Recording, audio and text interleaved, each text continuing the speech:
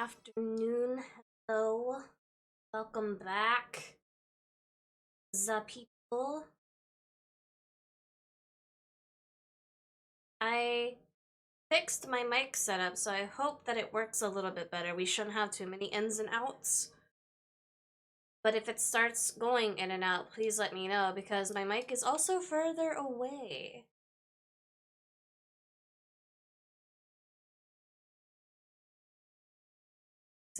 Also, Patronize and Crimsona, thank you for the follows while we have been away and dormant. But we are back with Pyre, and I hope that I remember how to play this fucking game.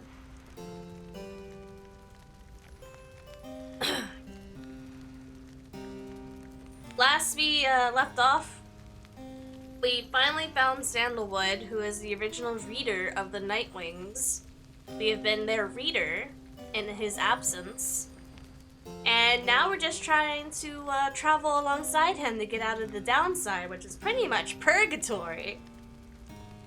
Because we want to live again and be the best being that we can be. But I feel like Sandalwood has other ulterior motives he's not telling us. He seems to be that kind of guy, that kind of dude. So we're gonna figure it out.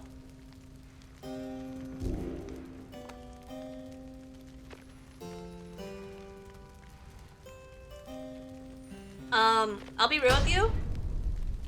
I don't know if I'm gonna be able to do the voices, like, exact.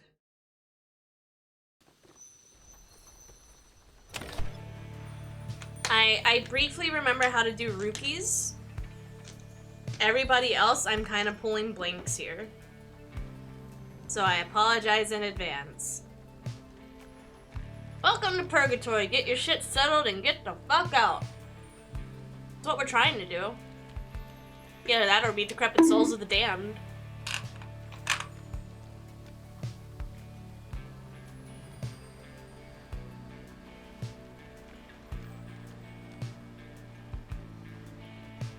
Un momento.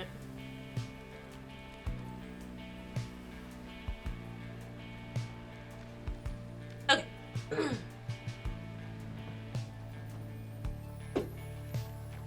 Let's see what we got. At dawn, Volfred is already up. He reveals to you a pathway through the woods into the cold lands to the north, beyond which lies your next destination. Oh, I guess we only get one choice, huh?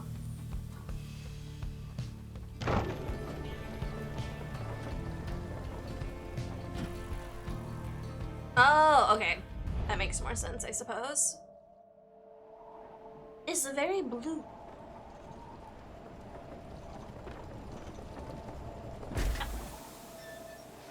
Yeah. You clear of the woods at last and arrive in lands grown cold over the shadow of Mount Alodiel? Alodiel? The sacred mountain whose summit the rites were first conceived. You'll have to make it all the way to the top. In a moment of respite, Volfred calls for everyone to come together to discuss matters pertaining to the rites and the plan of which he alluded. You banded together with the common faith that freedom from the downside is not impossible. Am I correct? But let me ask you something. What does freedom even mean to you? He looks in your direction as he asks, defying you to answer. You do not sense his thoughts on the subject, you only know the truth of how you feel. Oh my. What does freedom mean to you? Doing what you want, achieving inner peace, having no master, going where you please, to feel true love, living without fear and nothing at all.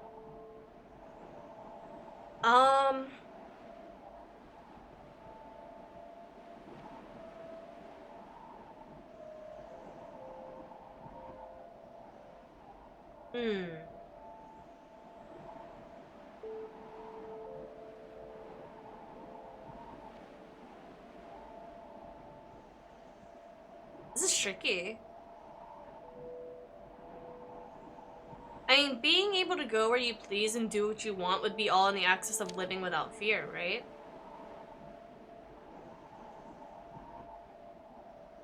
Because you would do your own. You do your own thing. That is true freedom. Doing what you want without the expectations of others. You're free as a bird, baby! Anarchy? Anarchy's not on the list.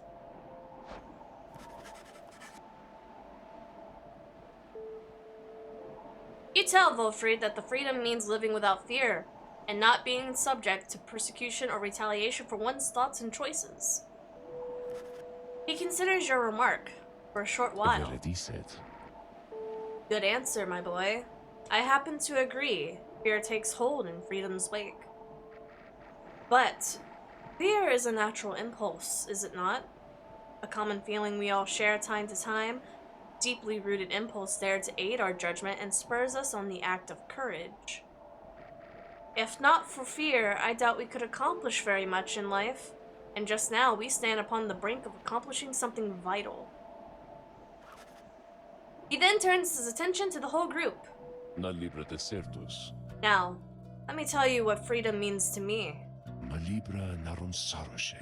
Freedom means to live life without fear, just as your reader stated.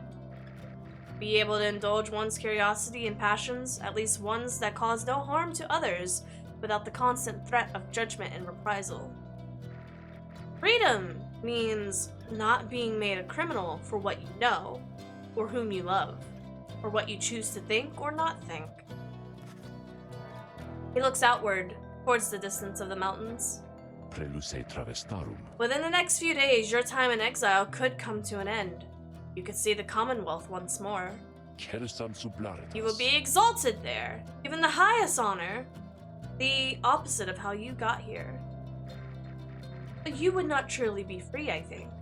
At least, you would become complicit to an ancient system that would deign to cast down others such as you.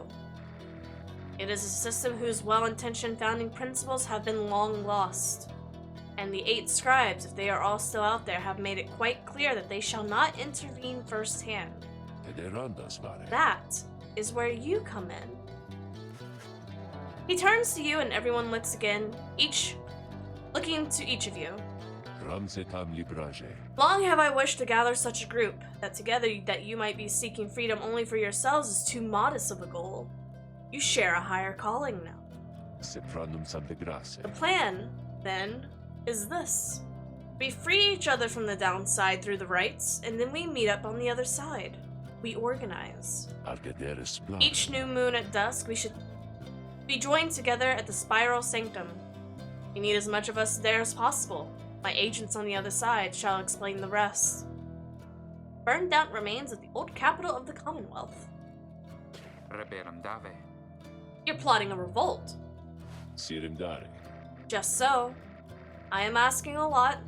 You do have other options. Deceit, however, is not one of them.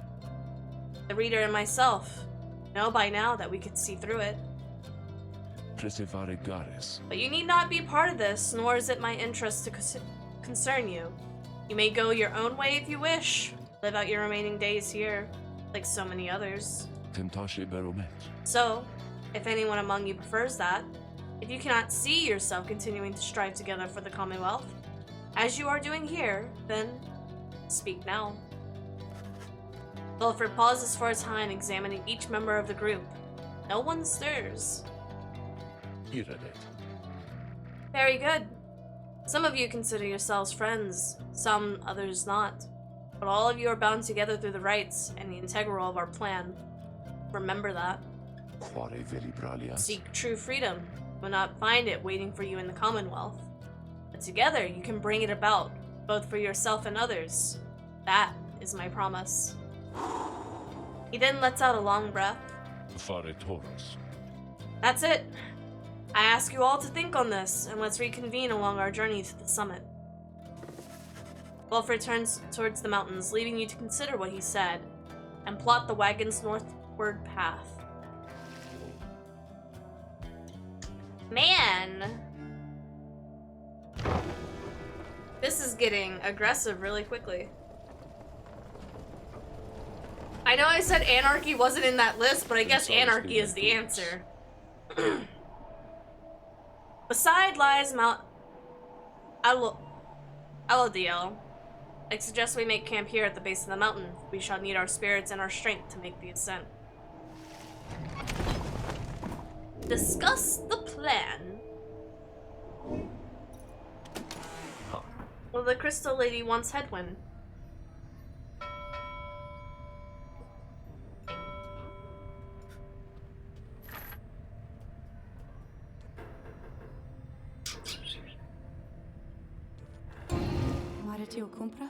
What brings you to me this time, my dear reader?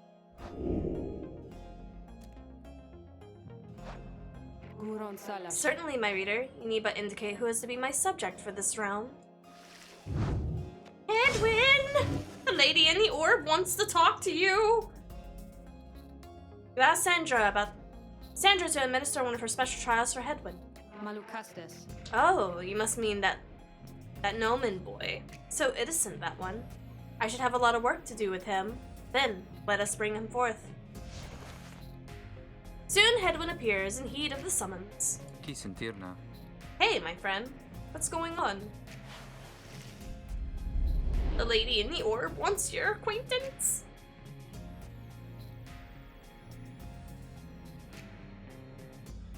Hopefully she doesn't shit on my plans this time.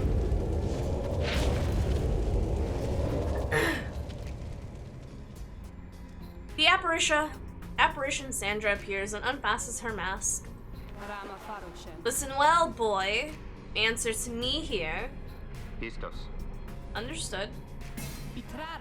You're a fool. Do not talk back to me. Your reliance on your friends is such a burden upon them. Let's see what good you can do without their aid. Save for those of your lovely reader there.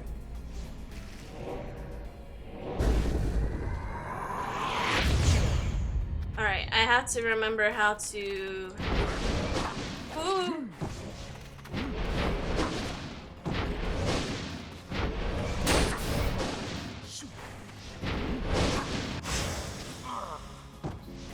Damn, other me is too good.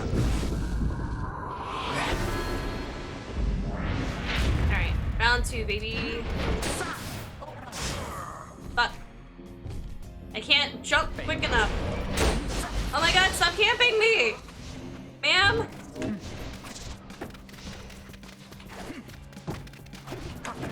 There we go. There we go. There we go. There we go. Hello, Phoenix!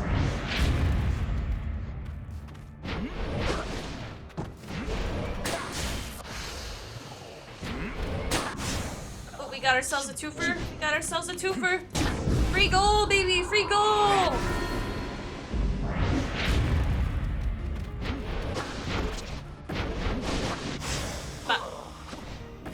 Oh, that should have hit him! What the fuck? No, Grookey! I don't understand how that didn't hit him. Oops, I jumped into that one. Oh, I'm bad. Oh, I'm bad.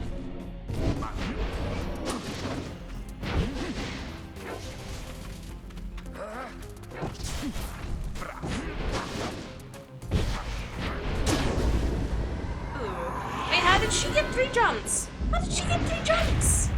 What the fuck?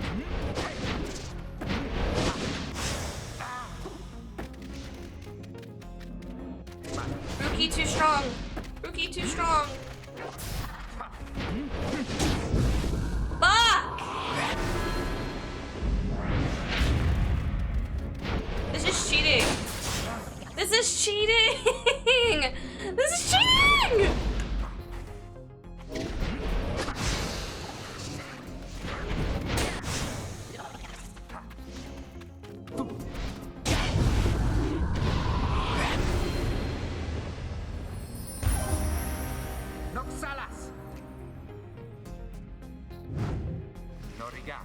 Fucking rookie apparition. Too fast, too furious, man. We did it! Seems you did indeed, boy. Your performance was sufficient, and you have passed my test. Thus, congratulations are in order. To you, and to your lovely reader. Now, farewell. Ooh, achievement unlocked. Sandra's Disciple.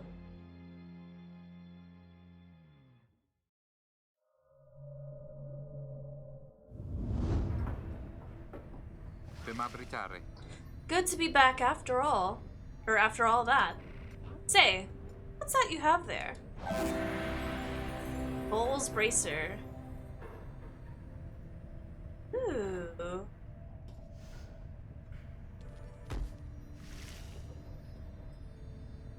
Can I still... That's not what I wanted to do. Can I still do Jodriels? I can.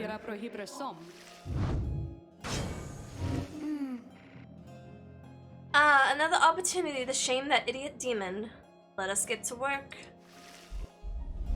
But that's not very nice. Savage! Thank you for the 10 months. I think I have my alerts still turned off. Hold on. All right. There we go. Let's see what we've got. The lion, the witch, and the audacity of that bitch. Thank you. Thank you. There we go. Alright. 3 harpies. Let's fucking go.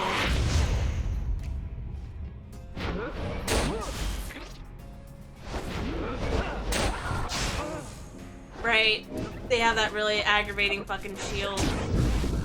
That's why these suck. The shield. Alright.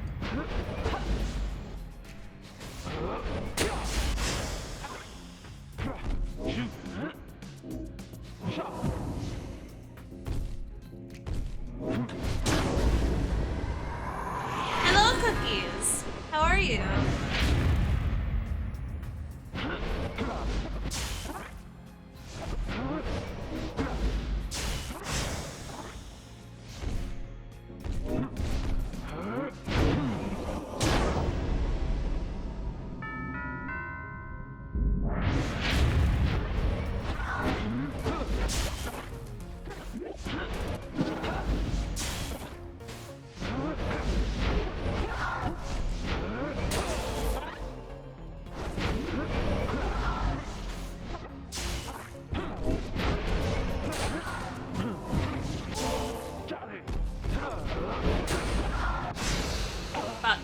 Almost had it. Almost had it.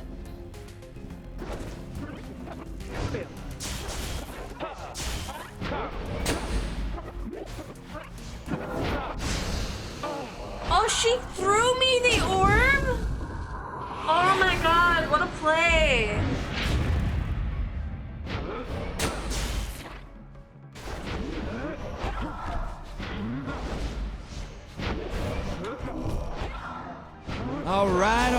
All right. Let's see what we've got. Give. Yes! Panda! Thank you for the 7 months. Welcome back. Our professor really assigned a debate during the dead week. Are you satisfied now, Wraith? I am never satisfied, demon. However, your performance was sufficient, and you have passed my tests. Thus, congratulations are in order to you and your lovely reader. Now, farewell.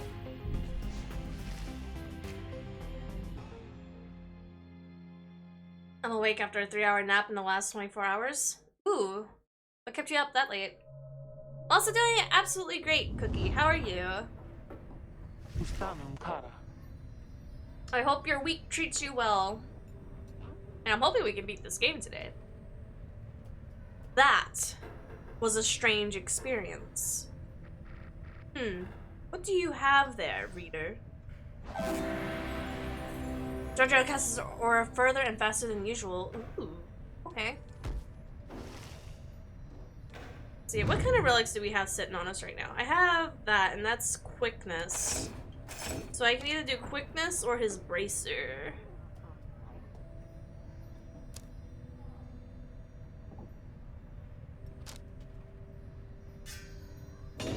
guess we can try that for now. And then for her, I have Flinging the Aura, the charge up speed increases. But this does both. So this is fine. Ruki has that. I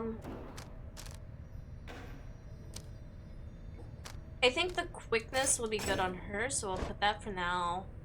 He has the Moon Crest for his Explodey. Gilman doesn't really fling the orbs, and neither of these are kind of worth it.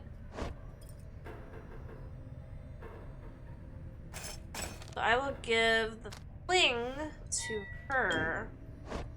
This to him. There we go. That should be good. I'm about to start streaming so much Iron Banner this week. Oh, is Iron Banner this week? Oh, this is the last week to turn in tomes, right? Not tomes, but Final Fantasy. Last week to turn in tokens. Ugh, what do you want? There you are, my boy. There was something which I wanted to discuss with you in private. Balford stares at you rather intently, as if reaching out to you, and then... You do know what it means to be a reader. Those such as we are not limited to reading pages from a book. Though your ability in this, I sense, is nascent, still, mere flashes, uncontrollable. I see as well, now, they haven't told you yet. Your friends. And that explains a lot. They haven't told you readers such as you not go free. I had wondered why you would insist on pressing onward with this group in light of this. The answer then was plain. You simply did not know or fully realize. They did not deceive you, by the way. There's no reason they would know themselves other than Tark, who should not be influenced by your thinking in such manners. Rather, I had expected, when at first we met, you already knew the truth of this from reading the passages in the Books of Rites, which states it plain. Only those that shall conduct the rites firsthand shall walk the path towards enlightenment, and thus become eligible to regain their freedom. Perhaps you have not gotten to that part just yet. Balford breaks free from you and looks at you again, and then he speaks to you as normal. It is plain that you are not in adequate condition to conduct the rites, and this group values you as a reader. I wish only to ensure that you understand what you are getting into here. Despite whatever hopes and dreams and promises might have been shared, I do not think the rites can help you to return. If that is what you had in mind. So, once again, I invite you to depart, and I will see to it that you are compensated. Do not misunderstand. This is your wish to remain, then you are welcome. But the journey we are in has no guarantees. Not for you or any one of us. Do you understand?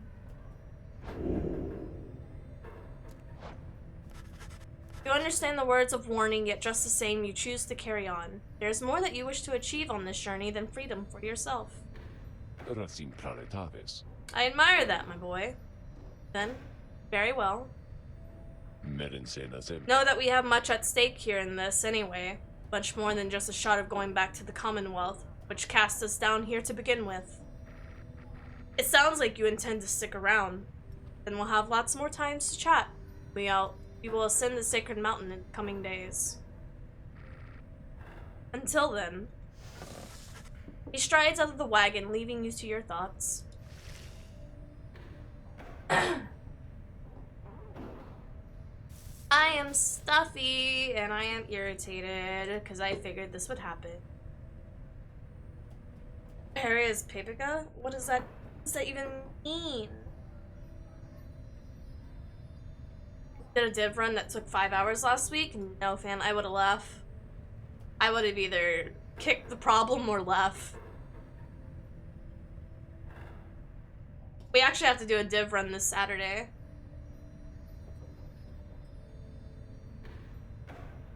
4 hours on, like, Atheon. What was fucking you up? Just people not doing the mechanics?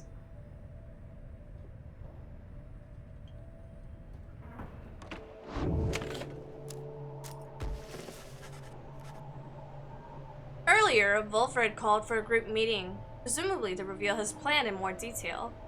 Instead, he reveals some bad news. Wait, what are you saying? What I'm saying, my boy, is that while you can indeed get yourself out of here, it can't all be all of you at once. We earn our way back one by one, or not at all. But I swore we'd go free together.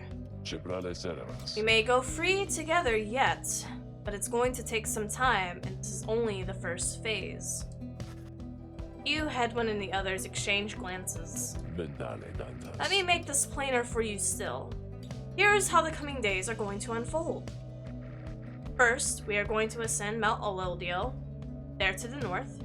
You may not think this wagon's fit for it, though rest assured it has made the journey many times. Next, we will pass through Scribe's Gate. Only the worthy through there, as your reader could attest. He did not merely skim that chapter of the book.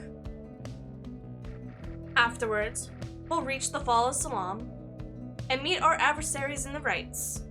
They are to be the Tempters, led by the demon Ignarius.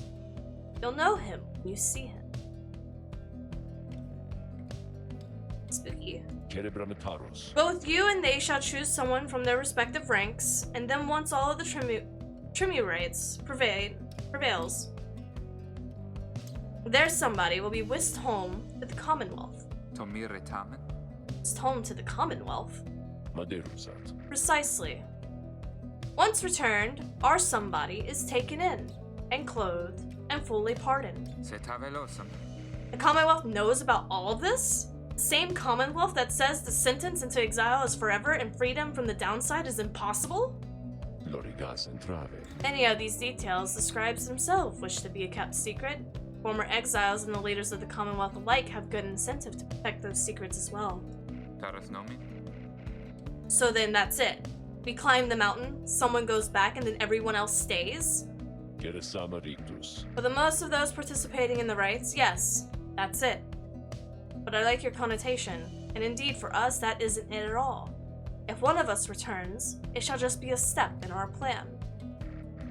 However, let's let that sit for now. Gather your strength. Talk again on our way up. Belford leads the rest of you to consider what he said. You now have time for your vocations. At dawn, you shall begin your ascent of Mount Ololdio.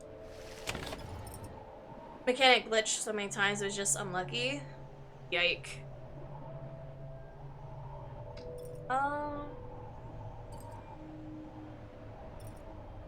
I think I still have money, right? Do I have money? Where do I check my money?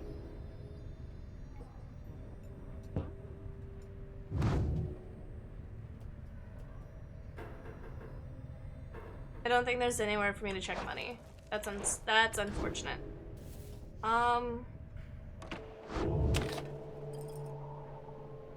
It's fine. It's fine.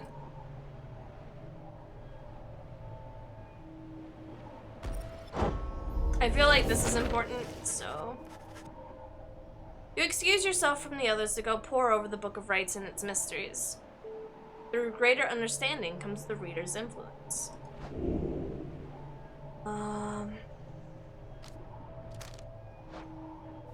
Feel like they're feeling a little glum right now. They might need some hope. Inspiration comes to you in a flash, whether from the book or from within, you cannot tell. Spirit. Each rank raises your fellow exiles' hope, making them return from banishment more quickly. Ooh. Oh, that's what hope does. Okay.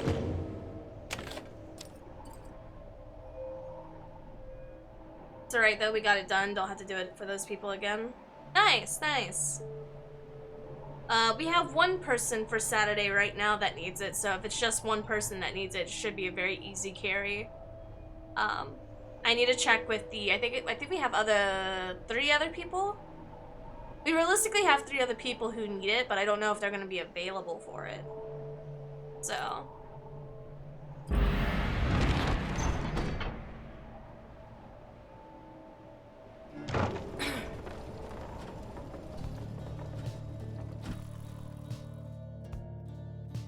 Oh, this place is pretty.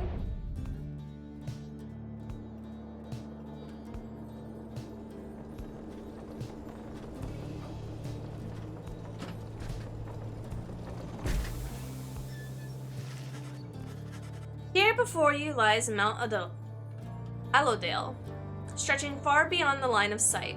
Somewhere upon this mountain lies the only place for which you can escape the downside. Your companions gather around again before Valfred, who stands tall as ever. Whether from the cold air or the subject now at hand, you sense a tension in the air. I'll only do it if you do black magic to get me the shader.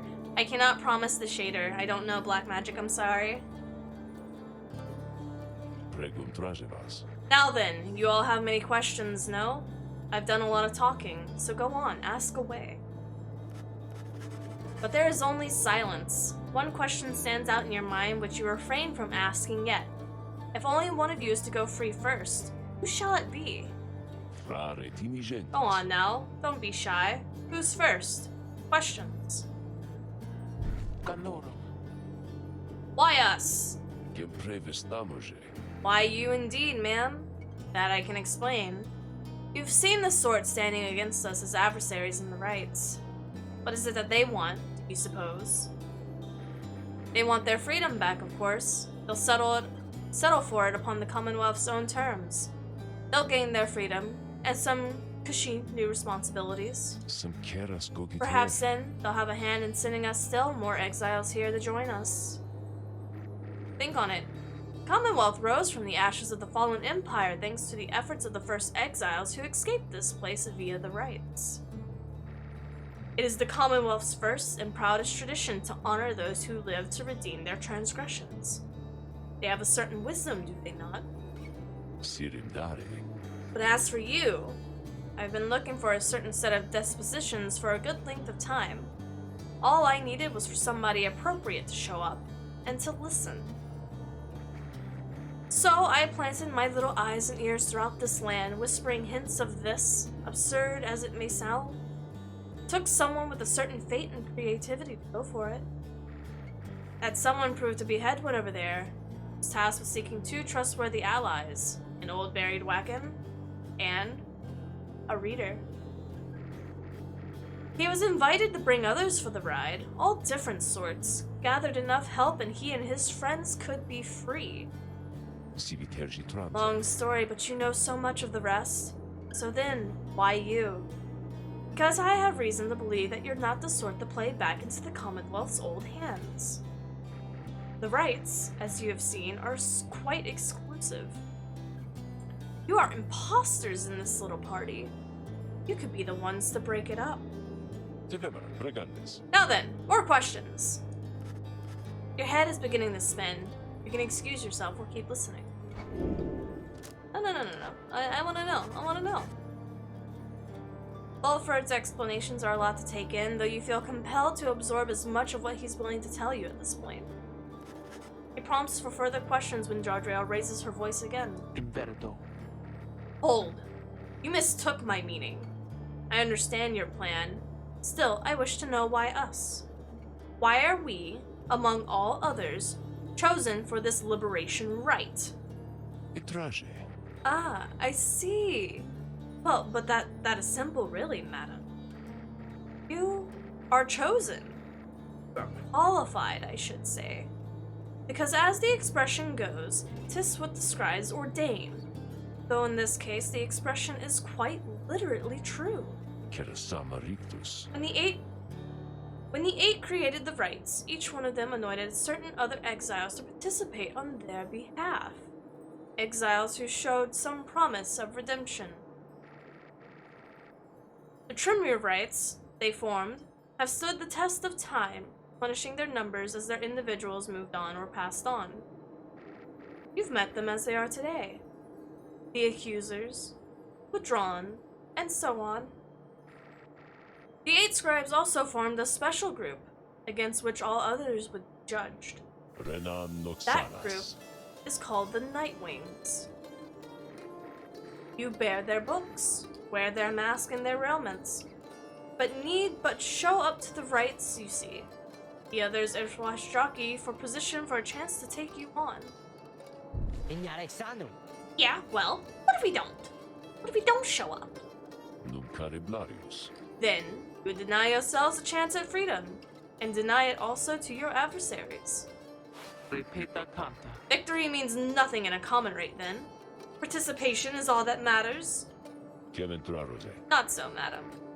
Only the enlightened may regain their freedom. While failure can be an excellent teacher, the scribes do favor the victor.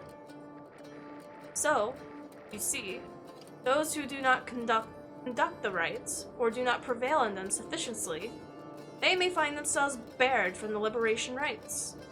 But these are technicalities.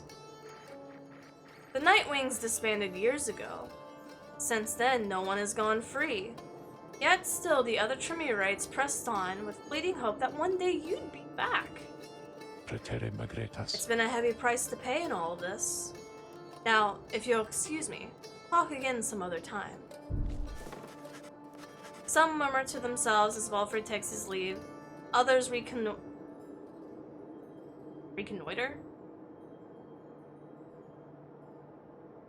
Pathways leading up to the mountain and present you with some options. The Emperor's ascent is Faye believes the 8 scribes will bless whoever goes here.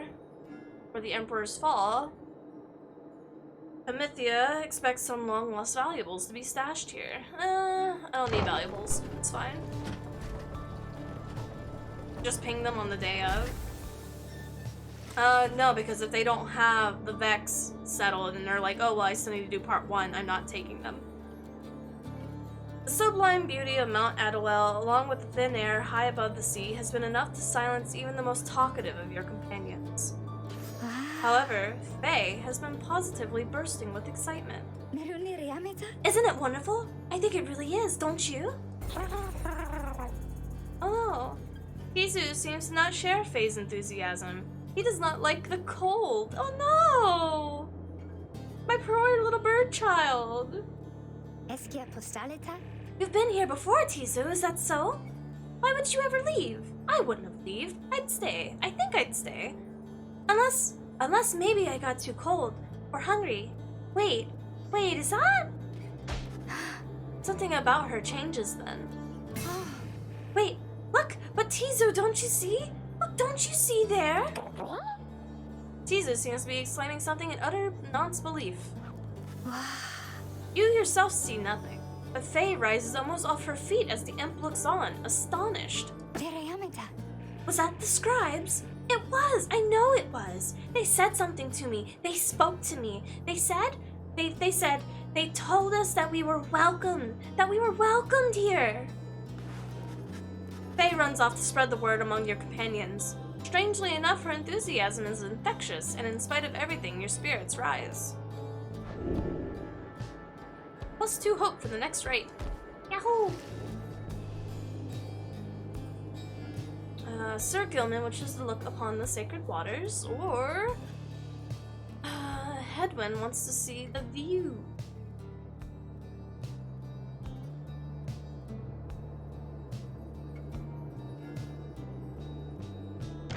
We'll bring Gilman out. We'll do some work for Gilman. We owe him a thing or two for clearing up the ocean.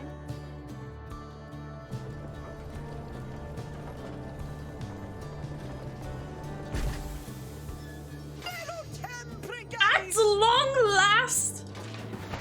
The worm surges towards the waters of the cistern. You decide to join him for a brief excursion there before another hard day's ride. You find him in a shallow pool, appearing very much contented.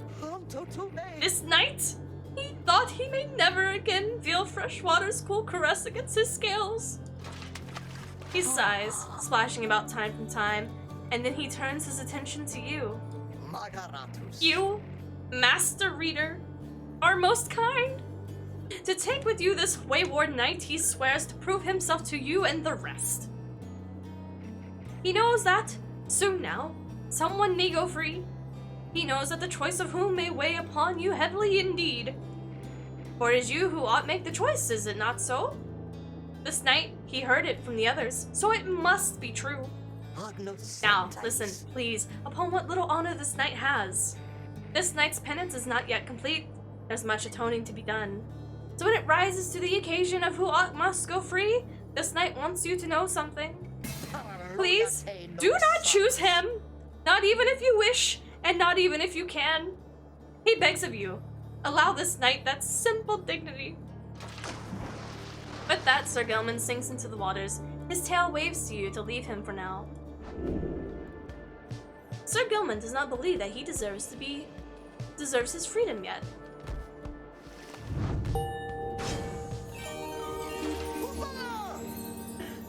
Great wisdom clouds over this knight's entire consciousness. Let's see here, what does Gilman have?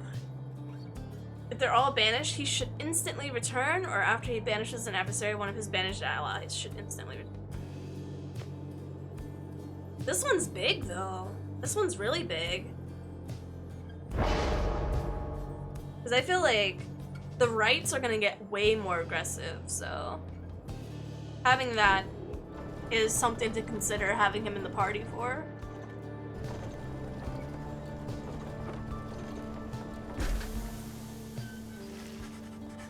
You and your companions gather at the Scribe's Gate, where the single narrow trail to the summit narrows even more and falls under an archway carved of stone.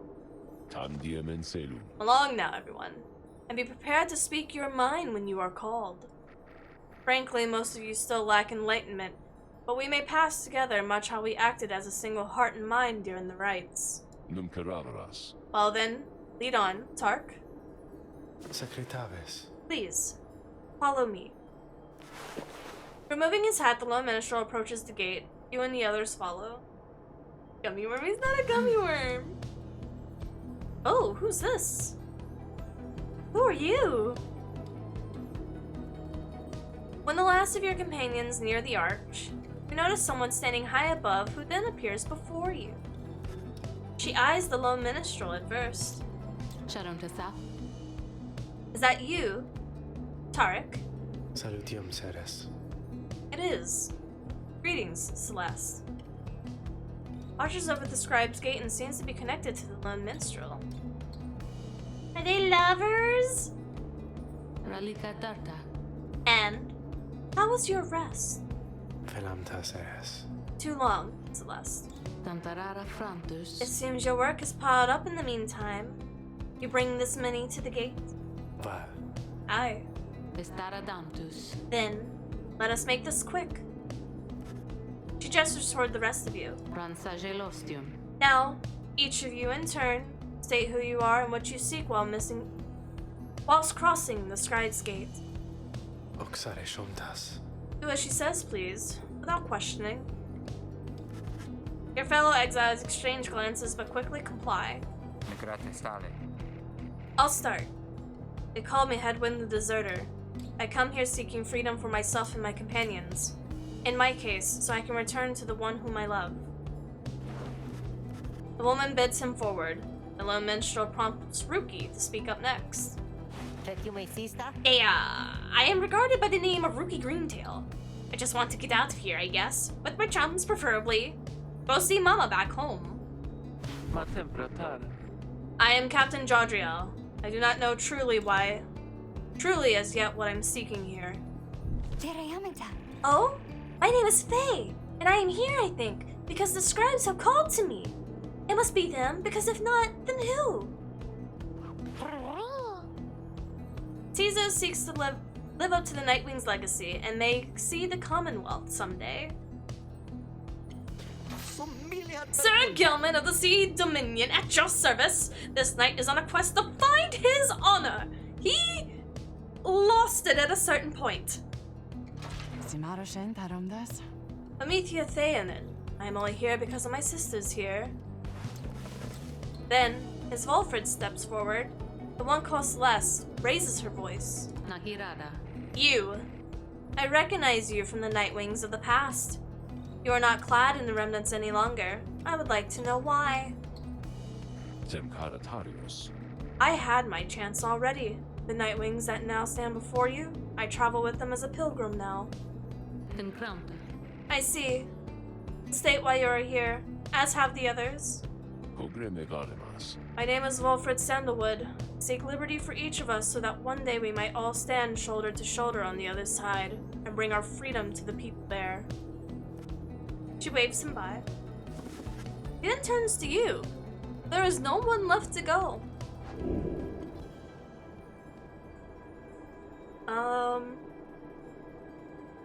A crippled scholar, an old farmhand, an old war orphan, or you just don't know.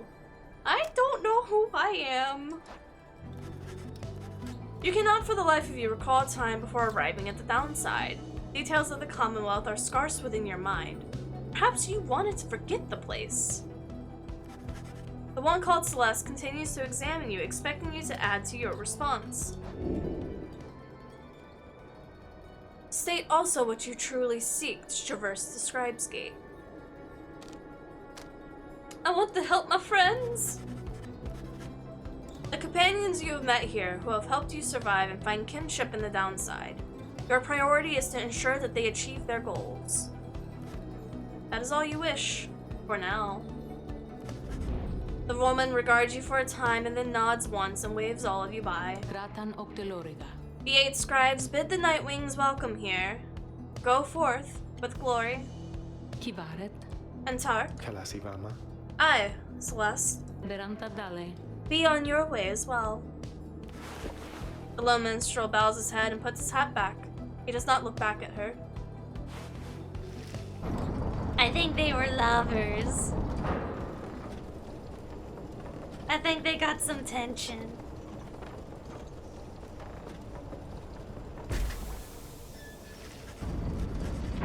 From the top of Mount Alroyal, you can see the distant downside before you. Think many thousands of leagues you've crossed at this point as the sky grows dim. Commerce the liberation rights. Oh, hello, Jardriel. Jardriel appears to be prepared for whatever it is to come this night. Though it is not yet dark, she is already in her remnants. Edwin soon joins her, also looking ready. Any sign of Ruki? None as yet. Complain about shafting around the collar of his mask. Our freedom might be hinging on that collar then. I am certain that it is. They share a laugh together. 3 of you exchange glances, but nothing is said or needs to be said. Soon, as if Wilfred is to be believed, one of your companions may regain his or her freedom. Hey, what did I miss? Am I late? Is it starting yet? Is it starting yet? ᴛᴁᴕs. Easy, Rookie. Got little time. It isn't starting yet. I'll fare your struggles with your mask, Greentail. Feeling a lot better, thanks. Just had to smash it repeatedly against a wall for a little bit. Put some of the old nerves to bed there, for good measure. Hello, Slick. No, this is really happening, huh? One of us might be getting out of here. Like, soon. By dawn, in fact. If all goes well. If all goes well. Well, that's one way to look at it, I guess. What are you getting at, Greentail? Well, it's just, we might be breaking up the band here, people. If one of us gets out, that's been bugging me for a while now. Thought we were all gonna get out of here at once. He shoots a look at you. Some of us, we might not be getting out of here at all. Edwin slams his fist up against the wall. No, not if I can help it. We made a promise to each other, each of us, the 4 of us. We're all getting out of here. I care about the others too, I do. We've been here from the start. I want you to know that my promise is to you, and I believe you'll do the same for me. So, it's like this. If any one of us gets out, great, but it's just the start. We're gonna do whatever it takes there, on the other side, to make it so that the rest of us can get back too. What? You think they're gonna build a bridge down here if we ask nice or something? I don't know what it's gonna take. I just know that we have to try. Jodriel turns to you. Reader, we shall find a way. She nods to reassure you and to reassure herself. Ruki nods his head in turn, and Hedwyn's gaze never once falters. Well, my friends, I think it's just about time. Let's go. One by one, they turn towards the door. The fall of Salam awaits. A vital step in your quest for freedom, yet you feel in your heart that it should only be the first. More hope! Fuck yeah, boy! What's the sparkly book say? The mercy shown. The imp Ha'ub and I, we helped to save my emperor. And when the dangers did subside, my emperor Salam Mur, he said something to me which shook the essence of my being. He said, "You gave your freedom, Master Gothiam, so yet I have mine. You too now are in exile of the downside. In all the days of which I have left, I could never repay the mercy you have shown me. So if I cannot do that in this life, then I shall do it in the next." We crossed the land together, and together with the imp, gained the company of those who saw in him what I did.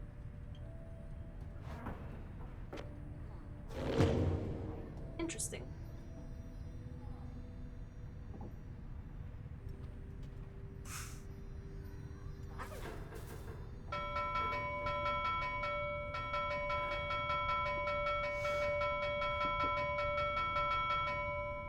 I was just seeing if anybody else would get mad if I started clicking on it rapidly.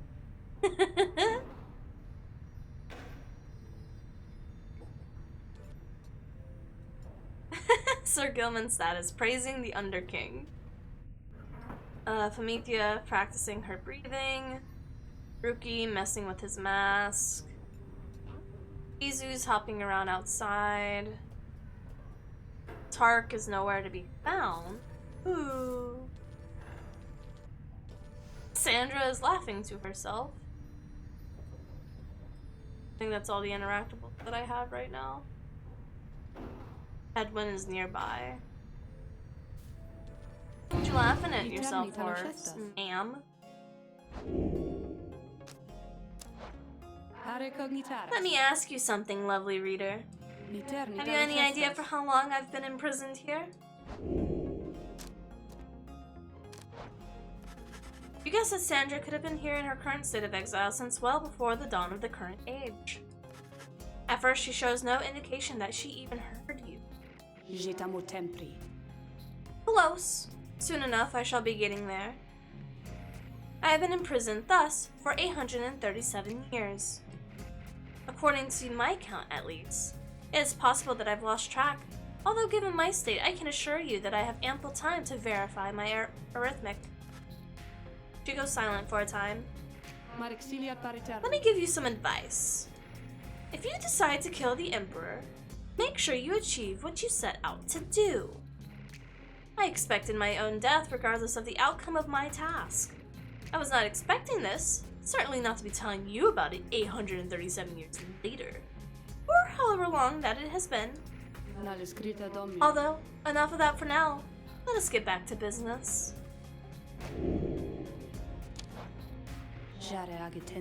Take care of yourself then. She's so sassy. Such a sassy lady.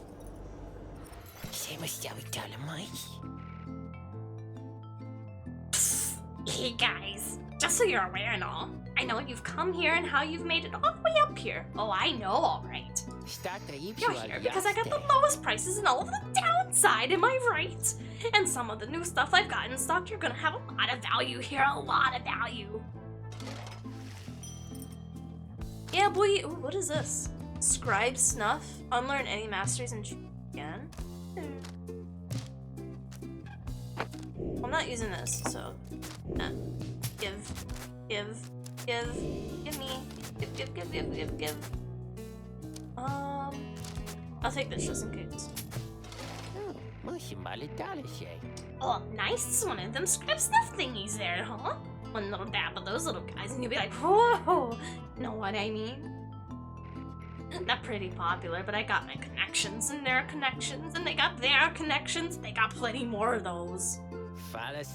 So just come see me and Dad here later on, and we ought to have one back in stock. You real guys are my favorite customers. You know that. Okay, let me go update my stuff. Let's see here.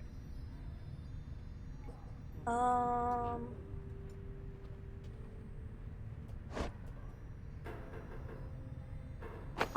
want to upgrade hers. Make it 25%. 30? That's fair. That's fine. Then we'll do...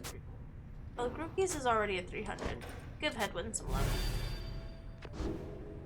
Okay. Everything's upgraded. I think we're good to go. Is everyone prepared, Headwind? Kiratem. Yes, though several of us have another question that's been troubling us. You need but ask. You said one of us is going to return to the Commonwealth if we defeat the Tempers and the Rights this night. What happens if we fail? Edwin, my boy, don't you see? The path to freedom and the path to enlightenment are one and the same. You intend to stray from the path? No. Then you have nothing to fear. But let me be much more upfront with you. Should you be defeated by the Tempers this night, then one of them shall end up going free instead of one of you. It is as simple as that. What, then, is to be done? The very same if we achieve victory. We await our next such opportunity and make the most of it. Tonight, our plan is set in motion. We are united in our cause. We shall look ever towards the stars for guidance and seize upon the future chances just as they arise. So, look up, my boy. Set aside your doubts. It is time to take great strides along the path. Nothing like getting rescued while standing next to the killer. Womp womp.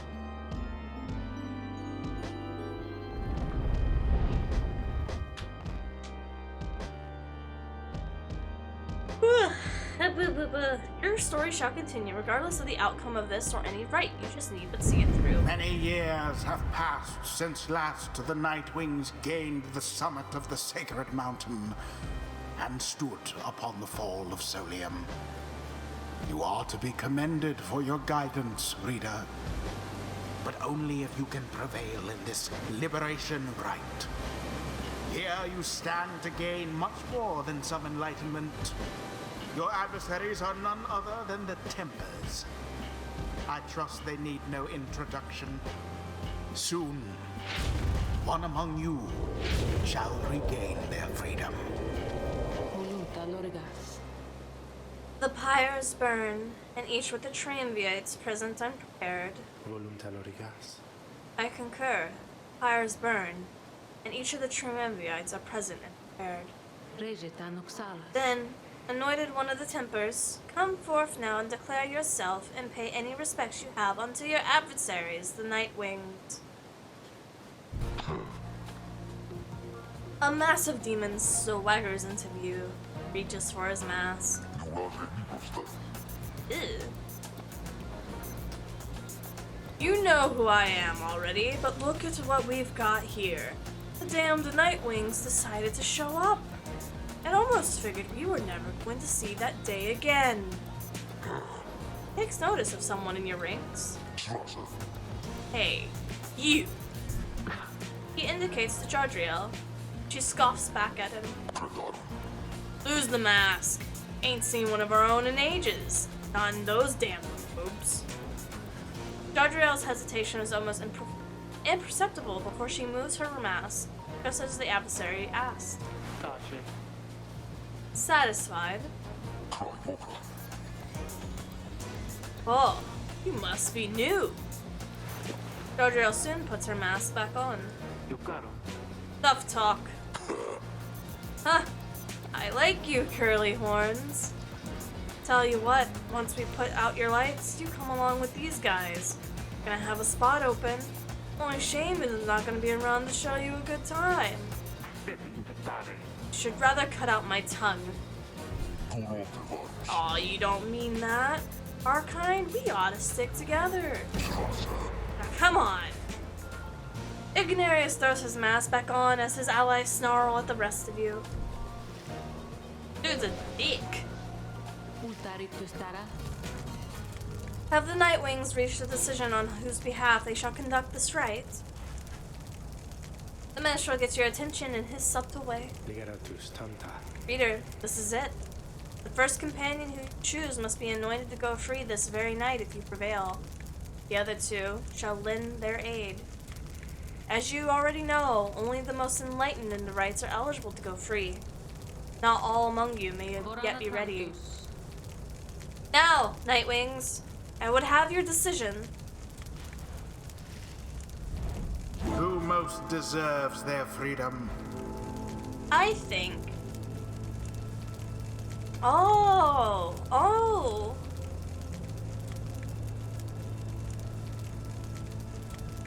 I see. Headwind. I gotta get my boy out of here. The Gate Guardian looks upon you and your adversaries. Very well. Then under the watch of the 8 scribes, here are the stakes of this eve's liberation rite. Should the Nightwings prevail, the one called Headwind the Deserter shall be liberated. Should the Tempers prevail, the exile Ignarius shall go free instead.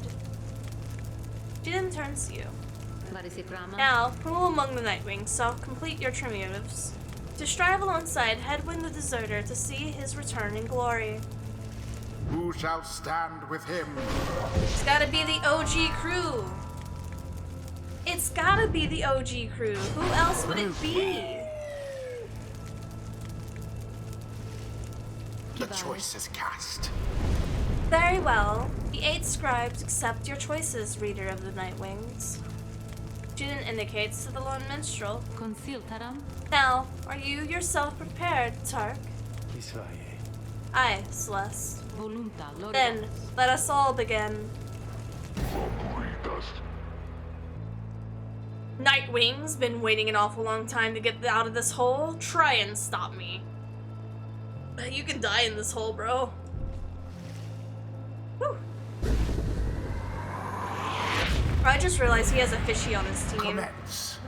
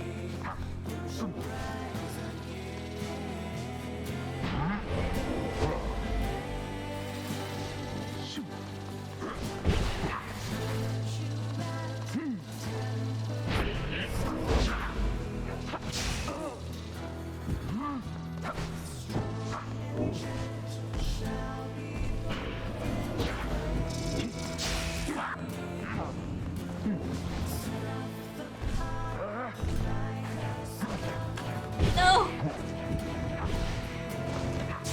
Oh, fuck. God damn it.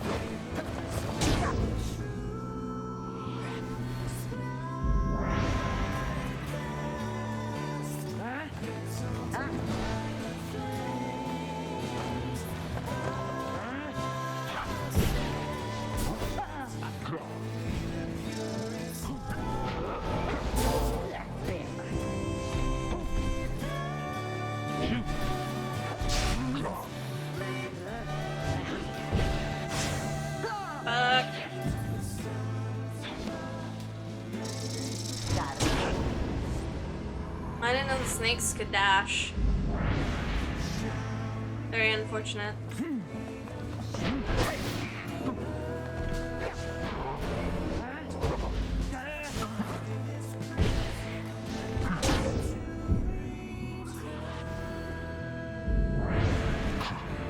You good-for-nothing Nightwings. Skip out on us for years and years and then show up all of a sudden like you're gonna let somebody out for once. But now we've got to work for it, I guess.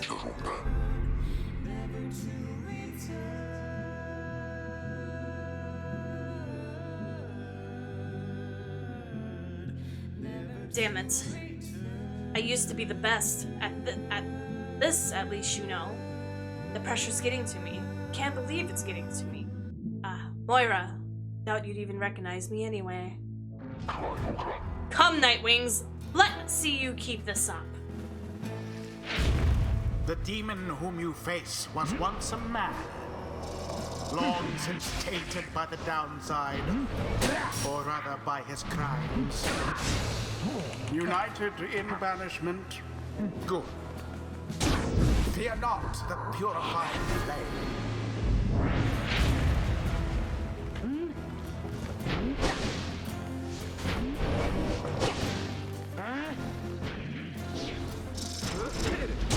Such a display.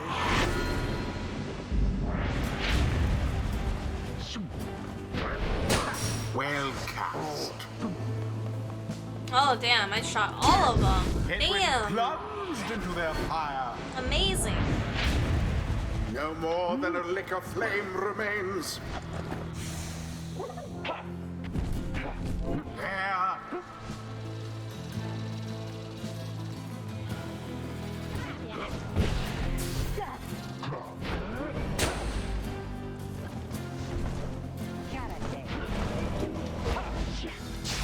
An opportunity.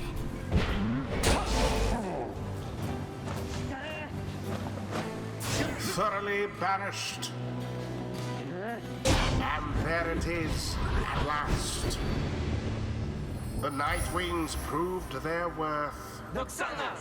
As for their adversaries, they did not. I'm losing my boy. Thus ends the liberation rite. And thus, the scribes have chosen. The exile appointed by the Nightwings shall be free. Absolved of all misdeeds, return to glory in the Commonwealth. His adversary and all others shall remain to carry out their rightful sentences. Gah, what a joke. We should have had this. You should have had this. Got all rusty. We've been waiting so damn long. Damn it. Damn it! Nightwings! Be seeing you around, I guess. And next time you ain't gonna be so lucky.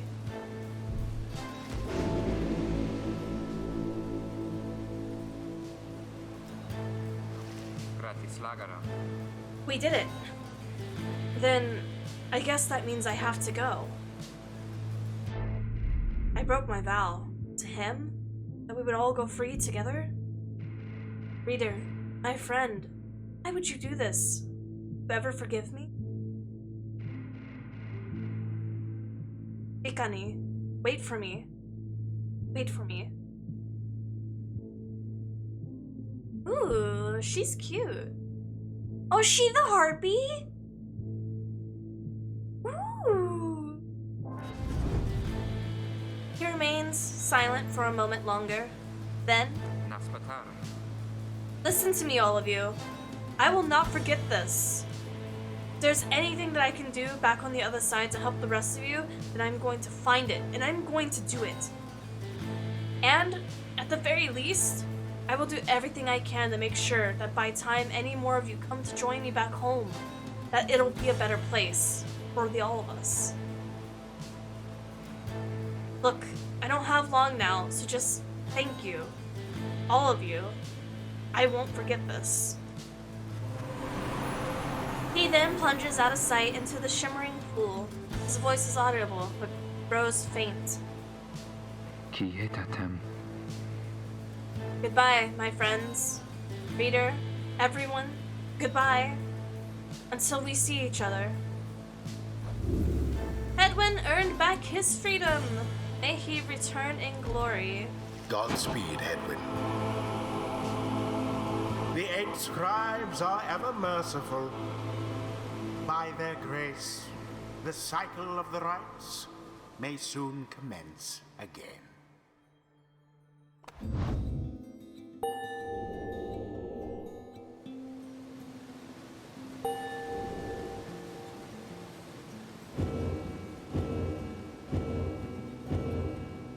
Interesting.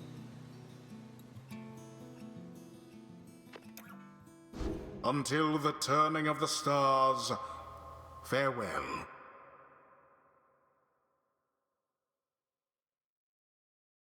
So I have to keep doing rites until a liberation rite happens?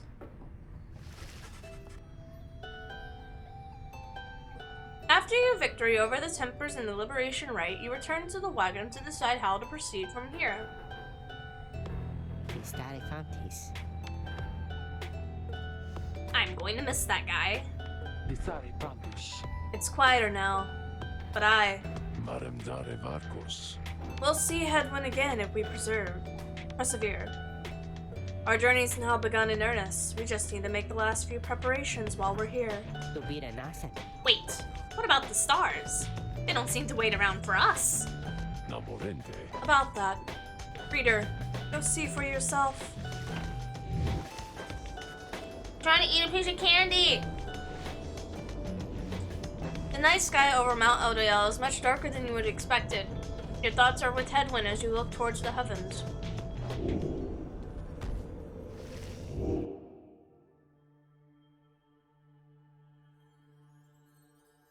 Where are we going? Where are we at? A lot of new baby stars on here.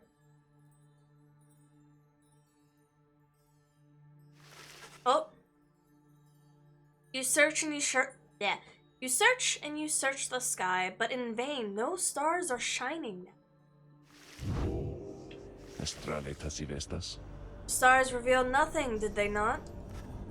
Confirm his suspicions. Calibrale dictas. As the book foretells, this is the chance we need to make ready for what lies ahead. Vonsare tikitas. There is a haven south of here that we'll travel to at dawn, and when the stars decide to shine for us again, we'll be ready. Mark my words. That's suspicious. Following Hedwyn's liberation, you find Wilfred smoking his pipe, his eyes averted. He looks up and smiles at you as you approach. Sabomdias. Hello, my boy. Excellent work back there. Thank you for your perseverance. Though, I was just reflecting on how very fortunate I have been in all this. Not just me, but really all of us who had the chance to stand with him here. Ours is, admittedly, a somewhat desperate plan. It was vital to me, should the Nightwings rise again, that it be under proper care and guidance. I was just thinking of how well Hedwyn served in that capacity. Whatever is to be the outcome of all this, no doubt his presence shall be missed. My agents and I were unsure of him at first.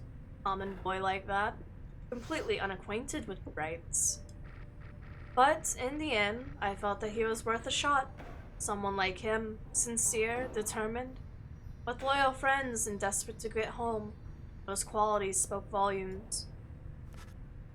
Then he falls silent for a time. Tenkarafidet. I have every faith that he shall strive on our behalf now in the Commonwealth, and it is my hope that he finds yet the one he sought. You and Valford speak little of Hedwyn for now. You are left wondering what shall become of him in the Commonwealth.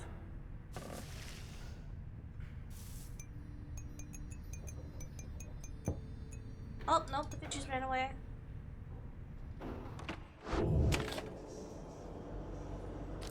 Continue your journey! Bondiame ligaratus. Good morning, my boy. Place I noted earlier.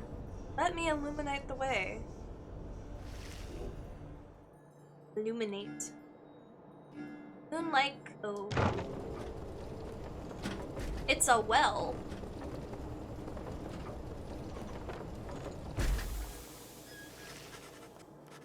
Volfred leads you all down to a calm and quiet clearing, tucked away inside of one of the mountain's hidden folds.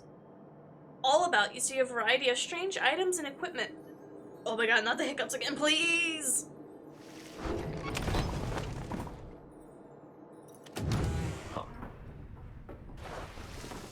Fine, Volfred, seemingly lost, but then he turns to you. Greetings, reader. Swaggin and I, we've many memories together, and I could not help but reliving some of them just now. I suppose some aspects of my past may be of relevance to you, given your role. If there's something that She's a ghost and a bitch! Hello, Ari. If there's something that you wish to know, need but ask.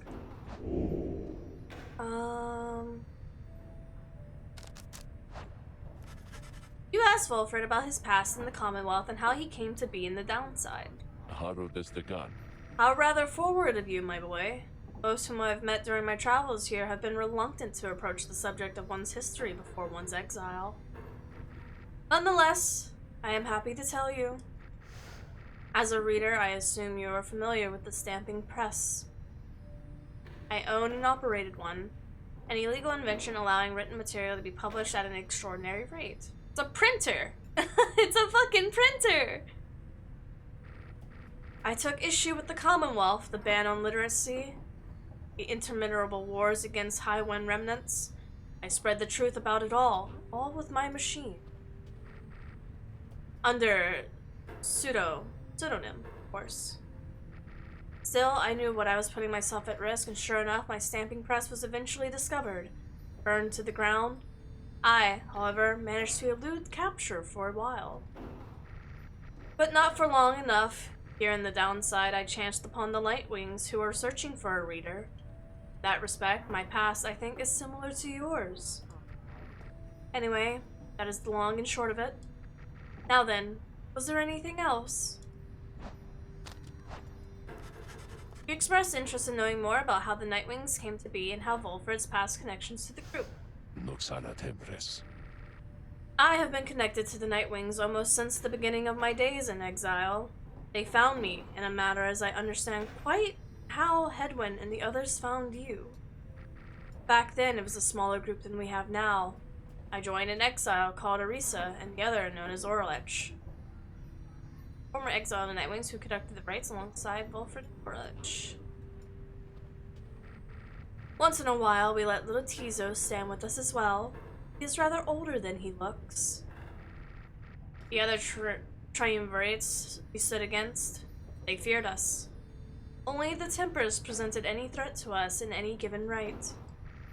But there was a terrible accident. Arisa, we lost her, and Orlich, he was my friend. He fell from Mount Elodiel. We lost him as well, on the night when he was supposed to be free. We were reckless, hasty, and I was powerless to stop any of it. I blamed the rites themselves, the circumstance that put us into any danger. The downside has claimed many lives, yet this, it was too much. I vowed never again to don the mask and railments. I had the black wagon cleared and buried, such that it could not be used again.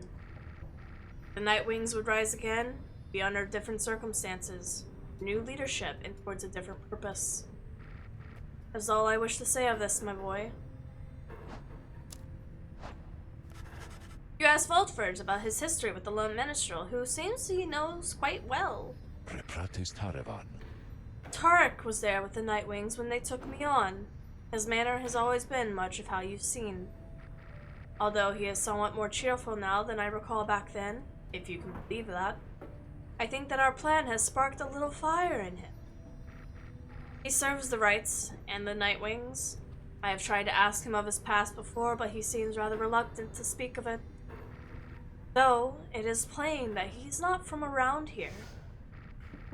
Thus being the downside, I respect his wishes for some privacy. Nonetheless, I do not know much of him. I count him as a friend. I lost track of him for some time, thought it was he who first informed me that the Nightwings had returned. He and ṭYso were instrumental in our meeting. It's been good to see him doing relatively well. Anyway, Is there anything else you wish to talk about for now? You thank Volfred for his time and bid him a good rest of the afternoon. ᴛΣΥλλογis. Likewise to you, reader. Well. Yeah. I guess we're biding our time. Everyone, the amenities are modest here at the Moonlight Alcove, but I suggest you get comfortable. You may be here for some time. Namorente. As for myself, I have some business to attend to. Please leave the wagon in my care for now. It shall be ready when you need it next. From the mountaintop, you can see across the downside. It is an impossible expanse staring back at you. The thought occurs to you that you may never see another land besides it. And so you and your companions wait upon the mountaintop in a quiet solitude, anticipating the next cycle of rites to turn about again.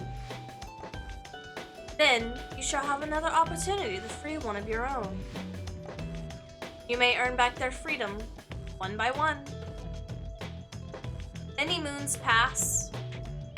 Then, one evening... May I have a moment, reader? The lone minstrel finds you poring over the Book of Rites and has been leaning towards your stay at his abode. Or at this abode.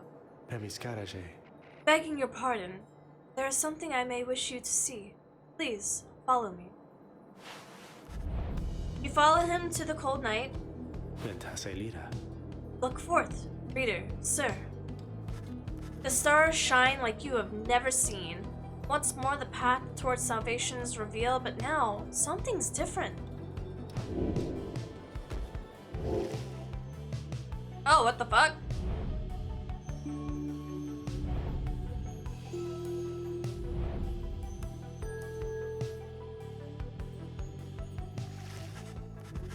Each prior time you searched the stars, they showed you a single path, but now several rites avail themselves to you at once. Did you ever clear that one mission, or are you just gonna circle back later? I did finish Jadriel's thing, yes. Henceforth, you may choose from several different rites.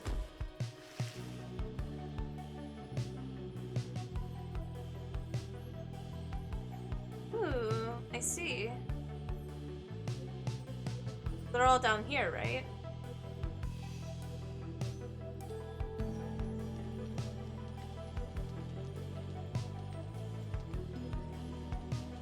So I can either go the soft dog, the crazy dog, or the worm.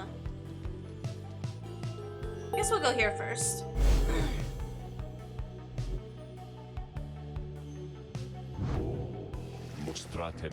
The stars urge that we go to the Ridge of Gold, a long way off. Volfred, sir, how are we to reach the Ridge of Gold in due course of time? You know full well, Tark. Preparations are complete. You think you see the lone minstrel smile, ever faintly but cannot be sure. Please ask the others to gather their belongings, rest, and then assemble at the wagon there at the dawn. We shall be departing at that time. As you will, sir. The cycle begins anew. As the years advance, you'll find here there'll be fewer rites this time, until once more we traverse to the Scribe's Gate. Exactly how many is difficult to say, but our next chance at the liberty ought present itself much sooner than before. So let's be ready for it. Now then, see you in the morning, reader. Your companions have not traveled far off from the Moonlight Alcove. Word of the news soon travels throughout the group. Continue the journey. The next morning, Volfred calls for everyone together before the black wagon. This old wagon is more than it appears. With Beetroot's aid, it'll escort you across the sea, to me, and now it shall escort us anywhere in the stars require. Come and see. Beckons you into the wagon. Is it a spaceship now? Ooh, what are those? Something has changed about the wagon's interior. What looked before to be old cracks and signs of new age now expose various intricate components once hidden away from view. You are the Nightwings. You should travel in a customary way. He turns to you, indicating the levers and devices marked with symbols from the book. Now, reader, when you're ready, you may take us up. I'll show you how. And everyone else, hang on to something. Take off. Oh. It's a ship now! After having soared into the sky, the black wagon remains aloft somehow. Oh, by the scribes! Hey, now we're talking! By the Under King! Nightwings sail the skies again, whoever so the stars may call for them. There's one catch. Downside provides few locals suitable for landing. Though we should be able to find at least a couple landing places near where we're going. Then we'll mark the way by land, by sea, towards our destination. Now, without further ado, let us proceed.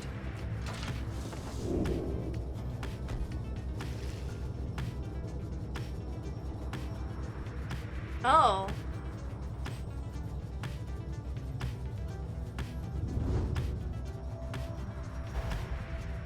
Oh shit. Oh. Sisters, we are under attack. Wait. Oh, Timothyia. Hold. No. We are merely being mocked. By none other than the Nightwings. Mock us all you wish then, rascals of the Commonwealth. Sight of you, in that utterly outlandish wagon, your mere existence is an affront to the act of the flight. Would you say that my sisters and I could soar tirelessly and free as we once did, but nay, we must resort to such innotiable means of travel such as you. Now, stay away from us, lest our vengeance should be extended by your Commonwealth, become much more personal in nature. So angry.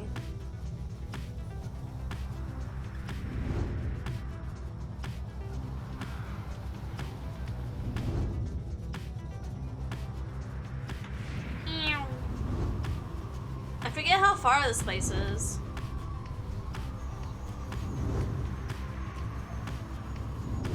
There we go.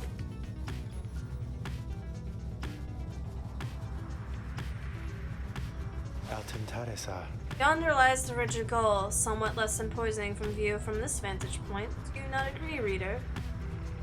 The myths of the downside hold that there's no mere ridge of stone, but the remains of Lord Gandroth, once slain by Golgothian himself.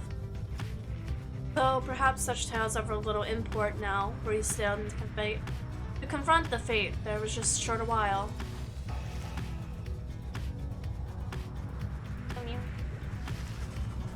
As you fly aloft the area of the downside prairie where first your path diverged, you see Rookie looking down at the lands below. You know, chump, I gotta say, I never did get over you taking us through the blooming pool that first time way back when. To think that someone of your character would side with Jody rather than myself. It is fortunate for our sake that the reader does not often heed your advice, Greentail. Hey, that's just cold, Jody. My chum here listens to me at every turn I'll have you know. Except for that first time. A shame we will never know the delights that awaited us at Hollowroot. Oh, Eunice, now you mark my words. We'll be riding in style now rather than sputtering all about in this old thing. No doubt. Despite how it appeared to you at first, they both seemed to be in good spirits, reminiscing about old times.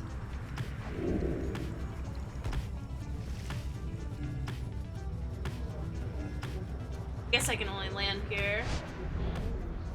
That's fair. You make a successful landing in the downside prairie near the south edge of the downside. Memories of having first met Headwind, Jodria, and Rookie come flooding back. Your companions assist with the routine inspection of the wagon.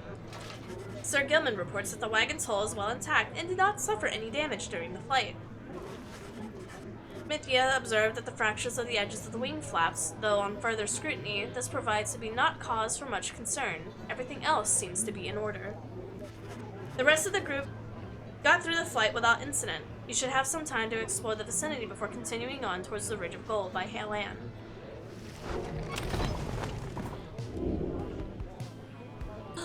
The Beyonder Crystal searches for Tizu.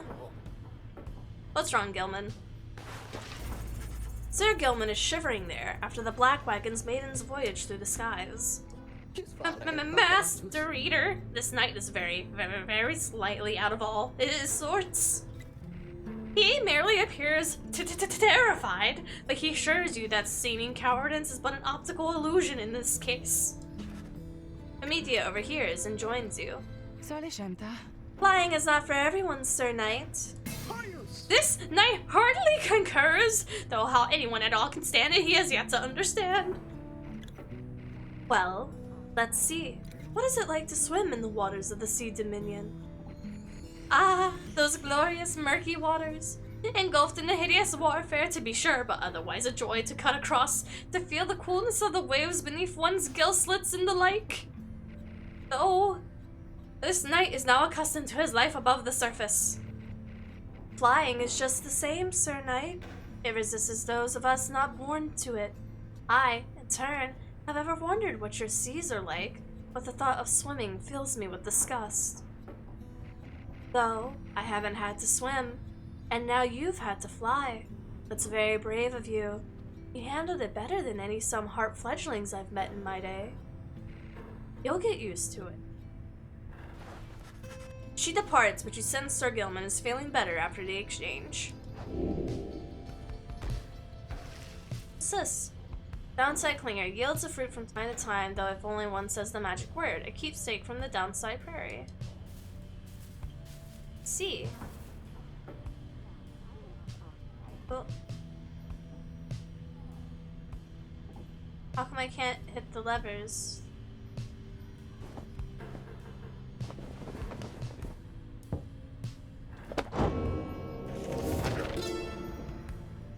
Oh, what the hell? Now there's all sorts of chapters here.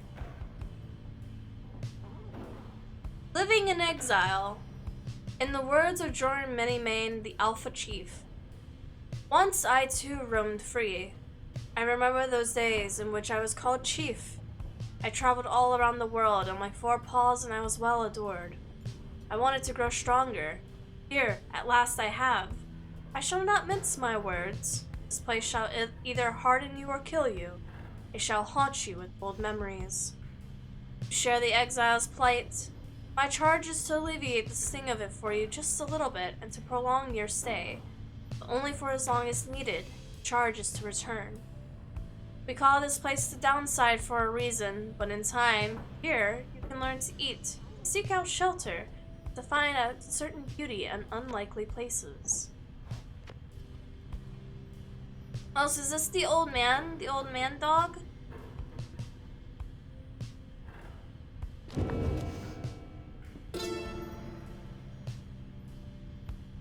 And I think this is the serpent, right? The ugly ass serpent? Yeah, the witch. Okay, so we'll focus on dog for now, because dog is here. I sense my lovely reader has returned. Now then, how may I assist you? Need but ask, my reader, and you need but indicate who is to be my student. You asked Sandra to administer one of her special trials for Tizu. I dare think I remember something of that imp. He certainly stood out from all of his ilk, although that really isn't saying much. Well, let us bring him forward. Tizu appears in heed of the summons. Tizu seems to be prepared for whatever lies ahead.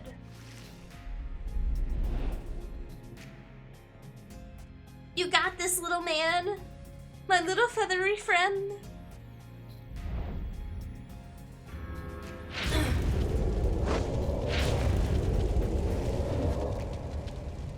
The apparition Sandra appears and unfastens her mask. The Sinwell imp You answer to me here. Caesar indicates his understanding and is prepared to begin Sandra's trial. You know the formalities, of course. Show me then what you've learned thus far about the rites. Here in this trial, it shall be just you, my beyonders, and your lovely reader. Let us see how well you fare.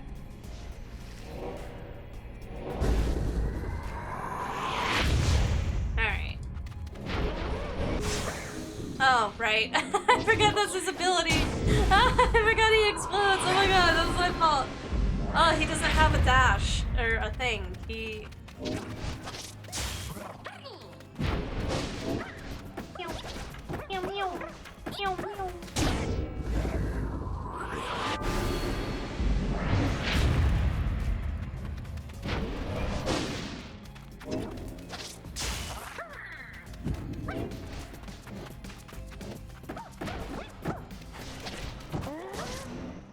Oh, he kicked me out of the sky. What a dick.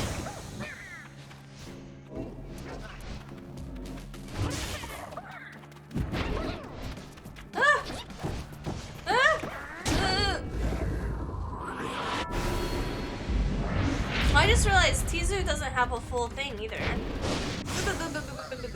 He doesn't have a full cauldron. Pyre. He doesn't have a full pyre. Or at least his enemies do not. Yeah, move crest, baby, move crest. You fucked idiot. Ha ha ha. Ha ha ha. Oh.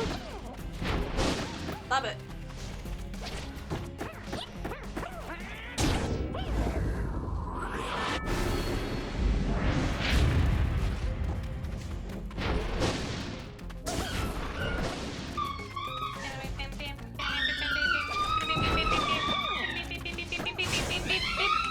Well.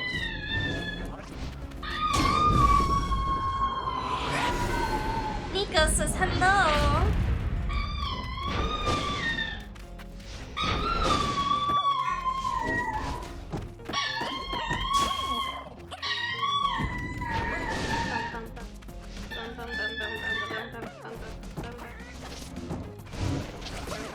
Back.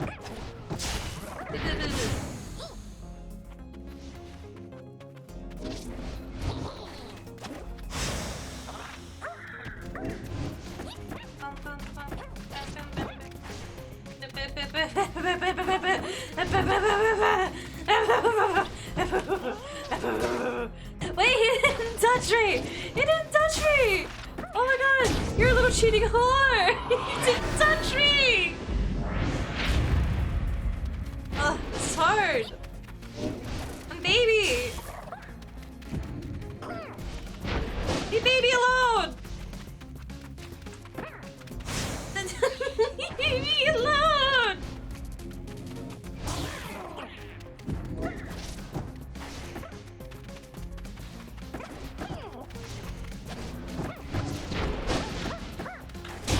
There we go.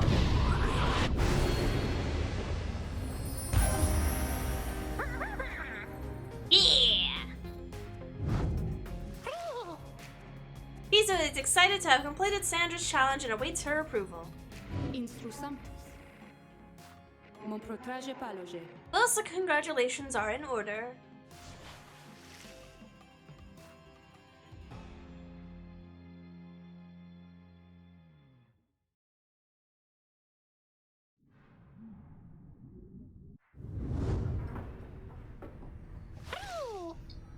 Pizza is happy to be back and wonders what is it that Sandra granted you. Take a closer look at the new artifact in your possession. Hey, Oobs, wing! Caesar's flutter and zip abilities cost less stamina than usual. Yes! Yes! Absolutely!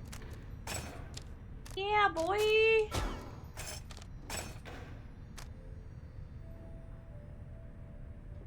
Oh, it gave me Headwind's bracer back. That's so heartbreaking. Why would you do that? You and Sir Gilman spend much of the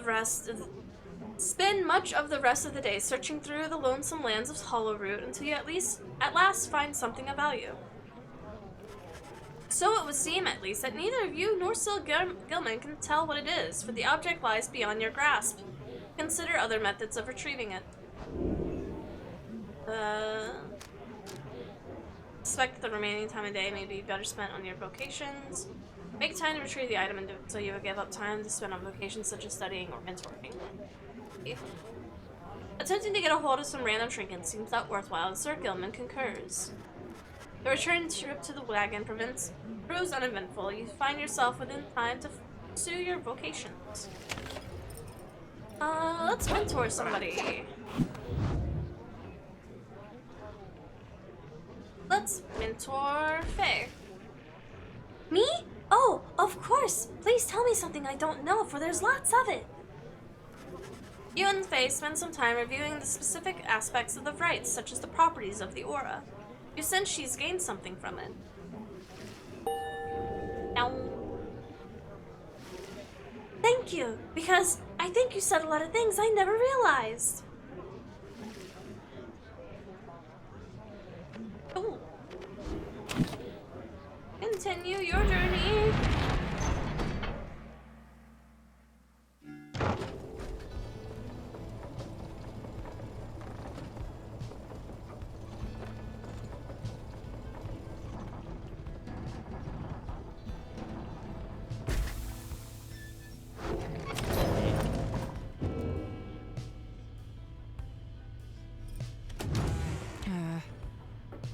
Yes, ma'am.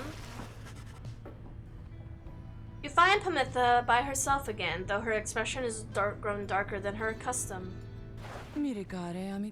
Leave me be, would you, reader darling? I'm trying to get a good and proper moping done here, and you're distracting me. Leave me be, reader. Just leave me be, reader. Just leave me be. You don't want to know what's lurking in my heart or mind. What you find there isn't pretty. Yet something about her thought process is different to you now. You know that, with her conditioning, she can resist your scrutiny. But now her thoughts are laid bare to you. Leave her be. Promethea's thoughts are her own business. The fleeting connection between you soon is severed. Thoughts are lonesome things, reader. It is difficult to know what's best to hide them. Mine are plain enough for you to see by now. She exhales and looks askance. You know by now why I am in this mess with all of you. You could say that I lack Tamitha's sense of commitment, her zeal. She lives only to see your nation overthrown, or something worse, if she could have it her way. Centuries of conflict can be quite emboldening that way, especially since one's sister's leading cause of death is the Commonwealth forged steel. Wielded with the utmost mercy, of course. Well, I had little patience for the senselessness of it myself. Became a bit of a pariah, I suppose. I knew Tamitha was going to let herself and others be killed someday, so when she was off to fly out on this one big mission of hers, I had other arrangements made. But after she was caught, your people did not exactly uphold their end of the bargain. I knew there was such risk, of course, and yet, a chance is still a chance. Tamitha was clipped and cast down. A mercy, they called it. I did not see it that way, and in my growing protest of her treatment, I was soon enough to follow. She falls silent for a while. I haven't yet decided if I entirely regret my actions, but I do seek Tamitha's forgiveness and wish that she could see my thoughts for what they are, as it seems you can. Then, she might realize our nation's people have much more in common than she knows. Sometimes I wonder which of them is stupider. She brushes past you and out of the wagon for now.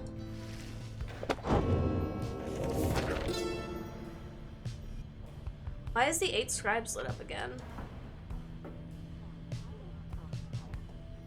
The 8 scribes. We found each of the others in due time, by fate, not by consequence, or coincidence.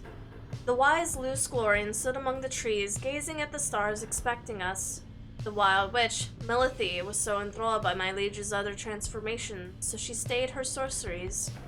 But lest ᴛɁ swoop down upon us, but in the wane of imminent attack, the many-maned Dromir thus intervened and shared with us his humor and his hunt.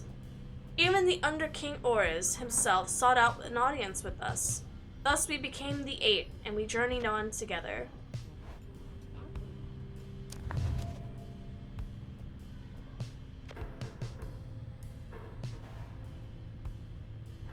Okay, and this hasn't changed yet. Is there a way to pull the pages at all? No?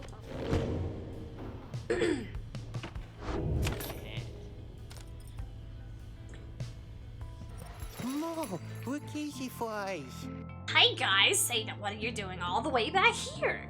No, it's not so bad here, I was thinking, and I got some pretty good stuff. I think you ought to check it out. What's this? When flinging the orb into the adversary's pyre, the bearer deals a bonus 2 damage. Okay, I don't care about that. This. Give me this. Thank you.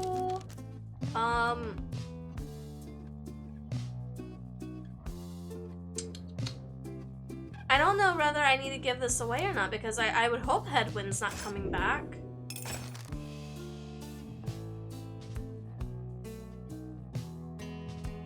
I don't know. Tell all your friends about us, because I already told mine. It's the rite. You and the others are busying yourself to the commencement of the rite this evening when you notice Faye behaving strangely, more than usual. yle ᴍᴇs? Maybe he is here. I mean, I think he has to be somewhere nearby. She notices you then. Oh, I'm sorry, mister. Oh, it's just, I think maybe my friend is here. And I was hoping to say hi to him before we have to do the ceremony with the star ball. Rathenas? Wait, is that? That's him. That's him! My friend, he's here! Just then, your adversaries, the Fate, arrive on the other side of the Ridge of Gold.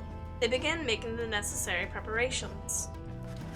Faye rushes over to them before anyone can stop her, even as the stars above start shining through the darkness.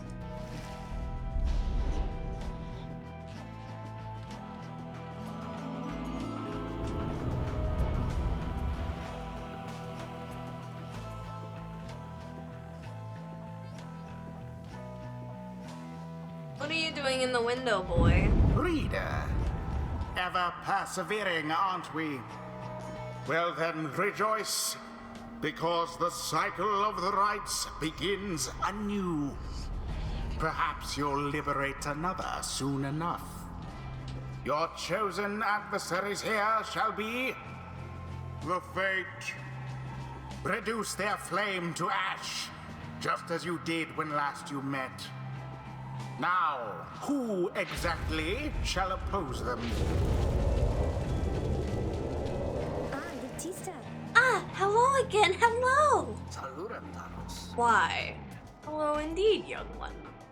We are the Fate, and once again we hail you and all the Nightwings. Thanks! I was wondering, may I speak to your son? Why? I do not see why not. But let me see here. Alamer, where are you? Begging your pardon, young one, but my son, he is not always punctual, you see. Hold, I shall go and fetch him. Oh, okay. I mean, my friend, I hope that he remembers me. Huh? You? Wait, where's father? Father? Oh, hello! Hello again. Your father, he went looking for you.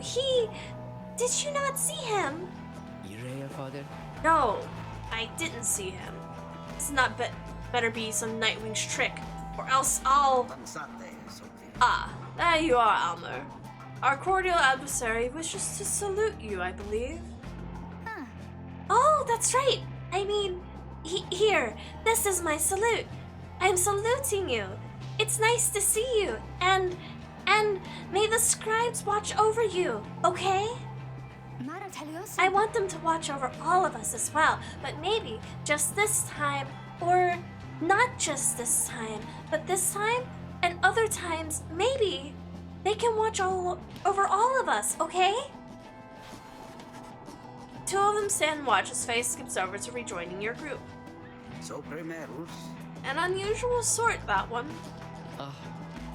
She is. Sus travadeos. She's about your age. Father!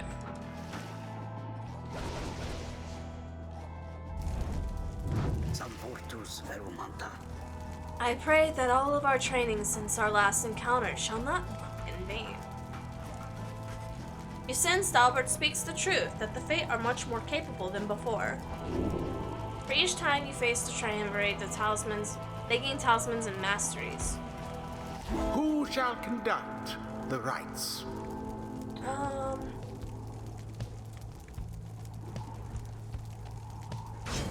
Jodariel.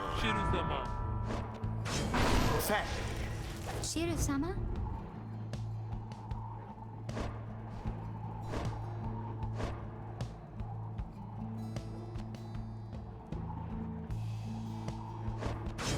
Sir Gil. We'll use Gilly. It is done.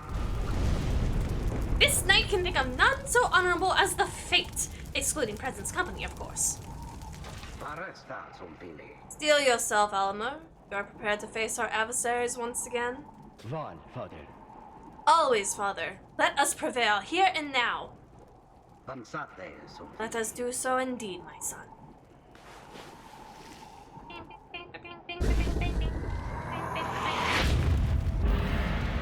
Commence. Too bad for that one.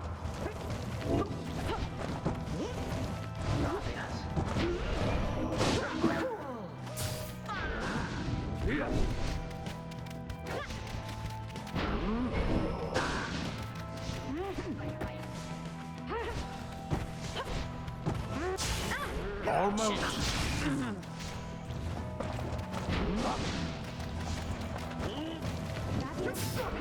Oh, man.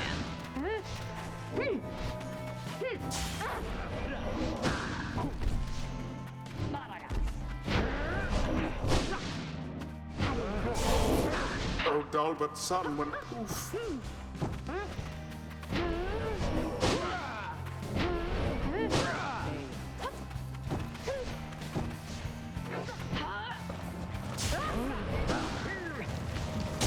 A favorable start.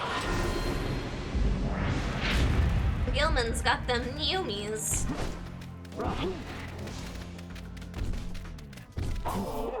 It was dangerously close.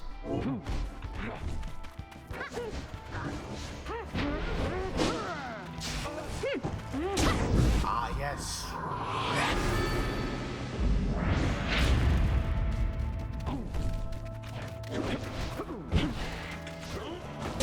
Dalbert plunged into the adversary's flame. No mare bistin. What are you doing, you? Put your mask back on. We're in the middle of a fight.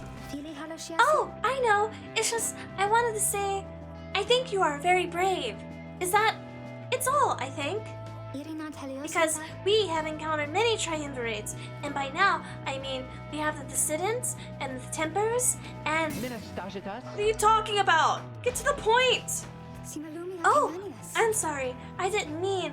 My name is Faye. I wanted you to know my name. It's Faye, since I know yours. I see. Then, ready yourself, Faye. We shall not hold back. Such a struggle it must be for poor old Dalbert and his witless son.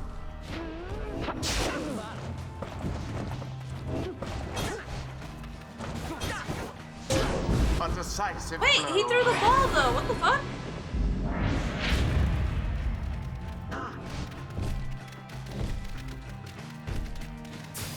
Quite the close call there, no?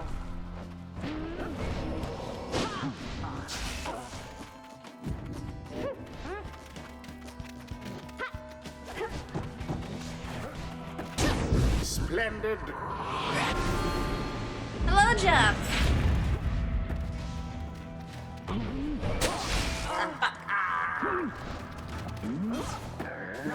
They simply threw it in. I don't understand how fucking Gilbert's not attacking them.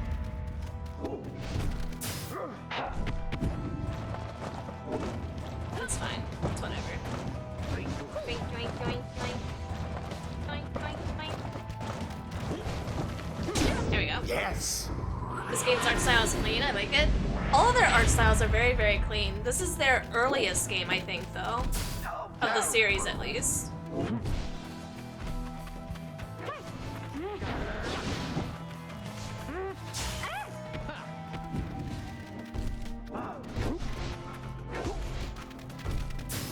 Seize the orb.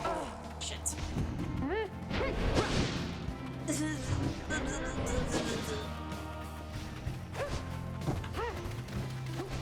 There we go. A blow against the adversary's pyre. Now go on just once more. Alas for Jodariel. There we go. Now it works. Fuck! That's not good. Oh, I got Jody. That's good. That's good. That's good. That's not good, actually. Okay, cool. Quite foul for the night. Oh, well, that's unfortunate. Most foul. I forgot I had the relic on Gil. That brings him back immediately. Womp womp.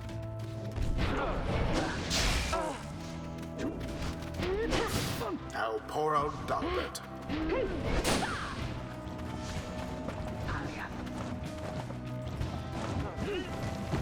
And it is done. There we go.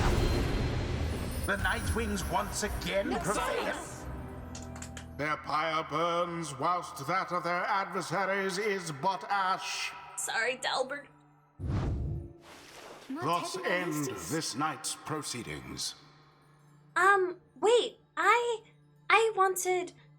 sorry. I wanted to apologize, I think? ᴛᴇs. Why, young one, not say such things. You are of the Nightwings, most envied of all triumvirates. Aspire to be your greatness and your legacy. Father. Father, please, no more of this. They prevailed. You cannot grovel at their feet. Almer? Is it Almer? I had a question. ᴛᴇs. Ask quickly and then go about your business. Would you be my friend? Huh? What? I was wondering if you would be my friend, because I don't have a lot of friends, and you are brave and gentle with your father, so... ᴛᴇs. I shall see you in a little while, my son. Ah! What? The scribes! Were they not friends? I choose to think they brought us here to be closer together, not to be apart. Bask now in the wisdom of the scribes. A flash of inspiration for next time. The moon-touched girl has greater understanding than it seems. The 8 of scribes, they inspired me. And now I feel I have grown somehow closer to them, maybe? What do we have here? What we got? Orb faster than usual. Saluting our adversary, if they will automatically leap towards the orb if no one has it. Bet.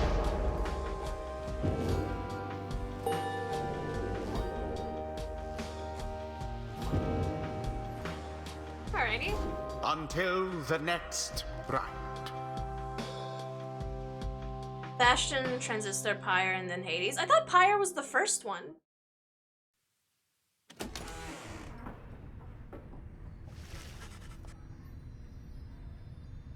You return to the wagon after you and your fellow exiles defeated the Fate and find Wilfred waiting for you there.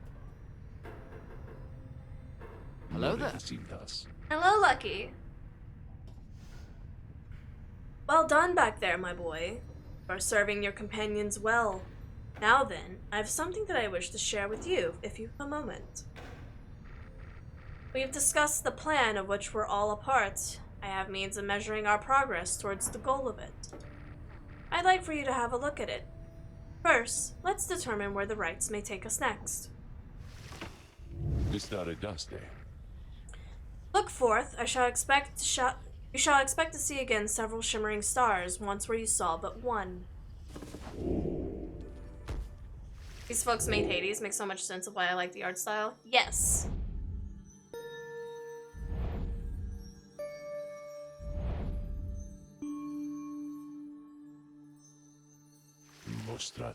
Several shining stars, a trick of the eye, or will of the scribes, who can say?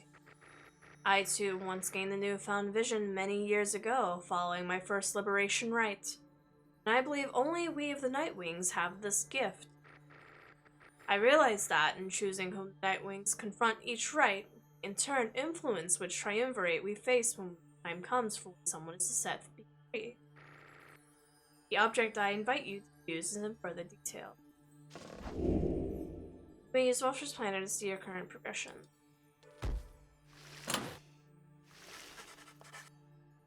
Using Vulture's Planner, you may assess the progress towards your ultimate goal as well as to check the current standings of your adversaries. Vulture should keep this information up to date for the remainder of your quest. You may look over it now or at any time in the Black Wagon while searching the stars. Rites till next liberation questionable. Liberation rites conducted 1. Additional exiles required 1. Total rites 9. Exiles liberated 1. Probability of success 30. That's not great.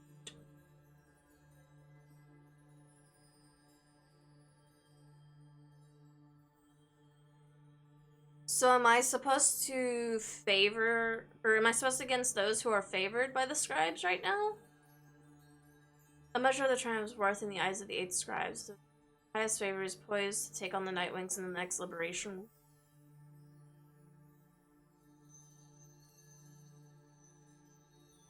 Oh, these are who we're going to be going against then. Ooh, we're going to be going against the Harpies in the next...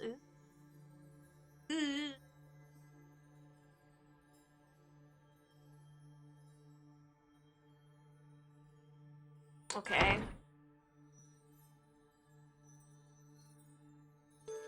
Let's either dog... I feel like we need to take them out.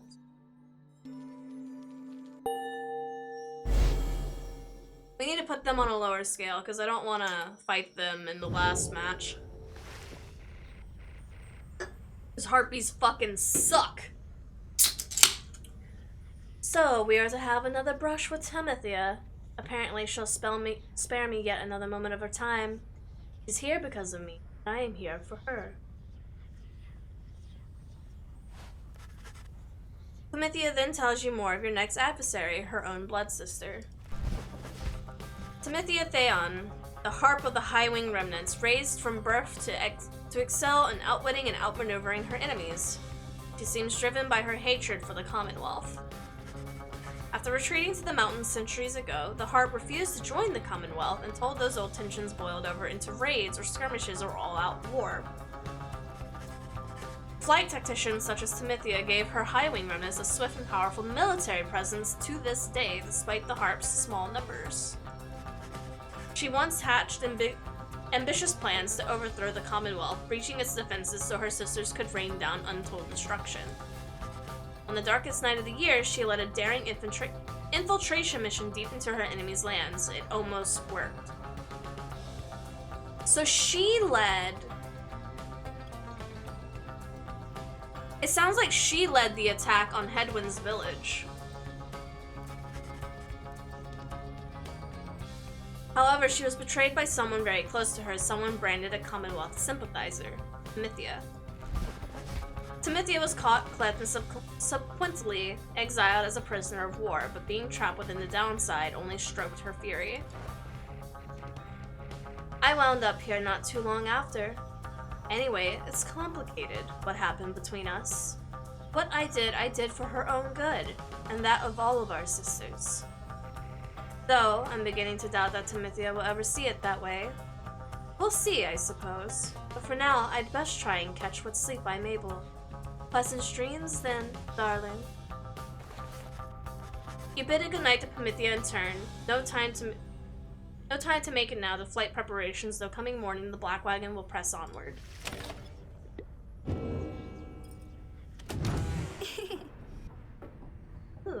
Oh, Volfred's planner makes... what do I have in the common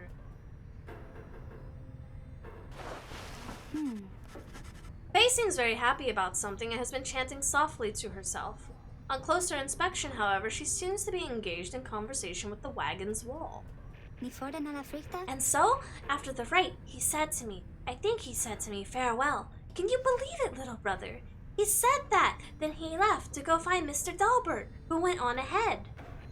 And so, I think maybe we are friends now. Don't you think so too? We have a lot in common, don't we? Friends are supposed to have a lot in common, right? For instance, we're both fighting for those we care about, for those who helped us when we needed it. Is that not so? He's very lucky to have met Mr. Dalbert, isn't he? She falls silent for a time, and then... It cannot be that the 8 scribes intended all of us to be here just to fight each other all the time. It cannot be.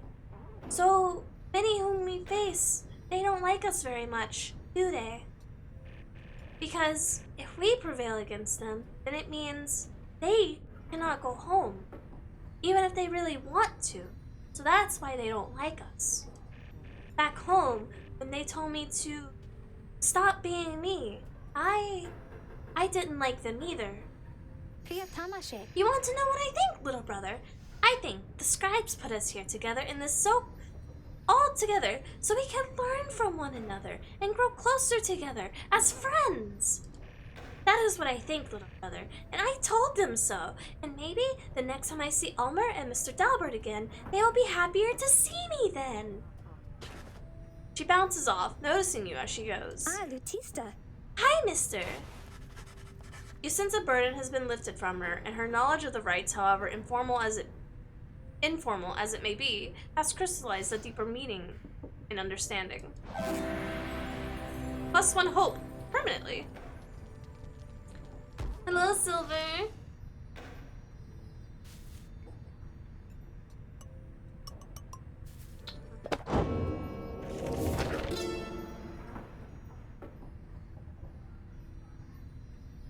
Alright, we're going to the Harpies next, so...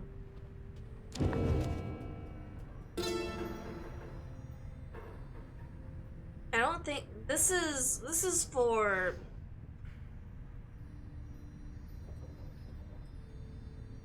This is for Tizu. Here we go, this is the one that we needed. I think. On Commonwealth, in the words of the ṭry SOᴍᴇs, the Blessborn. We, the 8, assembled here together in the downside, and we gave our freedom so that you may yet have yours. In the exchange we have not made lightly, or have not lightly made. It is my charge to ensure you, should you regain your freedom, first off recognize its qualities and use it wisely. You do not need a pair of wings in order to be free. My own wings, I once thought that they could take me anywhere, and then they took me here, where I am bound. It is to be charged free. It is your charge to be free, and not to make the same mistakes. Spring from here and learn what we did, and build a new and greater society, a free society, with wings spread wide for everyone. Hello, Nanashi! So this was Headwind. I'm assuming this is Timothy. This is Tizu. This is Faye.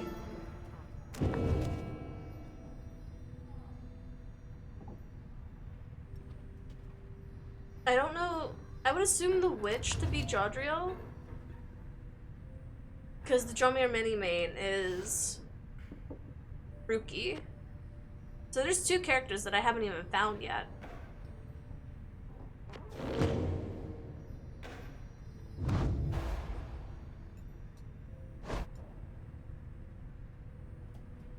Talon Ace of the Highwind Remnants, who possessed the talent of her sisters but not a single-minded zeal. She grew wary of the fighting and decided she'd put an end to it. Thus, when a critical battle approached, the Commonwealth was waiting.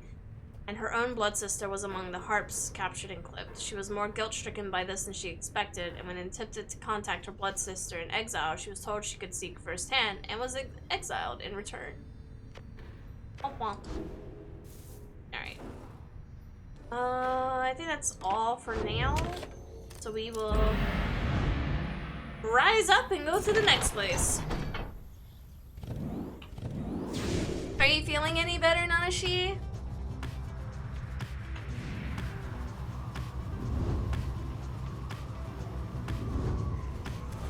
Wait, what's this? Oh, it's Fates! Can I... Oh! Ah, pleasure to encounter you within the skies themselves, O Nightwings. They deliberately crashed into us, Father! Yet you still address them in such a cordial manner? Now, Almer, I am certain that this was an honest accident, and it appears no lasting damage has been done. Please, take the helm and I should go start to pick up all the fallen artifacts which shook free from the walls after the impact. Perhaps some of these old heirlooms may be repaired with adhesives drawn from certain flora we may find along the way in a difficult quest. Damn you, Nightwings! You stay away from us! I didn't know you could crash into them! I just wanted to know if I could interact with them!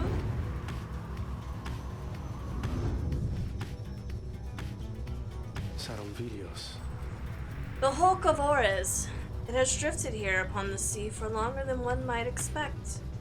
Perhaps you have already read of the doomed ship's demise in the embers of the unfathomed ᴛᴇis. Some say it was the sea itself which preserved the ship's remains. Hidden properties within the water, sea creatures binding together ruined planks of wood. Those such as yourselves in the essence know the other truth, I gather. The stars would not align over the wreckage if it did not have greater significance than first appears. May you have good fortune there, during the coming rite.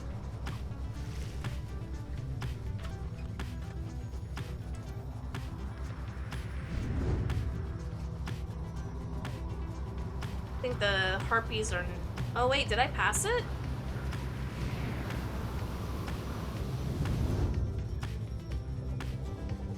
Oh, I thought I clicked for the harpies to fight, not the fucking worm.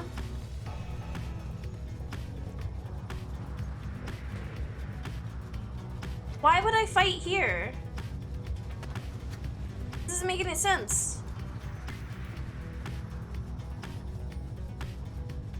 I was supposed to go to the harpy area, no?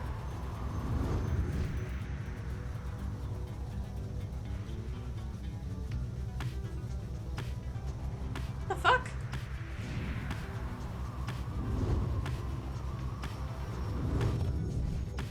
Is it because I crashed?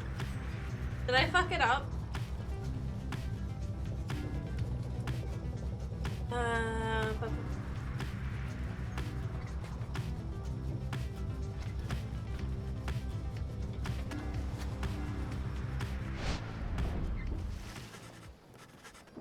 You touched down at the 봂 where you first encountered Sir Gilman and the Pyre Hearts. You should soon carry on by sea, but for now you have some time to spare.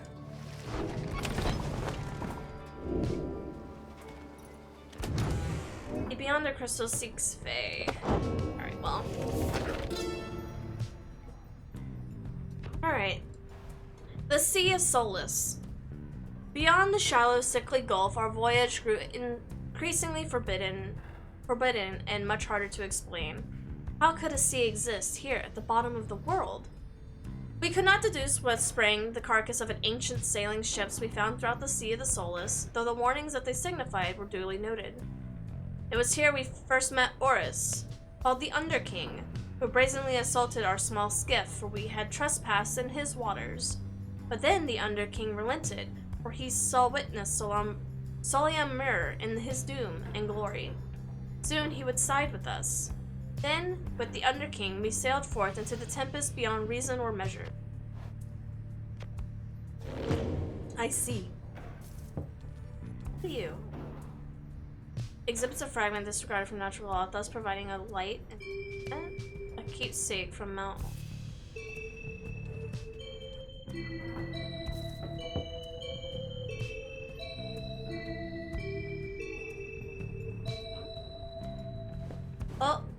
Oh, it floated off the screen. Big rip. You called for me, lovely reader. Need but choose among the unenlightened fools whom you've traveled. You asked Sandra to administer one of her special trials for Faye. I must admit, I do sense something from that little one. I once had a wild heart myself, quite like hers. We shall see if there's more to her than that. Let us bring her forth. Soon Faye arrives in heed of the summons. The scribes! I think that if I listen carefully, that I can hear them calling out to me.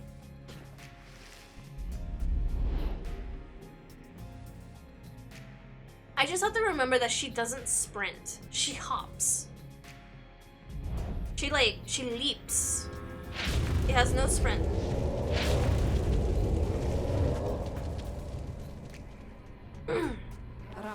Listen well, girl. The place where you reside at present has but a single rule, which is you answer to me here. Wow! Okay, I will! Such naive enthusiasm. I'll be silent.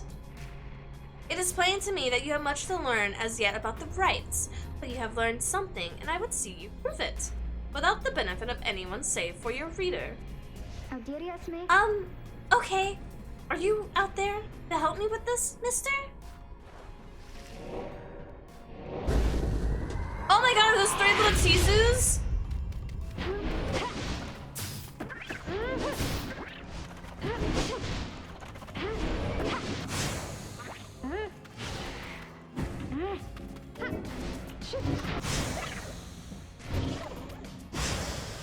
Oh, fuck. Alright. 3 little Tizus are gonna be a little bit difficult to deal with, not gonna lie. Especially if they blow up on me. Stop hopping. Being disrespectful.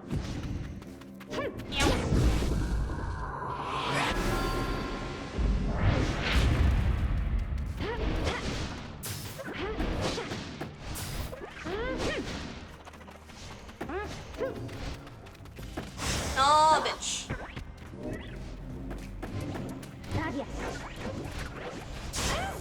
Oh, fuck. I walked into that. That was bad on me. Rip, rip. This is fine.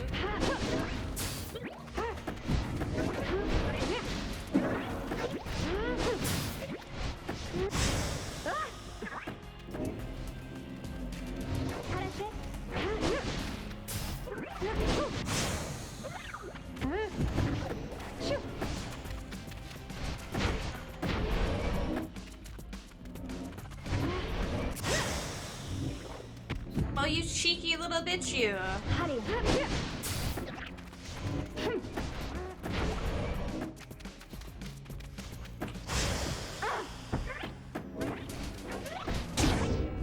Oh, these bouncy little bitches!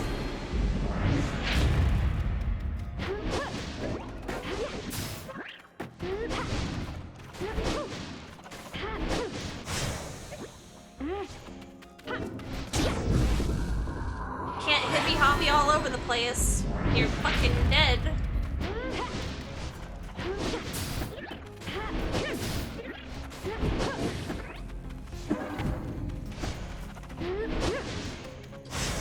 Fuck.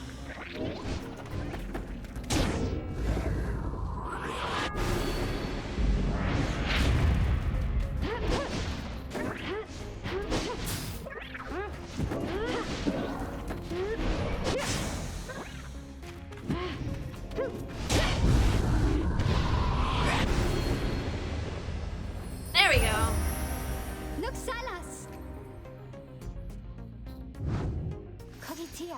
Okay, how did I do? How did I do? Must admit, you did better than I expected, girl. You have passed this trial of yours.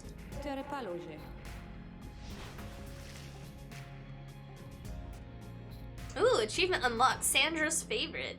Ooh, she likes me.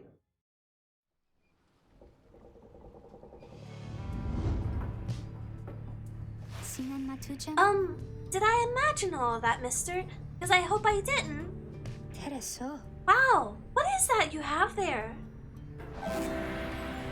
Anklet.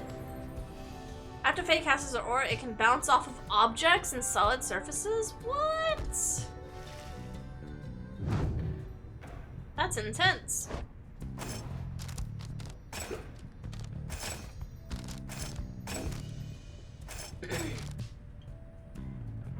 So what gets upgraded?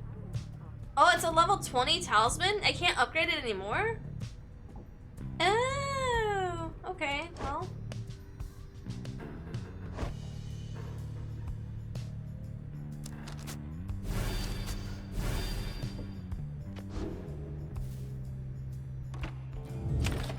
Alright.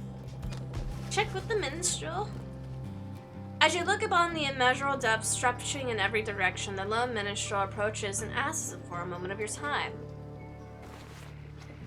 Reader, I believe I have located something of some value. It's cast aside near down where we landed. Perhaps we could make use of it.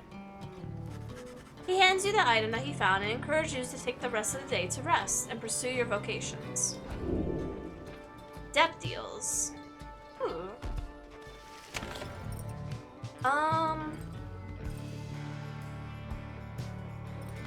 Learn more book. You locate a secluded area nearby where you're able to study the Book of Rites, though greater understanding comes with the reader's influence. Blah blah blah blah blah. We're gonna do quickness this time. The 8 scribes who composed the book, their influence and their experience spreads throughout the pages into the reader's deepest consciousness. Inspiration comes to you in a flash, rather from the book or from when they knew, you cannot tell. Reader's influence. Clarity. Each rank you raises a fellow exile's quickness, making them to move faster. Alright.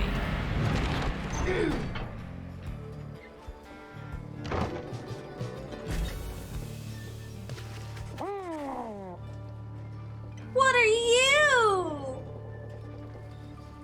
Here in the steady currents of the ḻSōᴍᴇs, you encounter a messenger imp come to deliver news and rumors from the other side. The news this time pertains to Headwind, who you liberated at the fall of Ceylon. You learned that Headwind returned safely to the Commonwealth, where he was clothed and welcomed and his past transgressions forgiven. He was to be groomed for a leadership position of his choice, whether on the Council or of the Blood Border, each equally as lucrative and secretive as well. The northern edge of the Commonwealth is the flat and vulnerable expanse. However, he refused, and before the stunned council members could do anything about it, he left them. He since made contact with Volfred's agents and is working together with them. Thus, the ranks of the revolution grow stronger. Per the messenger imp custom, the last part of the message was transcribed from Headwind, word for word, and says, "Keep going. I'll see you here." That's my boy! You thank the messenger imp for relaying the information. Soon your companions are all abuzz about it. A glorious example Headwind sets for all of us! Tizu is happy to hear that Headwind is back in the Commonwealth. Yeah, that's how it's done, Headwind. Right behind you, chum. I always thought Headwind was looking for someone out there back home. Do you think he found her? Wonder if he'll ever find the one he fell for. He did it. The news of Headwind's liberation fills you and your fellow exiles with newfound resolve. Plus one hope for the next rite. Yeah, buddy! It's my boy!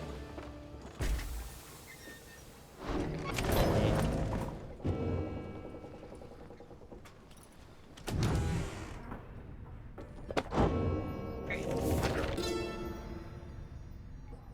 The scribe's deeds.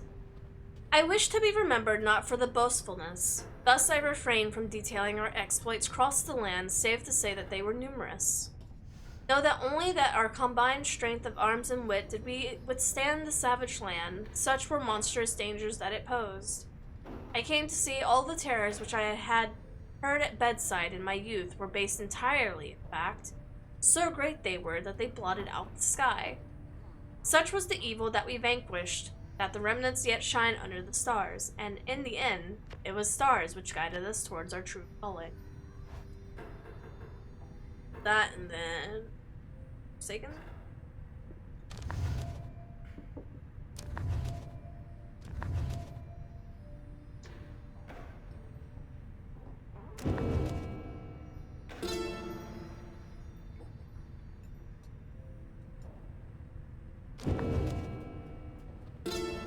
Base. Oh my god, do these all update at the same time? Because now they're on different pages. Are you real? How am I to keep up with 7 different stories? Oh my god. Worry about it later.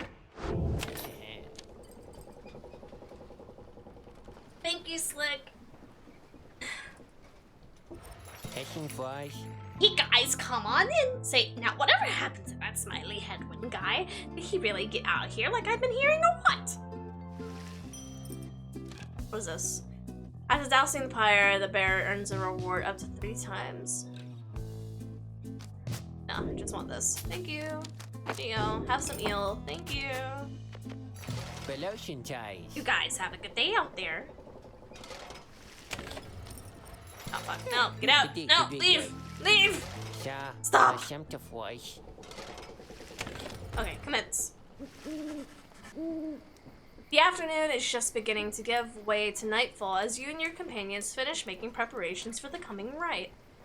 My internet is now dying on its last heartbeat. Rip. Try giving it CPR.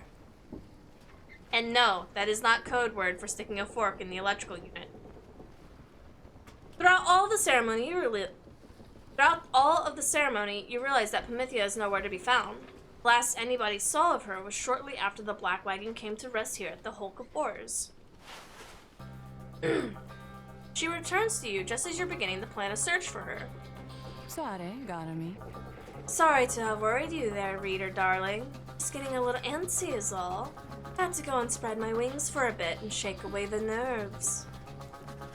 She's holding something back. Don't you get in my head. I'm telling you the truth. Telling you the truth, damn it. Damn you, reader. Get out. Get out! Get out! Anyhow, it looks as if the show is about to start. I shall be in the field with the others. As Pyre departs, you see that she's right as the stars above begin to shine. You know she's about to face her sister, Pyre, once again. You accept that it's a very private matter between them. Oh, so I don't fight them on their home turf. Okay, so that's why everybody has ships. Okay. So I can stick a fork in the toaster? Don't stick a fork in the toaster. Don't do that. Stop it. The time is nigh, you exiles of the Night Wings. You are returned once more unto the Hulk of Oris. Your adversaries in the rites this eve shall be the Essence.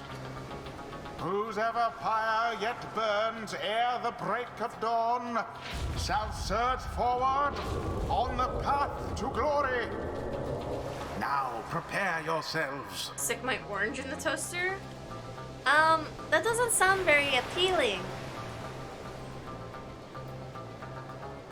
Hello, Kanga. The winged exiles of the Essence take position opposite of your companions, and their leader soon asserts herself. Kamatha, come forward. No trickery this time. She appears as asked, though remains silent as her blood sister studies her for a time. Kamatha then reaches for her mask. You look wary to me, sister. Oh, too little sleep, I guess. I do get rather anxious sometimes on the night before one of these things. It can be a lot of pressure.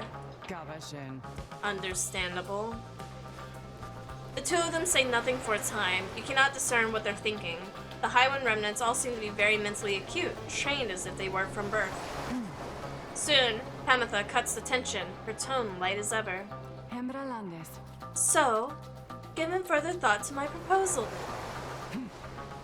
I have. And I think now is not the time for talk. Besides, your comrades there, surely you give them pause.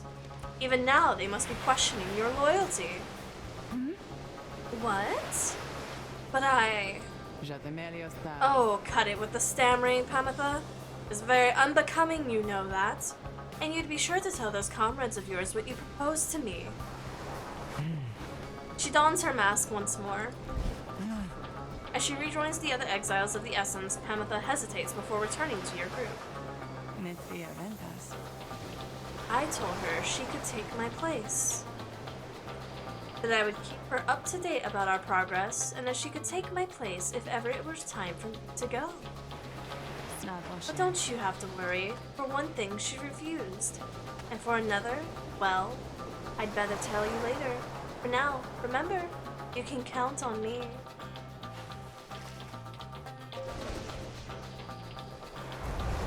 Now we shall get started. Naturally. Gilman. Sir Gilman.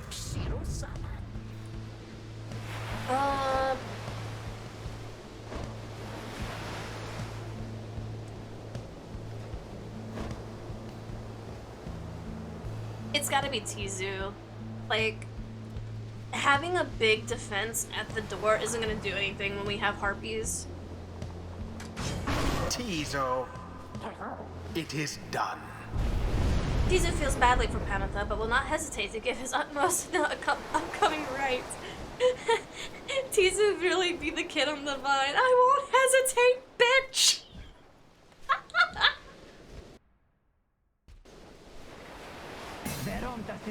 Face us, rascals of the Commonwealth.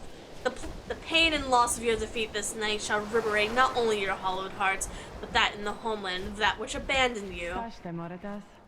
Are you quite sure it has to be this way then, sister? There's no compromise here, Pamitha. Not for traitors of my country or my blood. I understand. Then, so be it.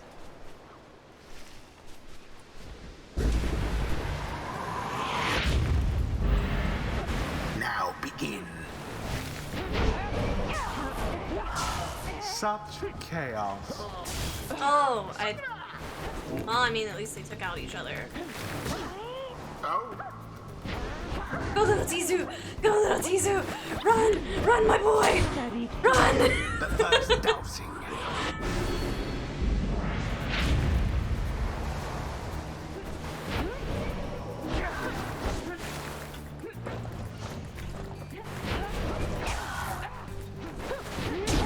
Oh, damn it. You seem so distracted, Pamitha. Is there something more you wish to say to me? Words you feel that I'm owed, perhaps? Pamitha stops at this and reaches for her mask. I'm sorry for what I did to you, sister. For what you did to me? Your apology rings as hollow as your plumage. You might rehearse it further upon every last survivor of the Highwing remnants. Now, no more talk. Such hatred spewing constantly from Pamitha. Yet here in exile, she is not but talk. Glorious!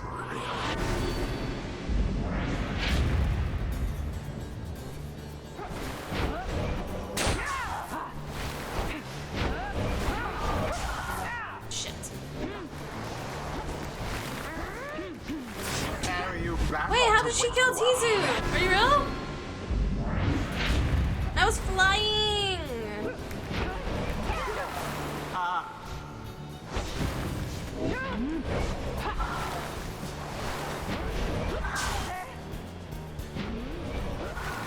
Come on, Tizu. Come on, Tizu. Go, go, go, go, go, go. Yes. Welcome home, Ari.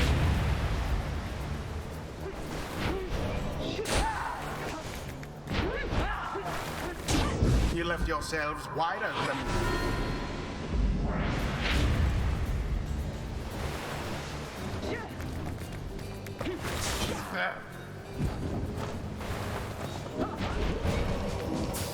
Oh, I just ran right into that. That was bad on me.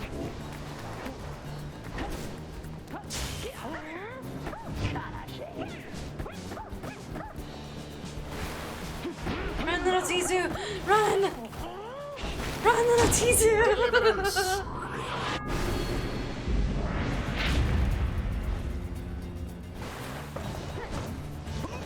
There.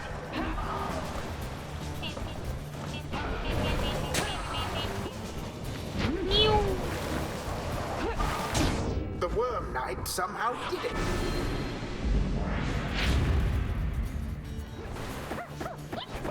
Now then.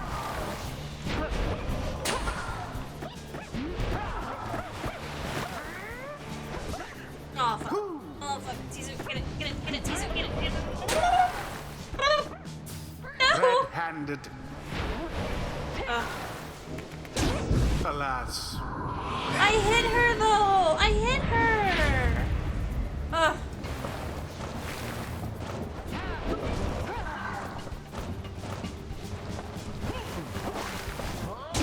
The flames of freedom.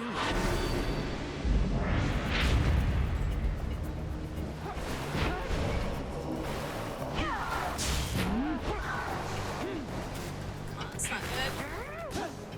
Ouch. Now to the flame. Brilliantly done. Once more like that and we are finished here. Oh, fuck. Out of stand. Out of stand. Out of stand. Out of stand.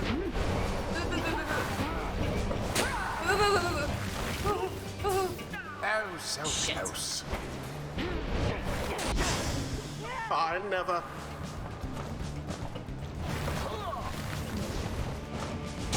Headlong goes Sir Gilman into flame. Perhaps you are worthy. Oh. Oh. Go, Tizu! Go, Tizu! And it is done. Yeah! The you-know-who prevailed. They somehow managed to scrape by despite their adversaries' efforts. Close game, close game. The right is done. You win, blood sister. You win. ᴛᴇis. I don't suppose that means you'll reconsider. You know that I cannot. We will always abstain, but in the regard of all which others count for anything, you are inferior to me. Remember that. What you offered is meaningless to me. I shall free myself without your help, or that of anyone. Now then, farewell. Bitch! Wait. What about your comrades? The Essence? You must need them at least. Mincing my words as ever, Pamitha. Know that I do love you in a way.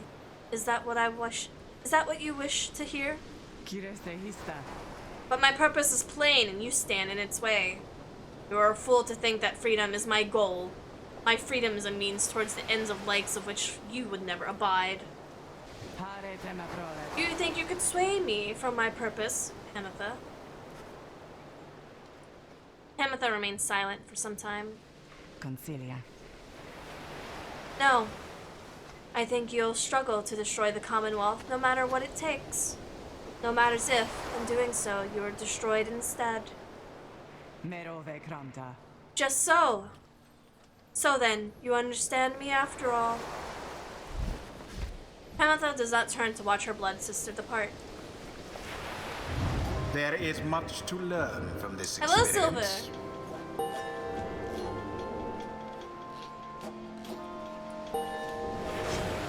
Honor is elusive, O Sir Gilman, yet enlightenment. So grateful is this knight for such a glorious occasion that he is giving strong consideration to performing here and now the forbidden dance of the Sea Dominion. What what do we got? Once per round, when saluting his adversary, Sir Gelman freezes all exiles for 3 seconds. What? Sir Gelman's allies are banished. He moves faster than usual and temporarily has infinite stamina?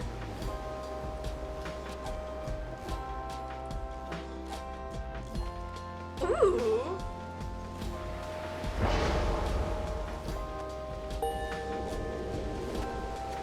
That's pretty aggressive. Until the stars align.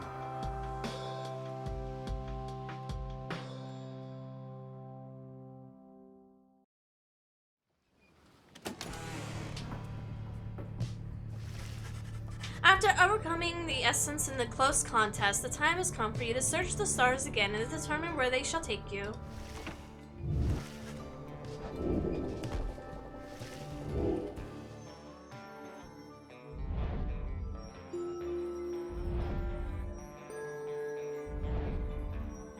I don't want to fight the dog! Ah! I'll go to Lou. Actually, maybe we won't go to Lou. Go to this. The snake isn't that hard.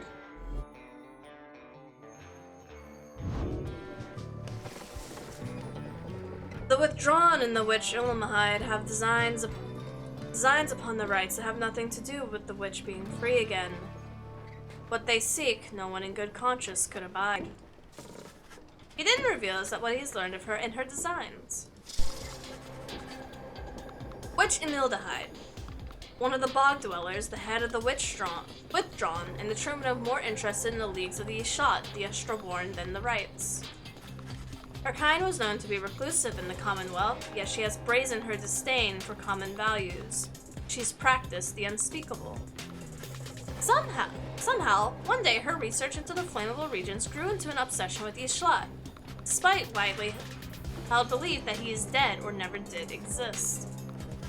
But Mildahide held that the Ishlat was merely dormant, that someday be reborn with a newfound hunger, which can only be slated by devouring the world.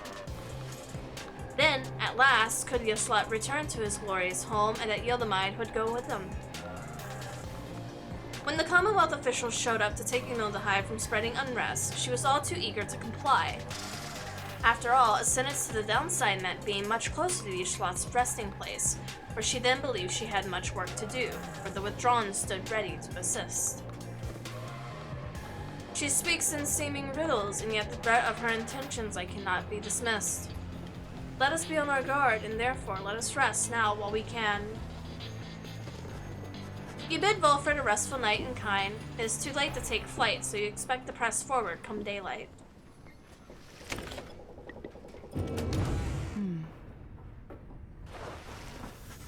Despite Pamitha's mental conditioning, you can tell that something is troubling her. She won't listen to a word I say.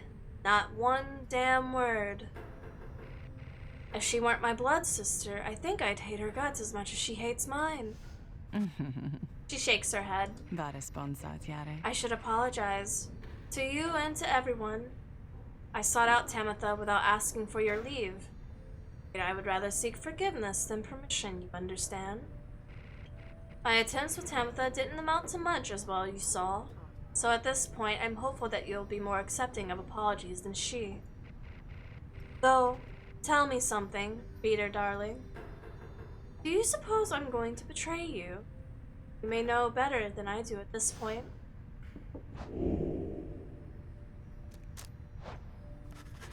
You express to Pamitha that you do not view her efforts to make peace with Tamitha as being contradictory to the group's larger goals. You understand why she did what she did. She says nothing for a while.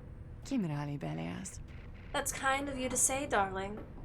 May others see it with such generosity. But if they don't, you need but tell me to depart and I'll be on my way.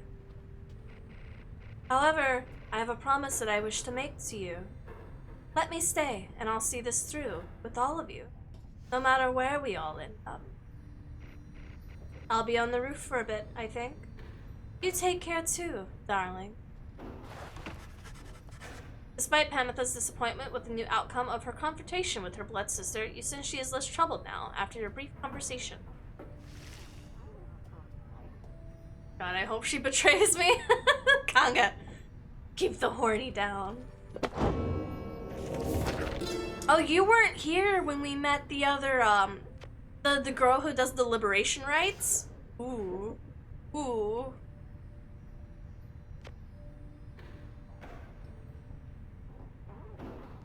Like, I've missed pieces because I didn't know that it was gonna update them. 69. Nice. The Hulk of Horus, in the words of ḻŠōģorlan, 100 Minds the Scholar.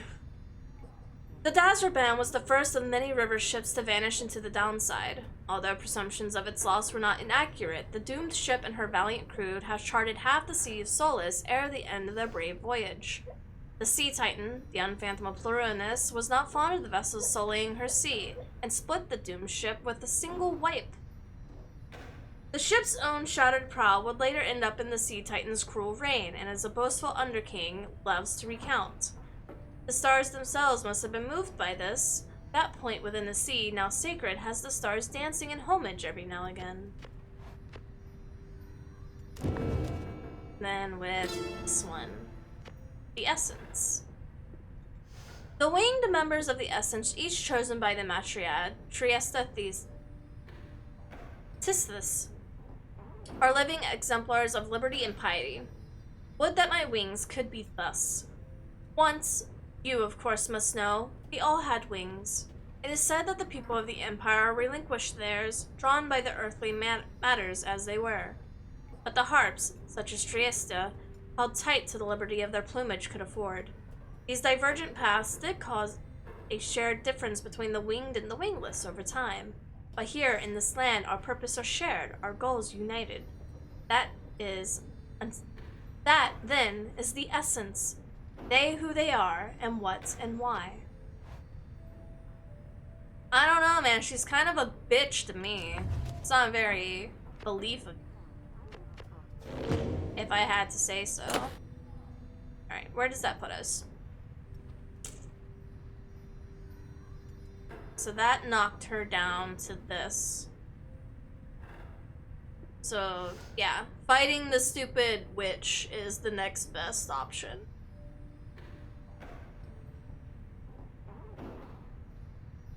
And then if we have to fight someone else before the fucking door opens again, it's probably gonna be the Dissidents.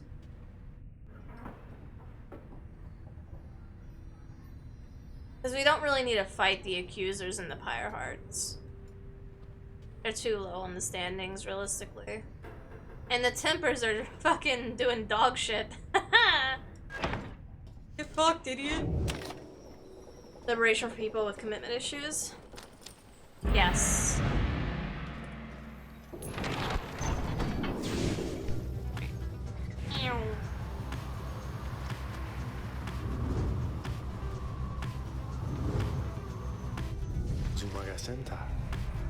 The unmistakable romance of Sylvia's horse-headed, which protrude from the ash and fire there below. Some have taken it to be a work of a sculpture.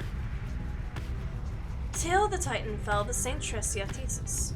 That is to be unbelievable then that the thought of some daring exiles over many years carved the Titan's visage on a stone. Be it as it may, the climate and the cliffs are now home to the exiled harpies, such as the Essence, whom you faced here when you first arrived. Even they do not know of all the local sacred significance.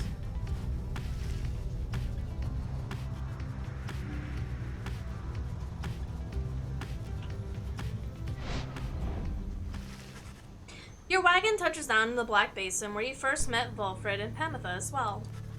You briefly wonder what might have happened had your paths not crossed as you consider what to do with the remains of the afternoon.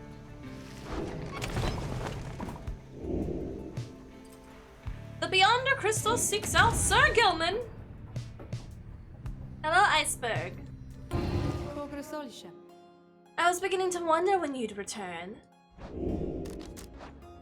I will gladly oblige, my reader. Who is the lucky one this time? You asked Sandra to administer one of her special trials for Sir Gilman. Hello there. You think that dimwit of a worm has any chance? Perhaps you are correct. though I put little stock in him myself. Though, let us bring him forward. Soon Sir Gilman appears in heed of the summons. Ask the reader, is this knight perchance in trouble for something?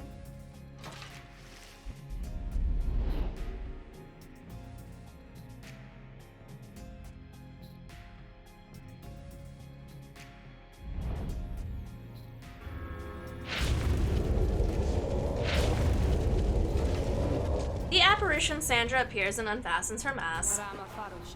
Listen well, worm. You answer to me here. As you will, your highness? Your highness. I like the sound of that. Though flattery shall get you nowhere here.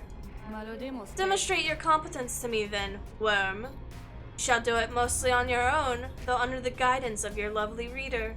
I trust that you are prepared. Of course, your highness, this knight accepts this challenge. How you doing, iceberg? Oh, that's a lot. Oh, that's a lot. What are you? What the fuck are you? There's a snake. Snake. Snake, demon, and I don't know what this other guy is. I don't know what the abilities are of that guy. What are you? What are you? I can't. Oh my god, you guys have so much AoE! They have so much AoE! I'm but the tiny worm! Oh my god. Oh man, that's unfortunate.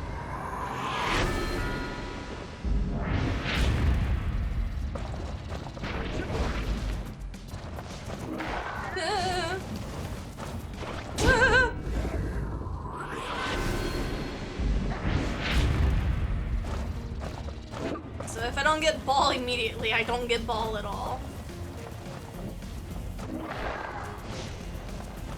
Oh, you're the stupid plant man! Oh, you're him. Oh, you're infuriating, actually. So it's a game of football? Kinda, sorta. Ooh.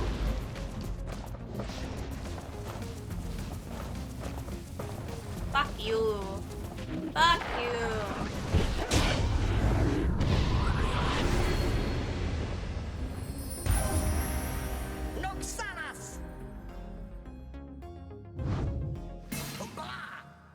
Huzzah! This knight prevails! I have no choice but to concur with that assessment, Worm. Your performance was sufficient and you have passed my test. Thus, congratulations are in order to you and your lovely reader. Now farewell.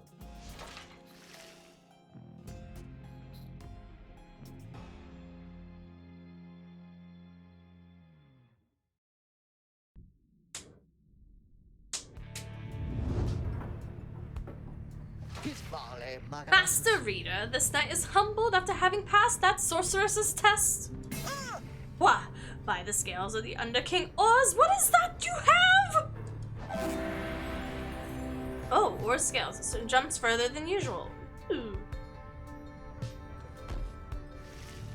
Is that better than what you already have?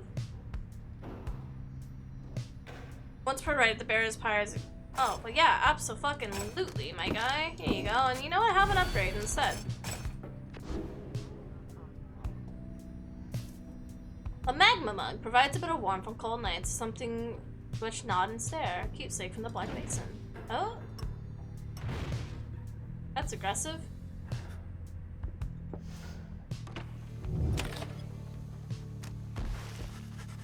Together with Faye, you venture forth into the harsh formations of the Black Shore to ensure that the path is clear and check for anything of value. Why are we here?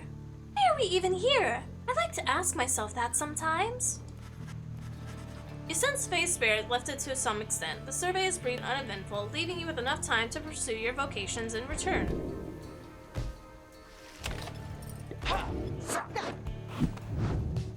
Let's mentor our lovely bird. Fine then, let us chat together for a spell. Promethea gives a somewhat stronger grasp of how better to pass the celestial orb through strength of will and trust in one's primitive, and through dexterity alone. She then nods with understanding.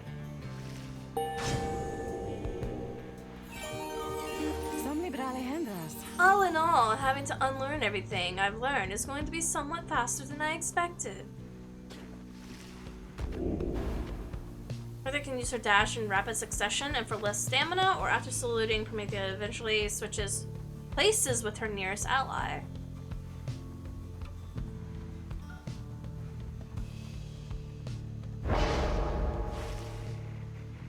You know that we can all feel your guidance when we have the orb, don't you, reader darling?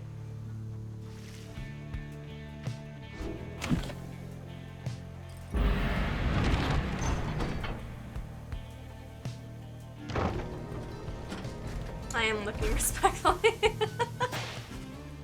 En route to the ഛSOᴍᴇs, the wagon comes to a sudden halt. That does it! I'm leaving! The cause of Jadriel's outburst soon becomes apparent. Well, reader darling, at least some of us know how to take a joke, wouldn't you say? Look, she was reminiscing once again about her soldier days, and I just so happened to point out I may have suggested the fiery destruction of the Spiral Sanctum happened on her former unit's watch. I mean, didn't it? Not that she would have made much of a difference had she been there herself. She ought to thank the saint that she was spared her exile here. I thought she held no love for your commonwealth. She'll never understand what it is that your people ever sought in that dreadful place. But I guess I hit a sore spot. I should probably apologize. She swoops off. There's no sign of either one of them. You organize a small search. It proves fruitless, but then Jadriel returns alone as if nothing happened. She's back to her calm self. Let us continue. I regret the interruption. Promethea soon comes back as well. Oh, don't you worry, darling. I have definitely patched things up between us. Honest. At least, I think perhaps I didn't make things worse. She returns to the business in the wagon. You make ready to resume your travels, but make a note to follow up with them.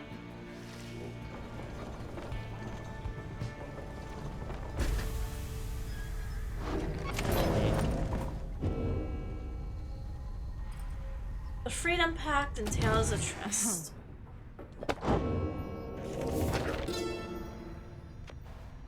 The Freedom Pact. We rid the land of an impending doom, but faced another of its kind, for we knew we were trapped. Yet for each danger we faced, and for every failed ambush by the Ark, we met with gentle souls and kindred spirits in the downside who deserved more than to fade away in memory with this land. It was then the stars themselves showed us the way, delineating a great voyage across the sea.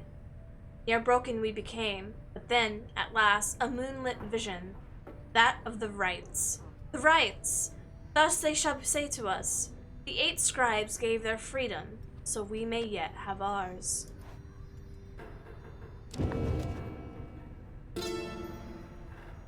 The Black Basin.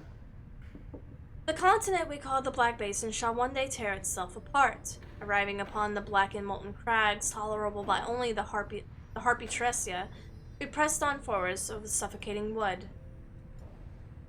This land felt to us somehow primordial. Deep in its roots and noxious crevices lay immeasurable clues as to ancient history. We had little time to excavate, for our supplies, by then, were thin. Further, we were lost. Our best attempts at circumnavigation all had failed. It was ḻSōᴍᴇs who reached out to us unto the stars, and they revealed the way. Then, we could at least see the Mount Sacred Adalel there in the distance.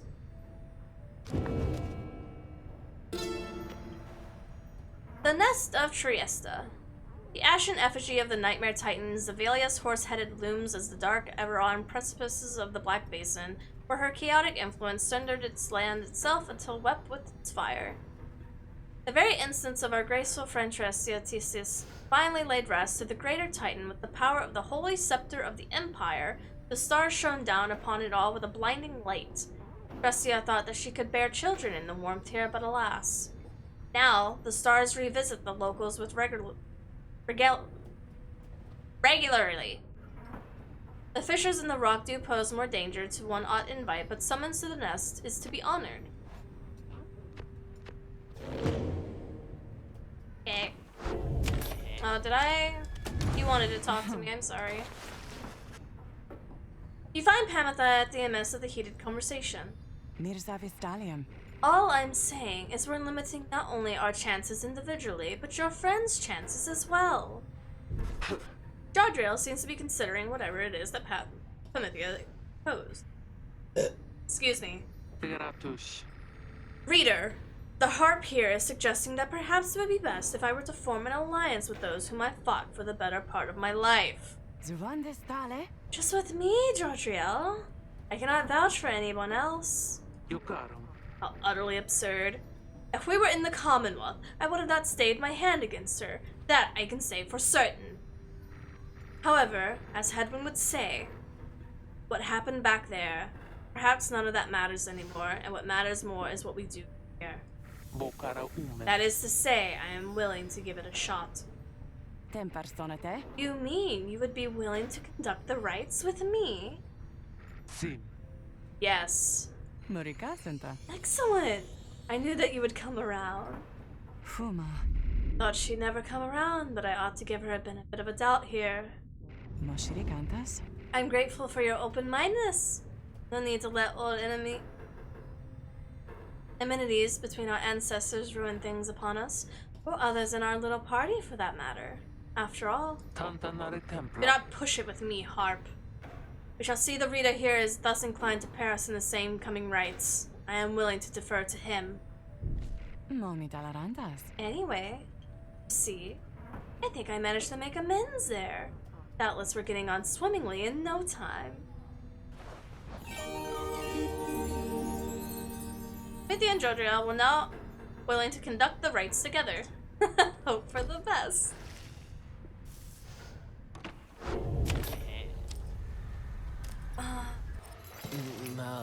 Oh, hey, guys. Look, I got something here I think you might like. It shows you several bottles of multicolor liquids of some sort. Next are +4 hope, +4 quickness, and +4 presence. Yeah, they taste pretty good, I guess. And besides, it can give you just a little lift that you need. You know what I mean? You get thirsty for them, don't even worry. I can get more soon. I don't really need them, though.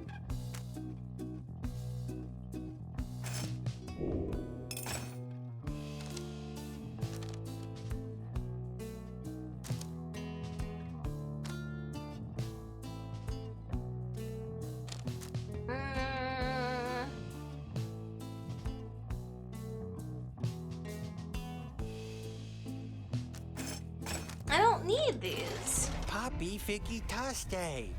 They're leaving, Dad. Just look at how much we got this time.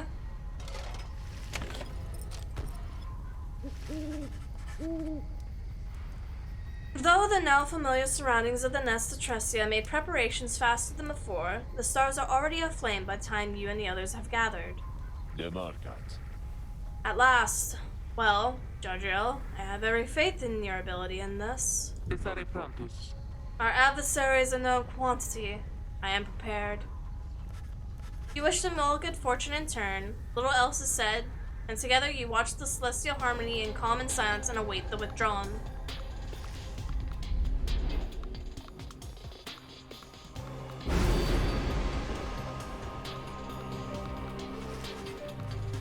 Something else catches your notice in the sky this time. Strange new stars shimmering about than the ones you recognize. The greater Titans have returned. Some of them, merely in spirit, not in form. But those dark stars are a portentous sign. Though they might light your way, beware the path in which they illuminate you. You may invite the influence of the Titan stars. Omens in the night sky, each representing one of the downsides of the monstrosities. Use the Titan stars for greater challenge. Behold, the Titan stars. Oh, am I supposed to click one? Ooh. Okay, so Idria the Widow. At the start of the right, your Pyre shall have automatically suffered 30 damage. Ew. Limbless Ares Tech. Your adversary shall have +8 hope, making them return sooner after banishment.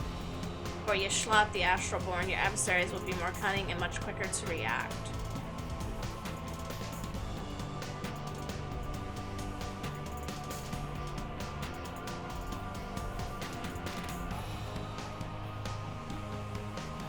Islak Astralborn.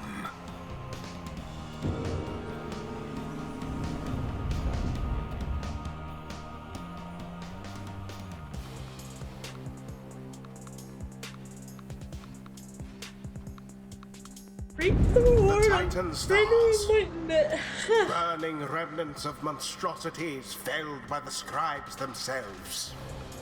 Dare you to stand against them in their fury? Dark is the knowledge that you seek there, reader. Best focus on your adversaries, keen as they are to confront you once again. Put out their fire first, and show them the glory of the Night Wings. Now then, make ready for the rite!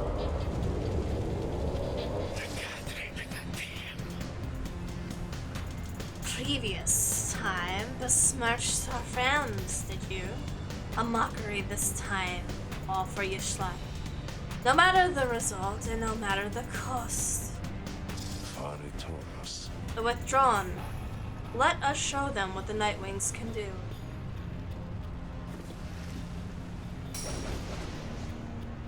I'm sorry, did that just say minus 20 to adversaries? Oh, that's not good. Joe Dariel.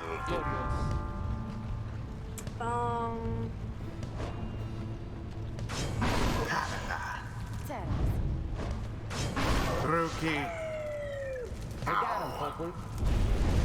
We got this, people.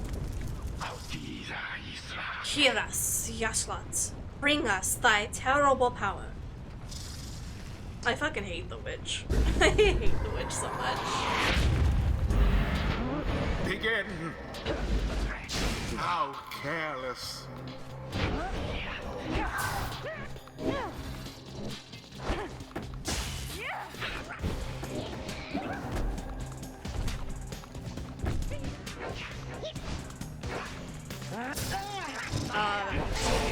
To each his own. Your Pyre is the first to falter. Alright.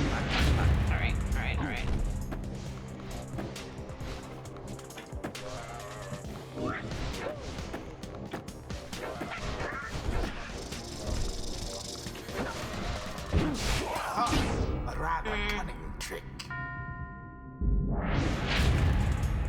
Your Pyre shall soon be ashes on the ground.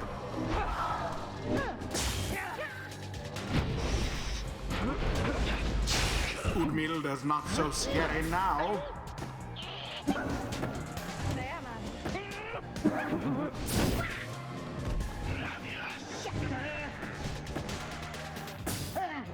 Down goes that one.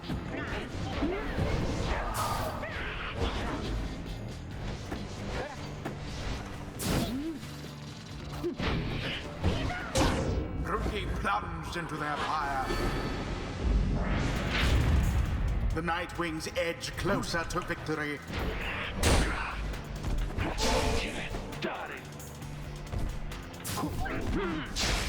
Both banished.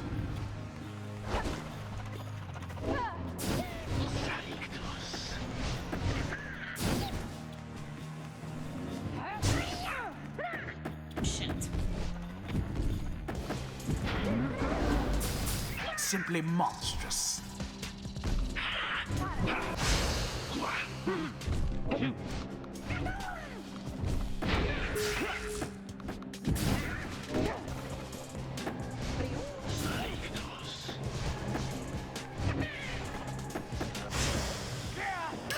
careless.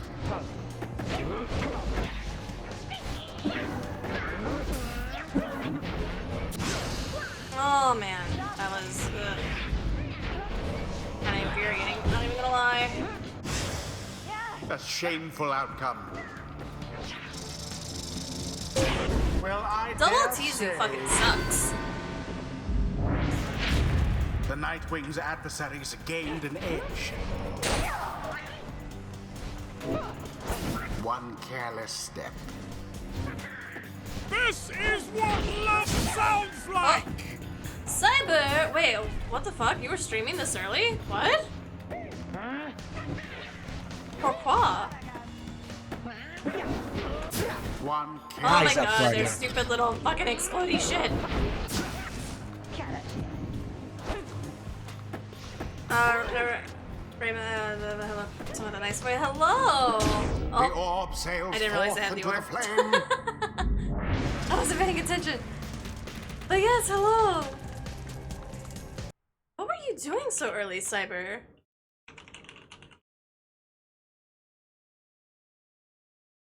Oh, right, I can't do the fucking Astrid mark. Can I? Where's my thing just broke you? Hold on.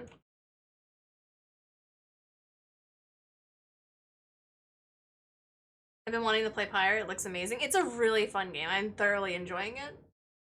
I was in fact streaming super early. That's so weird. Thank you for the raid though. Hello everybody. He stands against us once again. Be gone, irrelevant to us or our purpose. Right. Oh. There goes the orb. Alright, well. That's great. Your I don't understand how this stupid fat bitch can fucking jump! Oh, this witch sucks, dude! another banishment. Ugh. Take your stupid Lamia ass out of here! No, no, no, no, no! This is fine, this is fine, this is fine. No, no, no, it's not fine, it's not fine, it's not fine, it's not fine. Go, Grookey! We just did some Blood Hunt and Balloons Tower Defense. I know there's so many people who play Balloons, and honestly, it's a meme, in my opinion. Oh, Oh, that's not good. Okay, maybe it is good. Oh, you little fucker, you!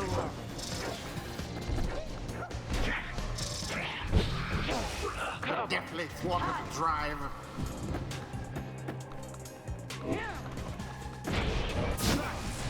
Oh my god, you actual dickhole. Simply abhorrent.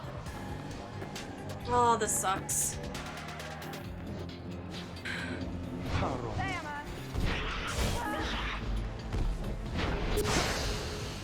They're just camping me! Tough luck, Nightwings. Oh my god.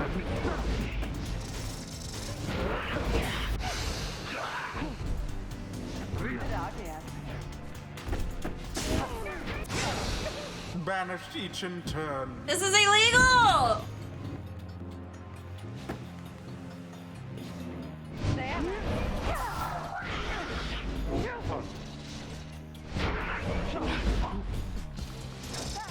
Succeed. No, don't touch me. Don't fucking touch me. Oh my All god. three These little fuckers are so annoying! Oh, I thought the harpies were bad. But this is so much worse. Your demon is banished. Simply Oh my God. abhorrent. No, The no, flame no, is stricken.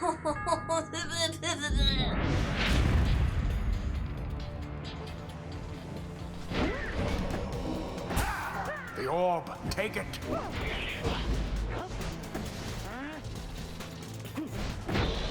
No, no, no!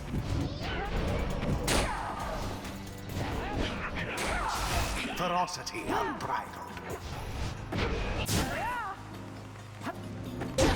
As per the sacred law. Oh my god.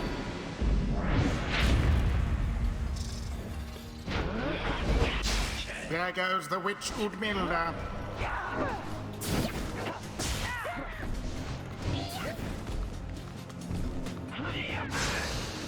A shameful outcome.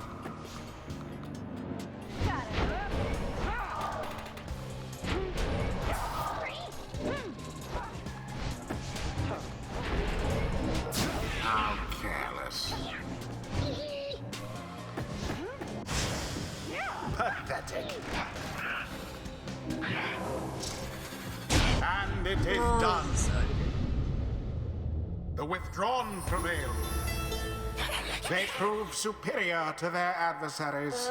We're planning a kidnapping with good reason on his Perhaps your stream. Is fortune nice. shall be Kidnapping. better next time. Kidnapping for who?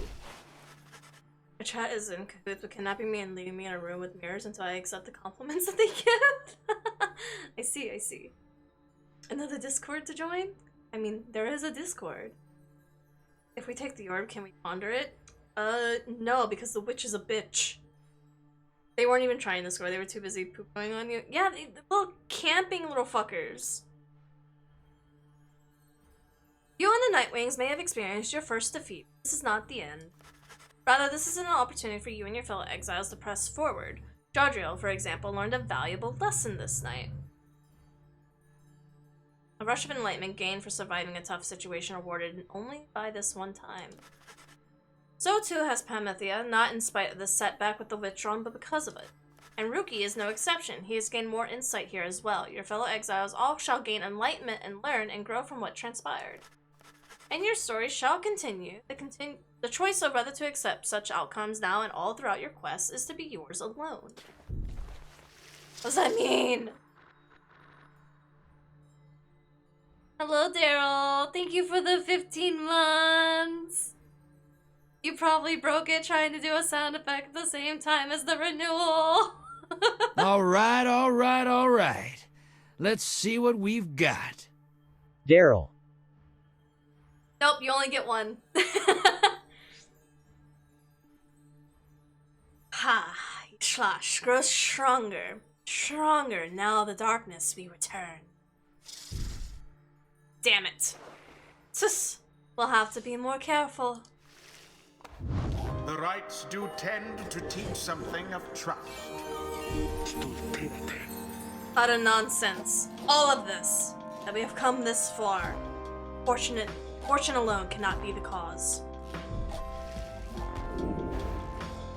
Any adversaries banished by Jadriel will take 30% longer. Fuck yeah, boy.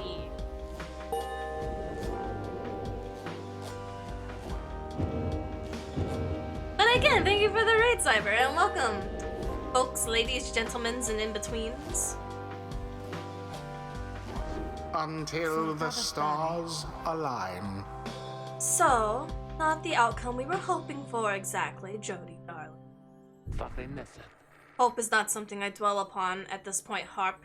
This outcome was predictable. Basta antes. Then, you'll go back to refusing to conduct the rites with me, is that it? Not say that. Our failure this night does not fall solely on your shoulders. I was not accustomed to your presence. Room for improvement, then. Sorry for the outcome, anyway. Though maybe next time. Wait, was that scripted? Was I supposed to lose that one? The first rite I get to have both of them in together and I was supposed to lose it? Back at the wagon, after being defeated by the withdrawn in the right, you're about to join the others discussing the outcome when Volfrid finds you. ᴛ쏘ᴍᴇs. I trust what you did. You deemed necessary there, my boy, though I admit I would have liked to see a different outcome. Now I'm afraid I need a little bit of time from you, but there's something you should see. Please, join me outside. VStreamer. Look forth. The golden star reveals itself to us once more. Indeed, somewhere deep in the infinite dark, a single star shines brighter than the rest. Oh wait, is the liberation open? Even though I failed that one? Oh!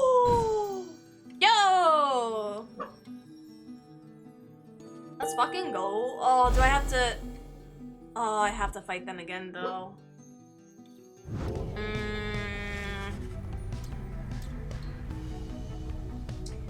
The rites are calling you again to the fall of Salam, where one among you may go free, shall you prevail. Barushta. It is as we discussed. The cycle of the rites is beginning to turn more quickly. Perhaps the scribes themselves have taken notice. Fortunately, having more frequent opportunities to free ourselves is not unwelcome to our plan. I suppose it's good for everyone, including the withdrawn who will oppose us next. Fuck! Getting to Mount Adriel ought to be a little easier than before, at least. We shall be able to make landing near some of the old monuments to the scribes. Let's set forth at dawn. What are you over there yipping for? What? Nobody asked you. Soon, everyone is off to rest, as best as they are able, knowing that they'll have another chance at liberty, for one of them shall soon present itself.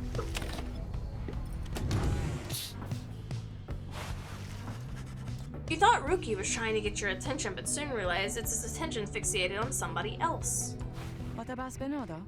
Might I assist you with something there, Mr. Greentail? Ruki has not struck you as the sort to ever be at loss for words, and yet... No, I was just, trying to see if, maybe... Promethea gives a laugh, not in an unkindly way. At ease, Ruki, darling. You should know that I have no immediate plans to snatch you up and eat you for a snack, if that's your concern. No, it's just... I mean, What is it then, Look, I got this really stupid question here, been bugging me is all. It's just us curs. We don't have many run-ins with you folk. And so... What is your really stupid question, Ruki, darling? Okay, here goes. How come you always wear that hat? Promethea remained silent for a time, and then... This helm was given to me by my blood sister on the night of my first kill. Slowly, she reaches for the helm. Ruki Greentail, this helm, it means nothing to me now. I want you to keep it. What? Then Promethea begins to laugh again. Come on, Ruki darling. You've got to stop being so serious around me all the time. I don't bite. Besides, we seem to make a decent enough team out there, I think. You're pretty quick. Ruki laughs rather sheepishly. Alright, you got me pretty good there, sister. So, that stuff you said about the hat then? Total nonsense, mostly. I just happen to like it. So, you're saying I can't keep it? If I get out of here before you do, Mr. Greentail, it is all yours. It's a deal! He skitters off before Promethea can respond. He simply shrugs at you and smiles.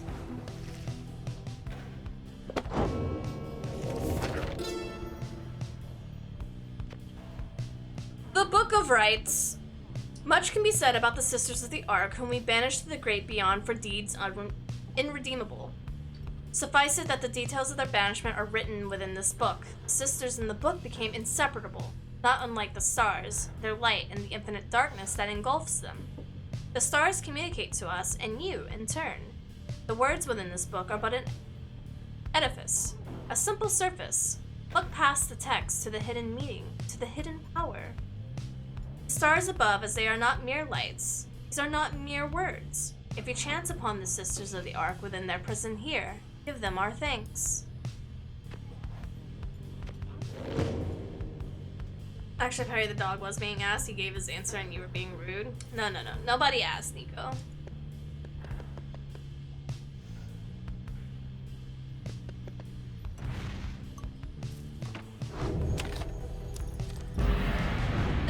gonna be bad.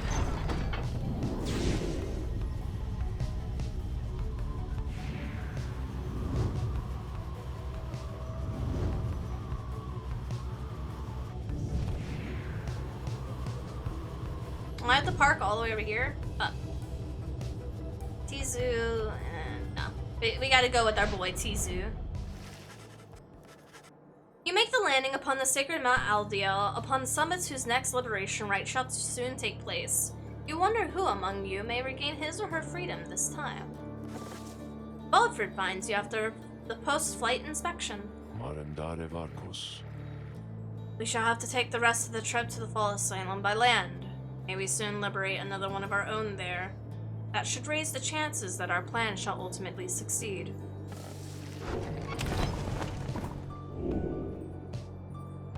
The Beyonder Crystal seeks Pamitha. How convenient. Pamitha is staring out the window as you approach.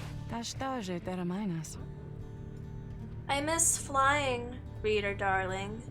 Take it from me. It feels as good as you'd expect.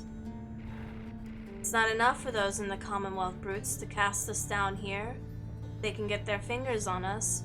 They'd make sure we'd never fly again as we once did. All while calling it an act of mercy. Let me ask you something, You've learned a thing or two. What have your studies taught you of my kind?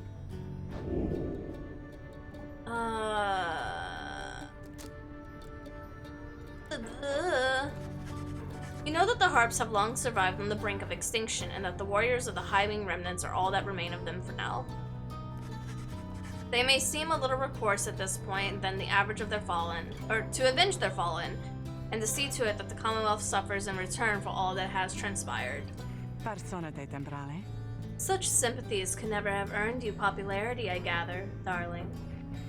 In fairness, you leave out a number of atrocities my people have inflicted upon yours. But nonetheless, you seem to have the gist of it. My kind certainly aren't known for their good sense of humor, I can tell you that. My little tongues got me into no small amount of difficulty till I learned to keep it well under control.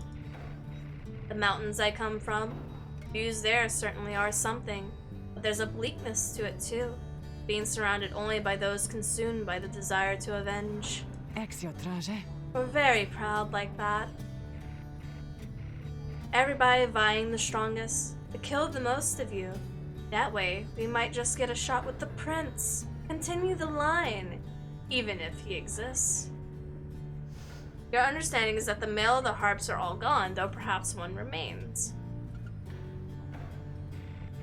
Imagine that being the best case scenario, darling.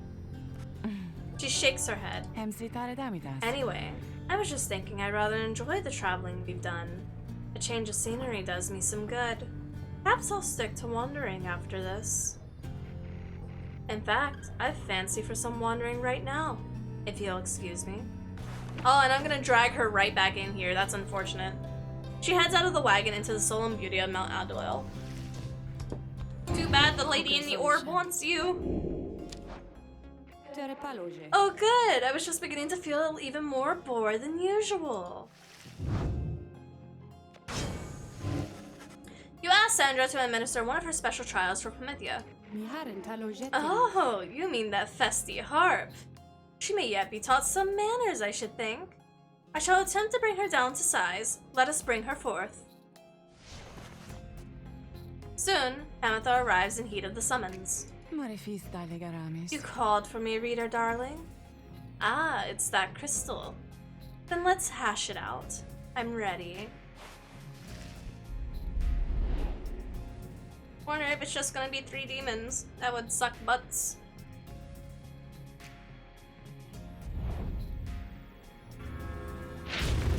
In hindsight, it probably is 3 demons. The apparition Sandra appears and unfastens her mask. Listen well, Harp. You answer to me here. Oh, a bossy one. Sure then, go on and tell me more.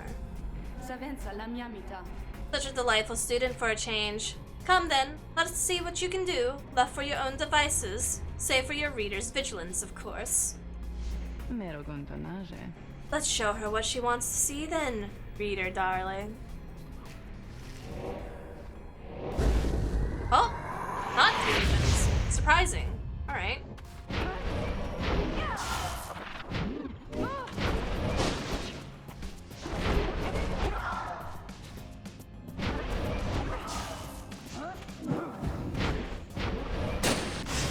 Oh, fuck. That hit really far. Unfortunate. I wasn't expecting to get bite on.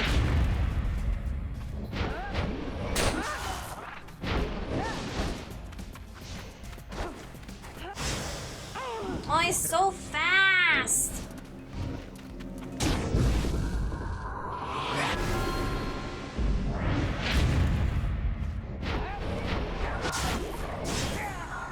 Wait, what hit me? Oh, the harpy did. Oh, feels bad, man. I'm gonna lose this one so bad. Ugh. Alright. Come out of that.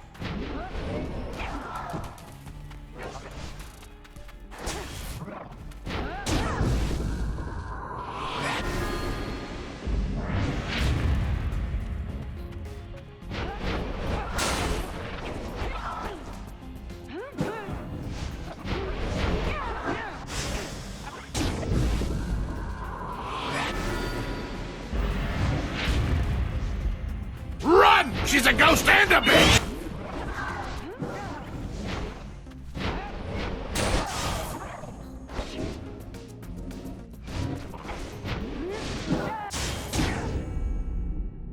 Oh, that counted. Sweet.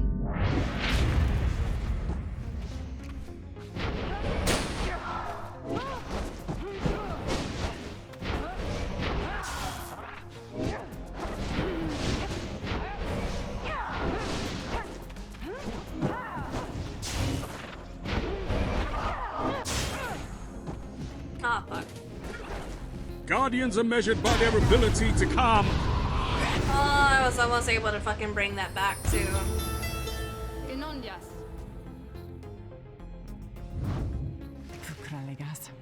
Oh, now that was unfortunate. Alas, it was. The little pretty little harp has gusto to spare, but it seems she lacks the promise to back it up. I would tell you not to waste my time, harp, but the truth is my time is there for you to waste. So by all means, try again with me if that's your desire.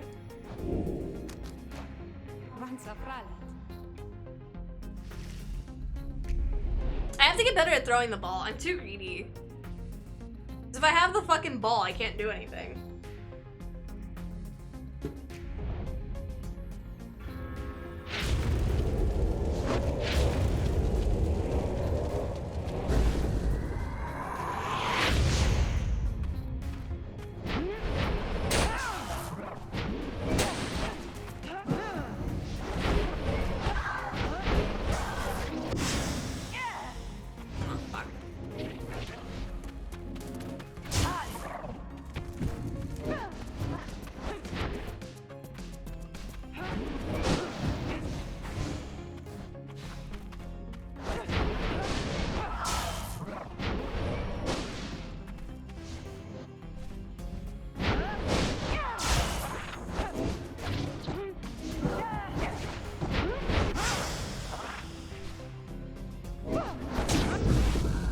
There we go.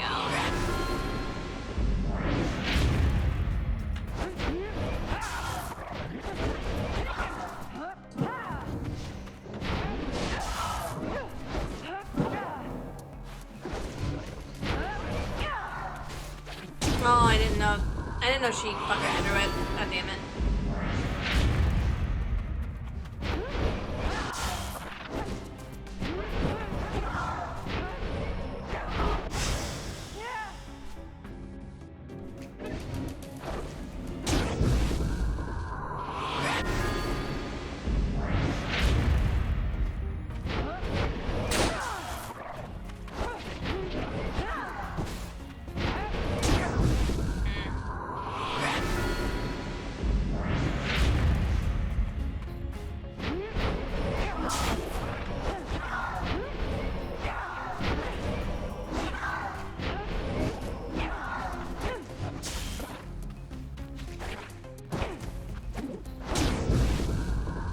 That should have hit him.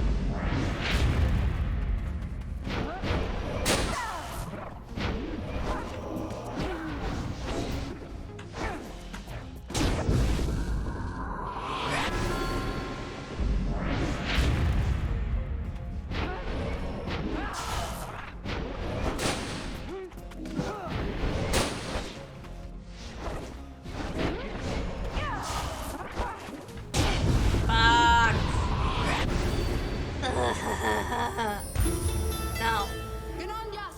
Give me my relic, you whore.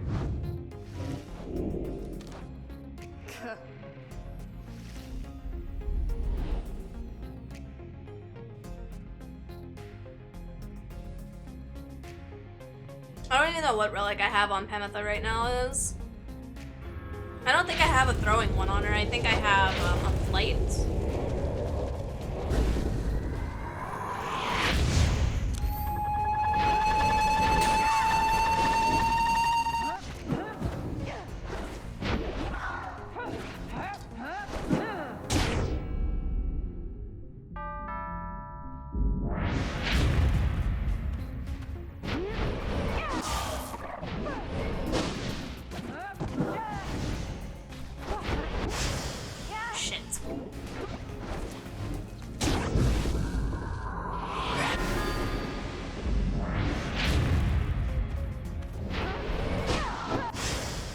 Well, how did I not win that one? What the fuck?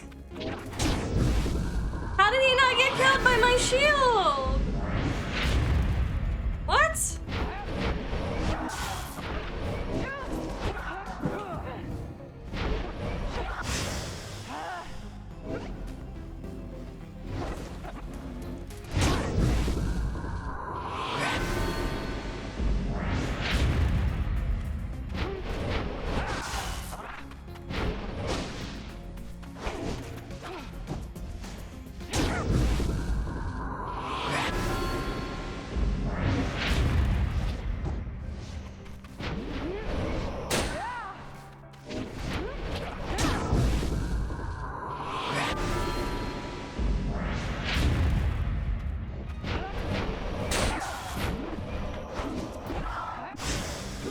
Fucking Christ, dude.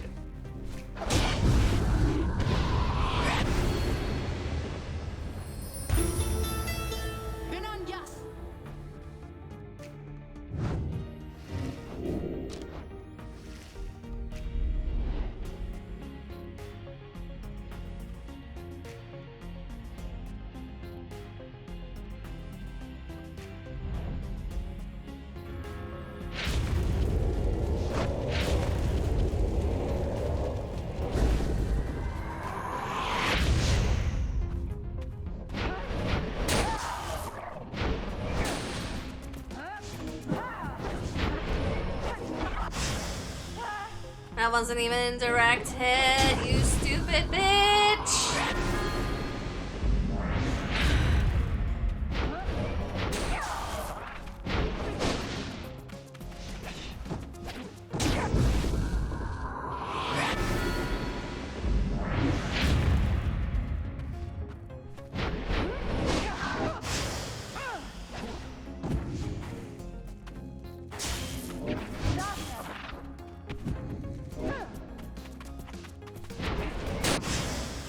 How did that hit me?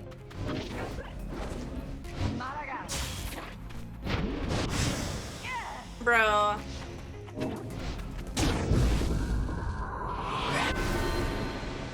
That first hit shouldn't have hit me because I was in the fucking air.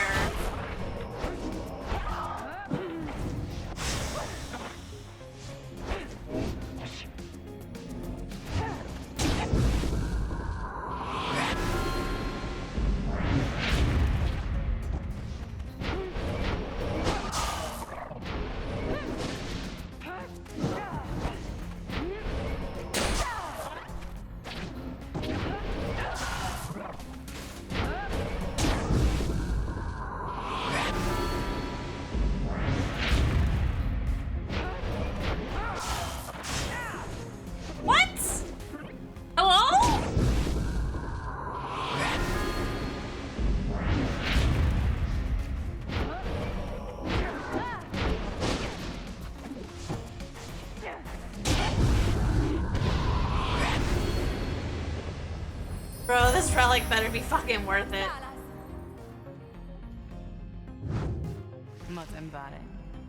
There now, is everyone happy?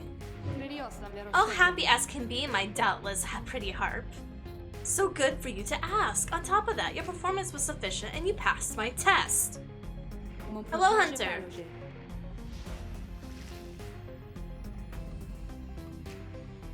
How you doing? How you been? What's your plans?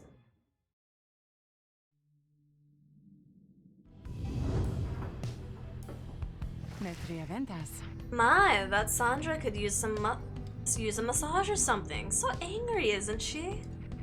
Say, what is that you have there, darling? When flying, after dousing the adversary's pyre, Prometheus may instantly return and deal 3 damage. While flying, after dousing the adversary's pyre.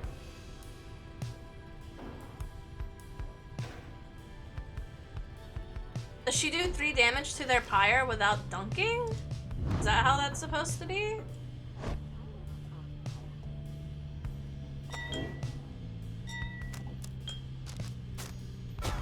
Maybe? I guess we'll figure it out. Later that day, you accompany Tizu in the solemn beauty of the Emperor's Fall, where a momentum of the Golathanian awaits you. Perhaps due to the nature of this place, you begin to sense Tizu's inner thoughts, as clear as if he was speaking aloud. Hello again, old friend. I hope the stars are comforting to you. These night wings are strong as the spirits I have seen. Please, look after them. Soon you and he have finished paying your respects. You return to the wagon in silence, feeling as though Golgath has showed you favor. At dawn, you shall begin your ascents, but for now, the solitude here is fitting for pursuing your vocations.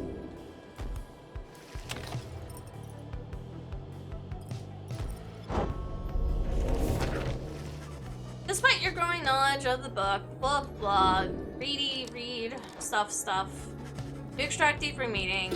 You understand. You don't know if it's from the book or within you. Continue.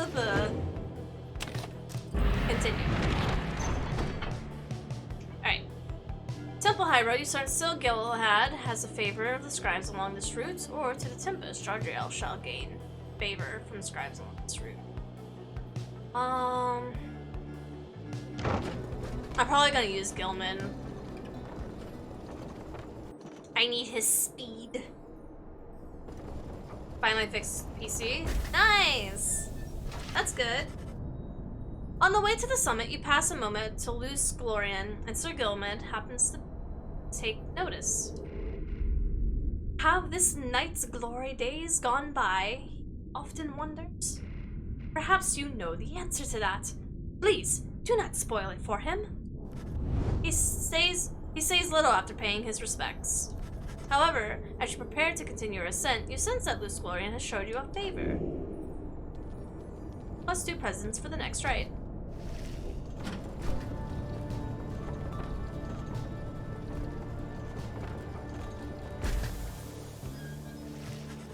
You and your companions gather once more at the Scribe's Gate, where a single narrow trail, blah blah blah, carved stone. Come, this way, please. The minstrel leads you towards the archway where his counterpart awaits. The exiles of the Night Wings have returned. They have. Greetings, Celeste. She all but ignores him and motions to the rest of you. Now then, each of you, in turn, please state your name and what it is that you seek whilst crossing the Scribe's Gate. Please, just do as she says. Everyone steps forth, one after another, much like before. Jardriel passes through the gate. Ruki passes through the gate. Tizu passes through the gate. Faye passes through the gate. Sir Gilman passes through the gate. Tamitha passes through the gate. Wilfred passes through the gate. No one is left but you. You step forward and declare yourself as you did before. The guardian of the Scribe's Gate regards you with all still expression. She then addresses all of you in her formal manner. The 8 scribes bid the Night Wings welcome. Go forth with glory. The Lord glances up at the gate guardian. Salutium, Celeste. You have our gratitude, Celeste. but she pays him no heed.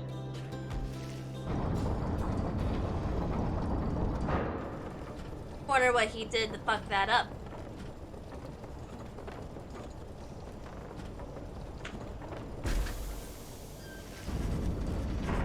Again, you gain the top of Mount Adriel, from which the downside sprawls before you. You wonder whether one of you among shall follow headwind from this place.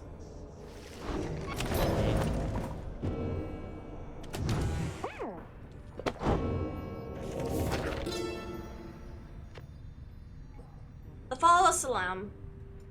From the top of Mount Adriel, the downside may be seen in its entirety, or at least felt, since so much of it is shrouded.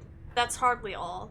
Towards the wondrous miracle there lies upon the highest mountain of an inverted fall, whose waters crash not towards the sea, but towards the heavens. We speculate that these very waters which delivered us, but now bend backwards, seeking their return, as we do all.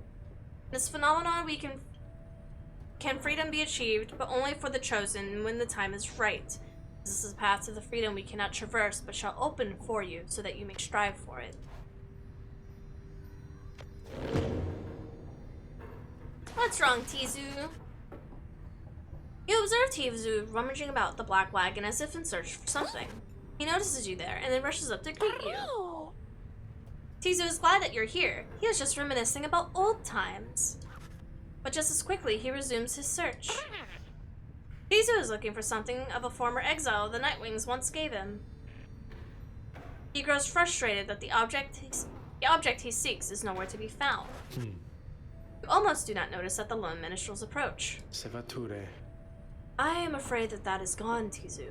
I am very sorry. Reader, it is nothing that ought to be cause for much concern, only that Tizu has misplaced something of sentimental value to him. It was just a spare bandage, he indicates, exactly like the one on his horn. Tizu here has had many adventurers with the Nightwings. Is that not so, Tizu? He squawks in approval. These memories shall always stay with you. Is not what matters most of all? He confirms this as well. Oh, he's so grumpy! Then please, do not worry yourself about it anymore. It is a symbol of a distant past, besides. Tizu soaks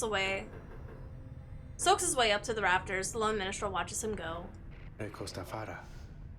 The object that he seeks does not exist, reader. Tizu searches for it from a fleeting memory of his days with the Nightwings of the past. He performed the regular duties of the drive imps at first, but soon distinguished himself. I was none too surprised. He was clearly special. He had grown close with the other members of the Nightwings when misfortunes fell and the Truman fell apart. Perhaps Walfred has revealed to you more of the details. As for Tizu, I feel like he must make peace with his shadows of the past somehow.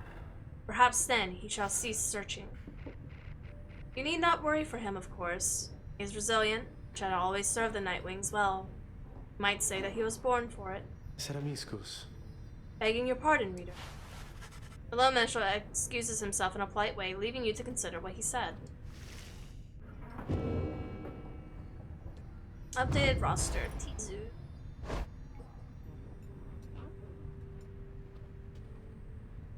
There are a lot of imps in the downside, but very few, if any, are like this one. In fact, he seems to be a descendant from the most famous imp of all. Tizu is older than he appears and drove the black wagon for the Nightwings for many years, learning much about the rites when traveling with the Trumative. But when misfortune fell, he disappeared. He re-emerged years later, having become an integral part of Walfred's plan, and serves as a liaison between Walfred and a certain band of exiles whom he entrusts.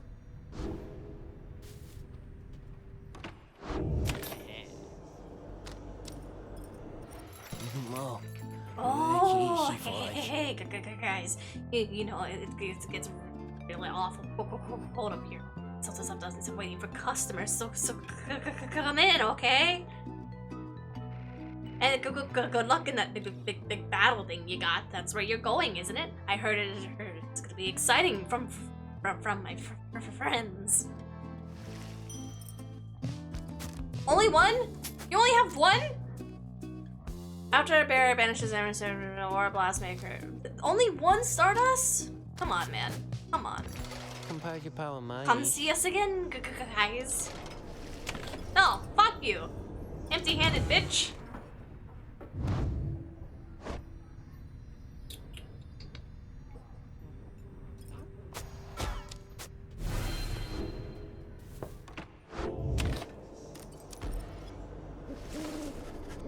The time has come for your second liberation rite to commence. You observe the one minstrel and Wilfred speaking in hushed tones, but cannot sense the topic or the tone.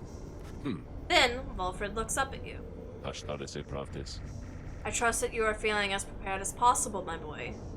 Each rite is consequential to its journey in its own respect, though these liberation rites have a more immediate effect.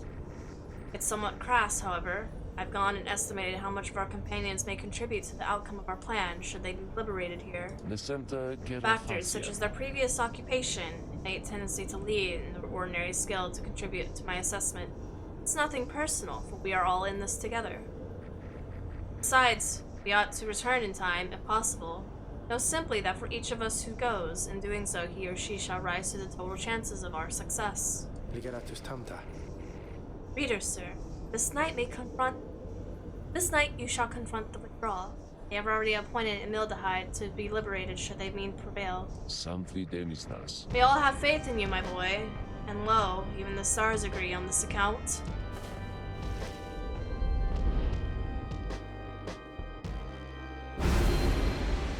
What is that? ḻ꿩ሶᴍᴇs. At the start of this rite, your adversary's Pyre shall automatically gain 30. I don't know if I want that. Because they already get... One of them already has a relic on that gives them 35. Fuck no! I'm not gonna do that!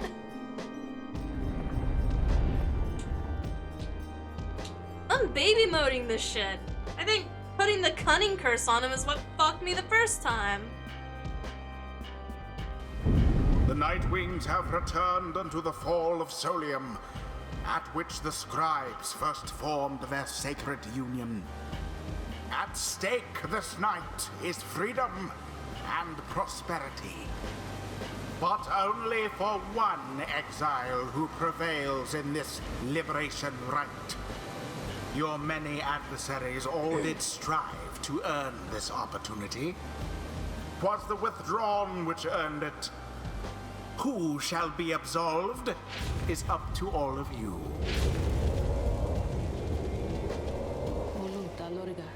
The pyres burn, and each of the triumvirates are as present and prepared. I concur. The pyres burn. Each of the triumvirates is present and prepared. Then, anointed one of the withdrawn, come forth now and declare yourself and pay any respects you have unto your adversaries, the Nightwings. The bog dweller Emildahide appears from the shadows and reaches for her mask. We are known to be the witch Emildahide, our adversaries. They are nothing to us, or the one we serve. Ye shall be devoured in the coming age, an age of strife, brought down by the fell wings and menacing eyes of Yishlat, the Astral-born. You speak blasphemy upon this sacred site, Emildahide. If you value your liberty, then I suggest you cease your mocking of the scribes. Scribes? They fail to stop Yishlat. She shall rise again. As for ye Nightwings, you are no consequent in Yishlat's grand design. She dons her mask once more. Soon, we shall return unto the land of which Yishlat will usurp, where he shall offer him our blood, that of many, many others.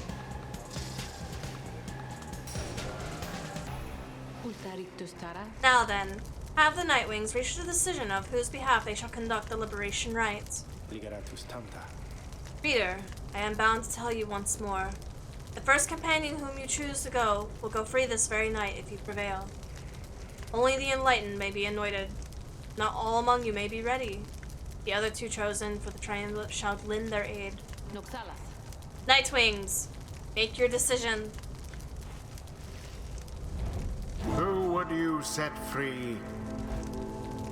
Well, I can anoint Jodriel now? I wasn't able to anoint her first. Oh,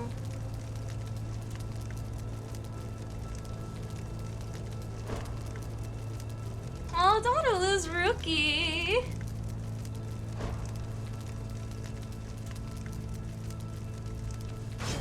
Tizo. Tizo seems stunned by your decision, though is very grateful to you for it all the same. Who shall lend him support?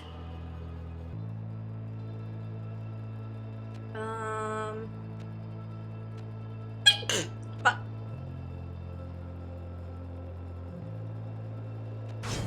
Jodariel. understood. Let us return him home. And we'll use Gil. Sir Gilman. Thank you, Silver. By this knight's honor, he shall fight with all of his might. It is done. Very soon we shall release thee. We shall release thee, and as for ye Nightwings, we have much in store for you.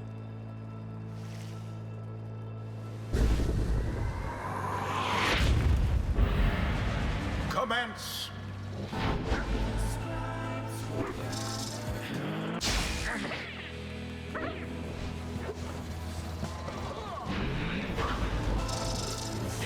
Yo.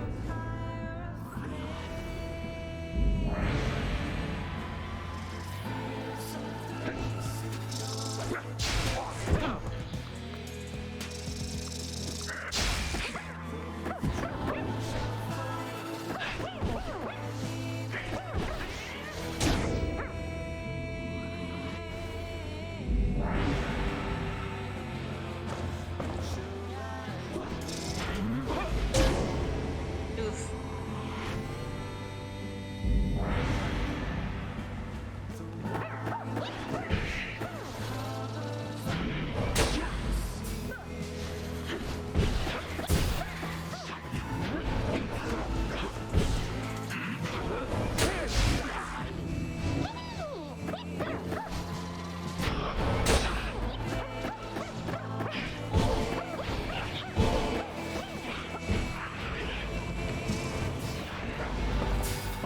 Oh, so close. Damn it.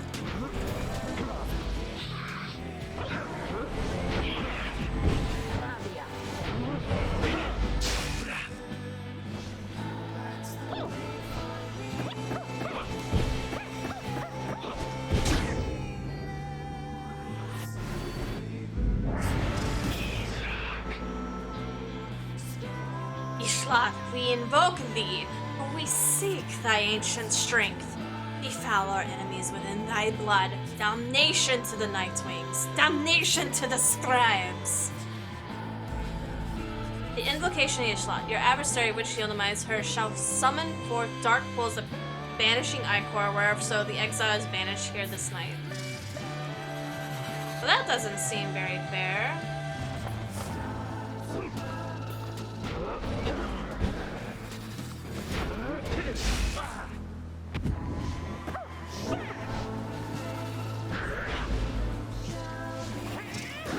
Shit.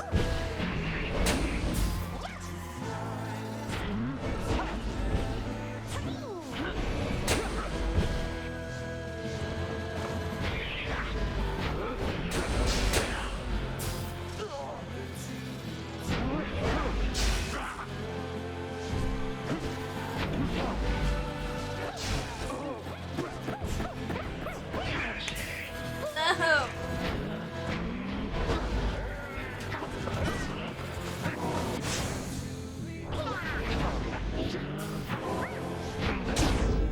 Fuck.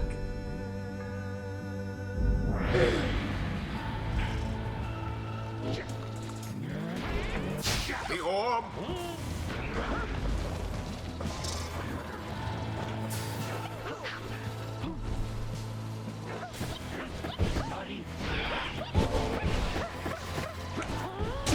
Magnificent.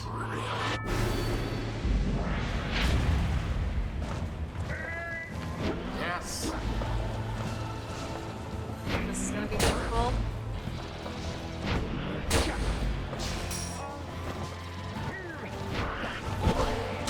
Ooh. Splendid.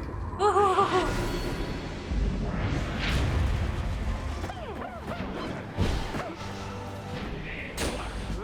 didn't see it coming.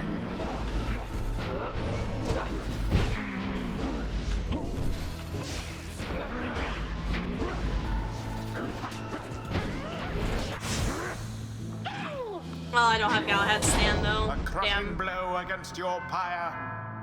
God, they have a plus 34, dude. The orb.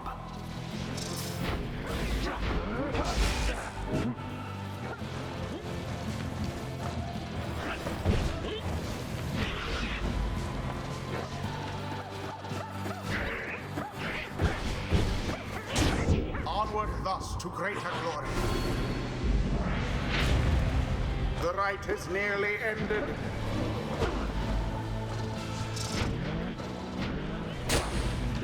A second wind. And Woo! there it is, at last. That jump! The Night Wings proved their worth. We're freeing the An boy! outcome which left little room for doubt. Poor Tizu! Thus ends the liberation rite. And thus, the scribes have chosen the exile appointed by the Night Wings shall be free, absolved of all misdeeds, return to glory in the Commonwealth. His adversary and all others shall remain to carry out their rightful sentences. Know that ᴛᴇs has been recorded, as vengeance shall darken the skies. What do we say? Bench!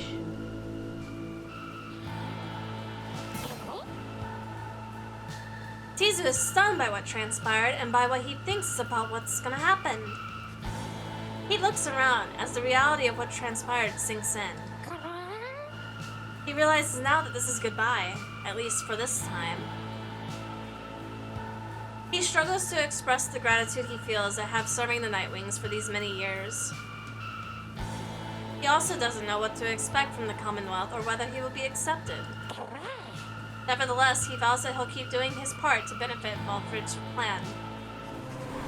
With that, he splashes into the shimmering pool and is gone from view. You hear him chirping one last time. Wishes you the best for each of you and asks that you remember him. Tizu has earned his freedom. May he return in glory. Godspeed, Tizu. There he goes! The 8 scribes are ever merciful. By their grace, the cycle of the rites My boy! may soon commence again.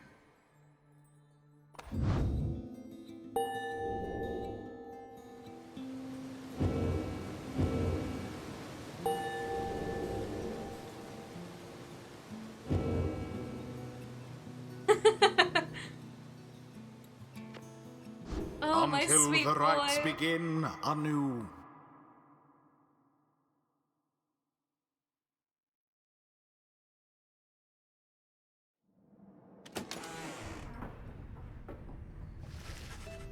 You return to the wagon after having prevailed against the withdrawn in the liberation rite. La Victoria. An important victory. Perhaps this knight may, too, regain his honor. You succeed in liberating Tizu, who returns to the Commonwealth in glory. We did what we could. With each liberation rite, we strive to advance our plan. A brighter future awaits at the end of our path. For now, we must persevere. Speaking of which, reader, I take it you have seen the stars, or I shall say, the lack thereof. You have, or did. Once more, the sky is all abyssal darkness following the liberation rite. No stars illuminate themselves to guide you further on your path. Then, let us go once more to Moonlight Alcove. I have an errand I must run besides once we arrive. Best we recover for now and make way southward at first light.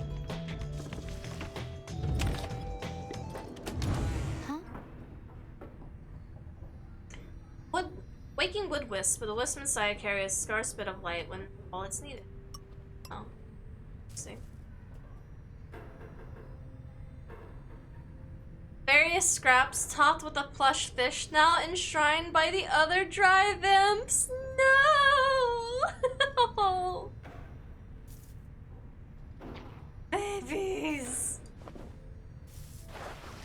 In spite of the late hour, you find Faye minding her own business in the wagon and talking to herself, or rather to the wagon walls. But most of all, I think I'm going to miss his little chirping sounds. He woke me up with them sometimes. He kept waking me up. He was sure a good friend to both of us, right, little brother? Why, you knew him even better than I did. Much better, I should think. So you must really miss him too. She spreads her arms against the wall. I understand, I do. Those drive imps up there, they seem very sad about this too. Or maybe some are happy, I don't know. More food for them to share. They liked food. Tizo sure liked food. I wonder if he'll like the food at home. It's very different, right? And so, maybe he won't. But he eats almost anything. Oh, this must be so exciting for him. And I know, the scribes, they shall be watching over him still. I think maybe they love him best of all. I cannot wait to hear what he thinks of all of it. And I'm sure that he will help with Mr. Sandalwood's big plan. That's the greatest thing about Tizo, little brother. No matter where he goes, he always helps. She bounds off without acknowledging your presence in the least. You sense that she has found some peace despite now being separated from her little friend Tizu. You hope by now that he's found safe passage in the Commonwealth. There's more lights now.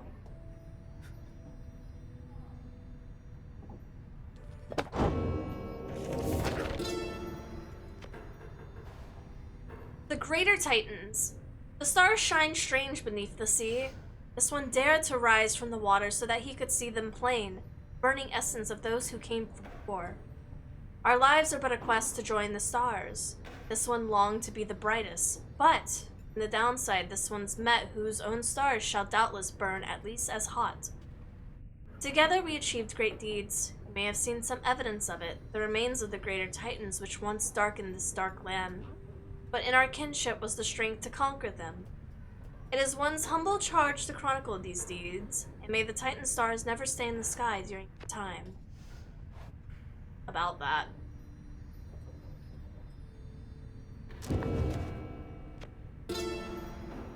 The Withdrawn. The Withdrawn did spawn forth the wild witch Milithy, whose vigilant pursuit of the unknown and unknowable, I always felt a certain kinship. Whether the Withdrawn of Milithy's kin by blood or mere worshippers, we were trusted one another not to ask nor care. What mattered was that Milithy chose the most audacious minds who stopped at nothing short of the impossible. Though ever distant, the Withdrawn revealed to us such truths about the land which along the lay hidden, even the ones to such as I. Their knowledge ever waking into the newfound depths of the consciousness, they have led us all to better know ourselves.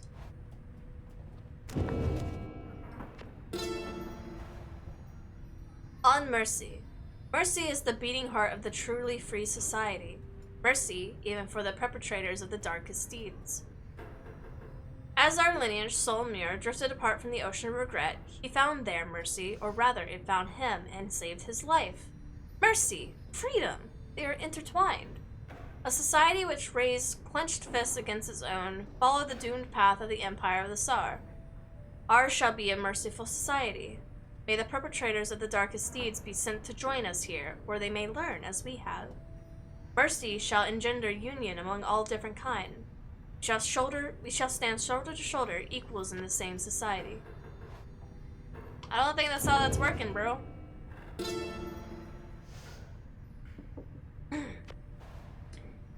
Ishlot the Astralborn.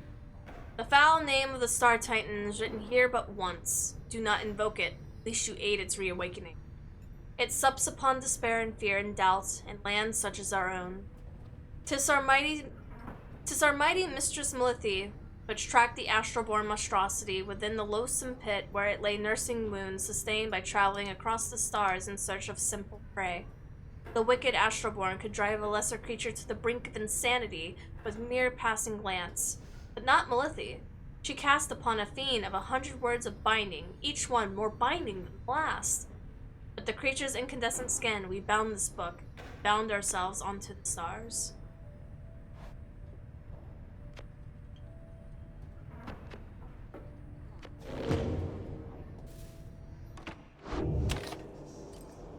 Continue your journey.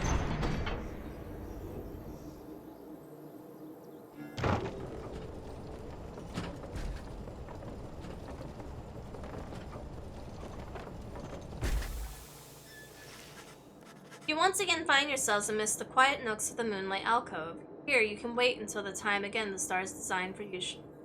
Wait the time until the stars designed to shine for you again.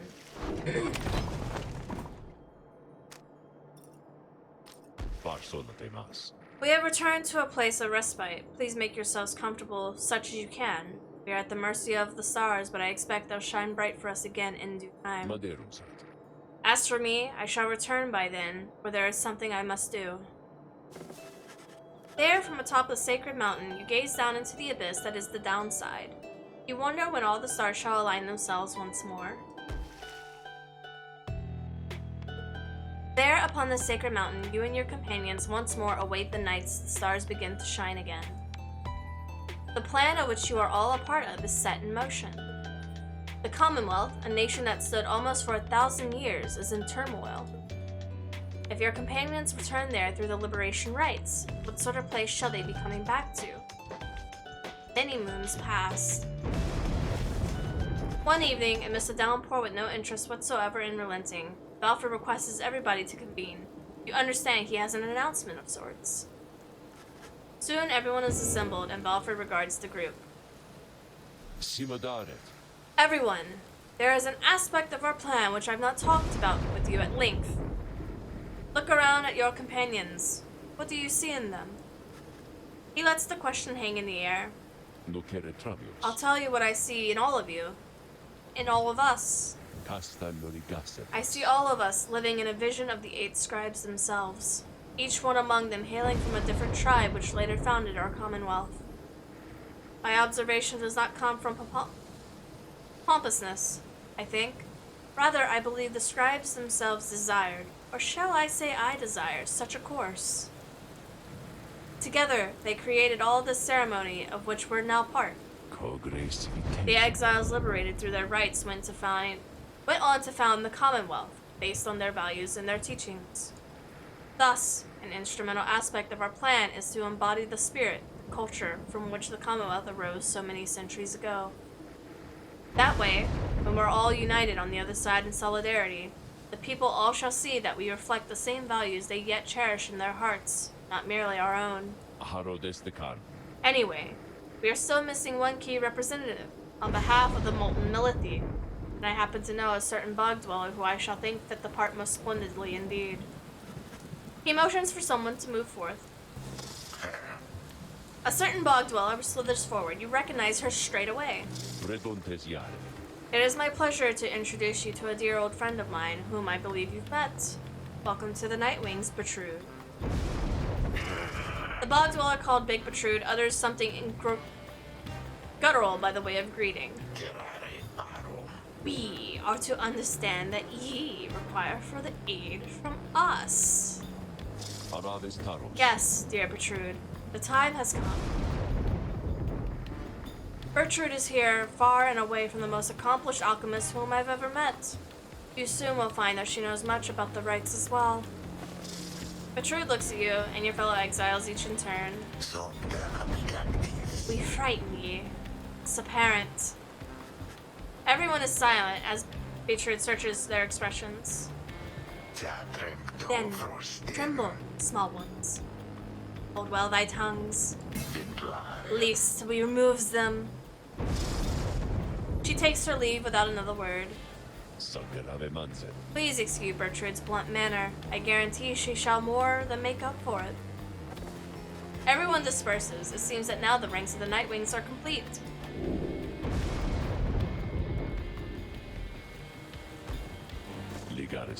Now then, my boy, perhaps that you notice the stars are bright once more upon behind these stubborn rains, meaning it is time that we got back down to business. Indeed, once more, several stars shine bright within the cold and storming sky. I guess it's time for us to go fight the dog. Oh, maybe not. Oh, no dog. Okay. Who do we have here? Oh, I don't want to fight against the Fates again. They're so nice. Oh, the dog is on here. Okay. It's a dog or... Ugh.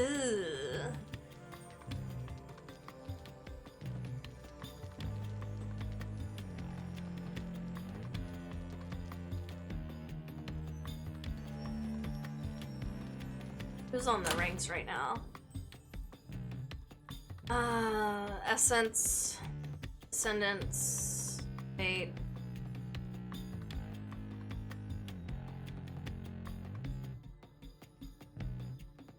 Okay, so it is the dog. We do have to fight the dog. Okay.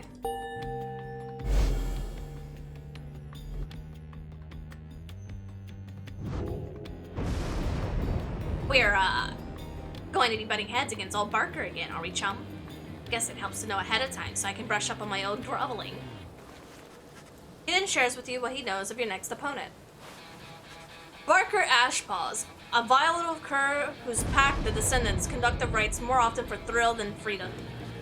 Back on the other side, Barker never quite took the culture of the Commonwealth and often ran afoul of the law of various acts of boorishness and vandalism.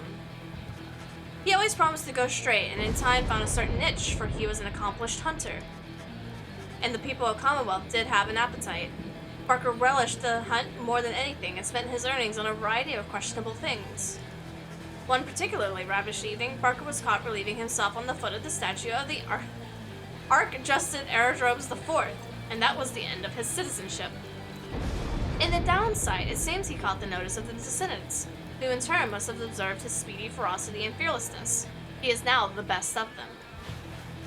Barker's reputation grew among the exile curs of the Jormir Valley region, where he's feared and unafraid of taking what he wants.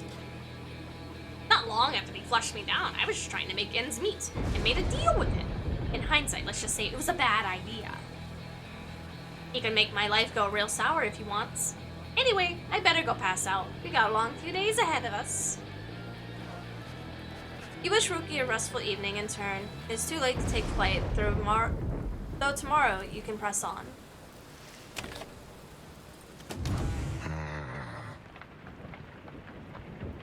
Gertrude's decks. Unusual edge cards depicting of the greater titans, probably for curses and enchantments. Let's see. Oh!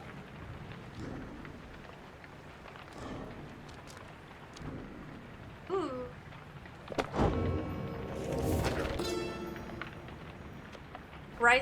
Rites of Flame. With these blackened nails do I hereby inscribe the rites of flame. The bylaws shall be written here in full. We, the Eight, decree that the rites attest of one's true worthy in body, mind, and spirit. Now, until the stars abandon us, this shall be the abiding law within the downside. Those deemed worthy in the rites are to regain their freedom from the downside and return from whence they came. Exiles shall conduct the rites as one of the 9 ᴛᴇs and look towards the stars for guidance for their path. Exiles shall bear this book as a status. This is a lot of reading. It is a lot of reading. Getting very tongue-tied. You find Big Bertrude looking about the black wagon in a disapproving way. Fixes her gaze on you and her expression does not change. Such a clutter added to this wagon since we looked upon it last. Unsightly. We remember thee from our abode in the flagging hands. Then thou must be reading one to whom sandalwood referred. She moves in close, studying you. Recall the mere touch of the bog crone of the southern bogs can induce paralysis or worse. That one such as thee can extract meaning from one's tone, to such a feat we wish to witness for ourselves. My flesh has been sent but the smallest fraction of the years of which I've withstood, and yet are expected to believe thou can uncast the Book of Rites. She then backs away, for someone else has joined you. Hail, Vtuber, madam. Is everything to your liking at this time, or is there something more which you require? We have been unable to locate supply of rotworm gizzards extract more among thy things. Other than that, we shall lodge no complaints at present. It is possible that Volfred has a small supply along his possessions here. If you would care to accompany, you may yet procure some. That would be agreeable with us. Then, after you, ma'am. As they depart, you think you can see the lone minstrel nod his head your way. Thanks, I guess? Tree, one down berry. Interesting.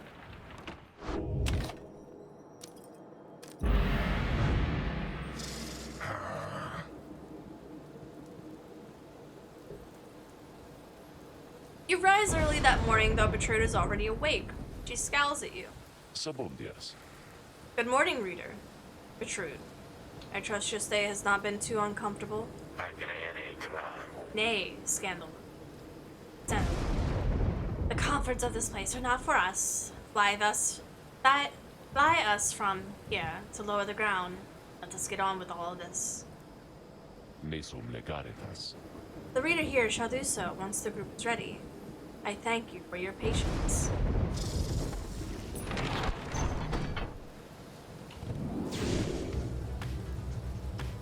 Here we go.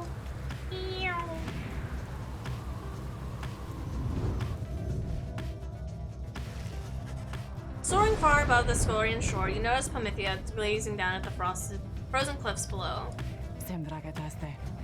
That damn place down there. I like it least of all, I think, among everywhere we've been. I'm thankful that there's been no reason to return. Reminds me of my home is all. The high-wing remnants. We all grew accustomed to the thinner air and mystic cliffs that breezed the clouds above your commonwealth. But it wasn't the nicest place. Little wonder that my sisters settled for a rather warmer base of operations in this land, therefore, by the nest of Trestia. Anyway, I'm pleased to have spent this little time as possible near here. Let us fly by and go about our business.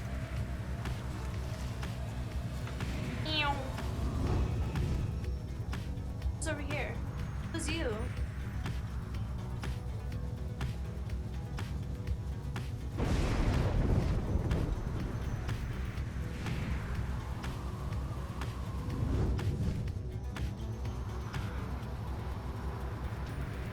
Oh, there's fate again!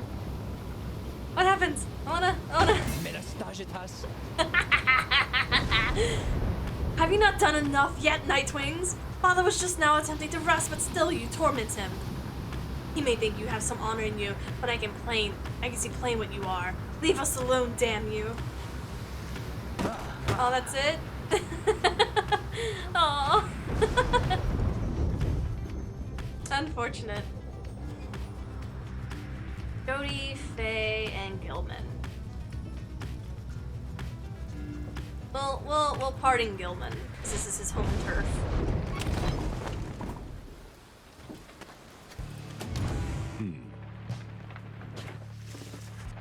Volfred is poring over a copy of the Book of Rites as you approach. He looks up at you and smiles. The Road to Freedom, written in a book that hardly anyone believes exists, and fewer still can read and comprehend. Sometimes I marvel at how absurd this is, my boy. Tell me something, though. I've spent so much time considering the book, but know few of whom I can discuss it in much detail. You've had some time to turn through it by now, so what do you think? Worth all the fuss? I find it fascinating. You tell Volfred that the book has fascinated you and that you have never seen anything quite like it. You nod slowly as you describe your experience with it. I share the sentiment. To have in our possession a genuine artifact from the forgotten time. How much of it is exactly true and how much of it is the scribe's retelling of the events? I find it endlessly fascinating to consider, I must admit. He puts away his copy of the book with care. It is amazing that these volumes have survived all this time, I think. Whatever they are made of withstood the ravaging effects of time quite well. And the ideas here contained, they remain rather provocative as well. To think that the Commonwealth disavows the existence of this book despite the official recognition of the 8 scribes. Although, the reasons why we are here are written plain, how fascinating that its secrets have been kept for all this time. Anyway, you'll have to excuse me for my extracurricular interest in its teachings. I used to teach a variety of its history. To have the access to the real thing has brought me some small pleasure. Let us be certain to preserve these volumes for whomever shall be the next to use them. He turns his attention to other matters and bids you a good afternoon.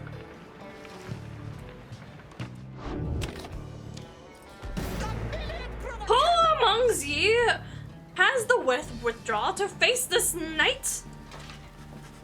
Being in the unduly waves of the Phantomist Trench makes this the perfect time for a quick jousting competition, Sir Gilman says. He just needs a partner. One of your companions steps forward. I shall rather joust with you than hear another word. Come then. At this, Sir Gilman launches into a litany of instructions detailing the specific methods of Sea Dominion ceremonial combat. At last, the two competitors take their positions and then rush towards one another. They collide, then flail away, trading blow for blow. It all seems rather senseless. When at last they stop and catch their breath, Sir Gilman approaches you. This knight would have you choose the victor of this bout, Master Reader. Who prevailed? You have no idea how to evaluate what you just saw, but you think it's best to humor them.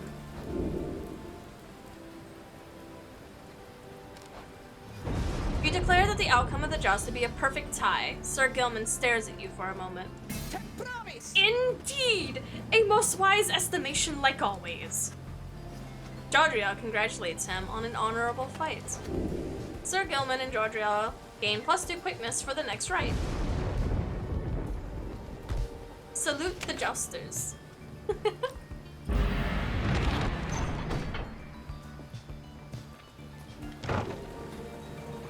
The Hulkavores.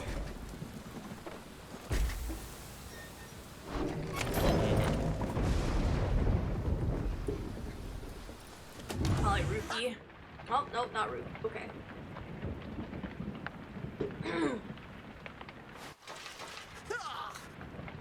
Sir Gilman is fuming in anger over something, so much that you're hesitant to approach him. But you approach him anyway.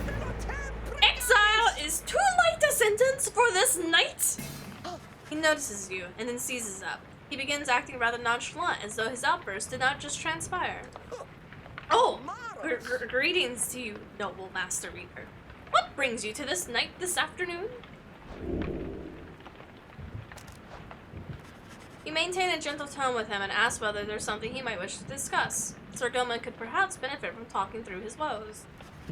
He stands there for a time, silent and dejected, but then...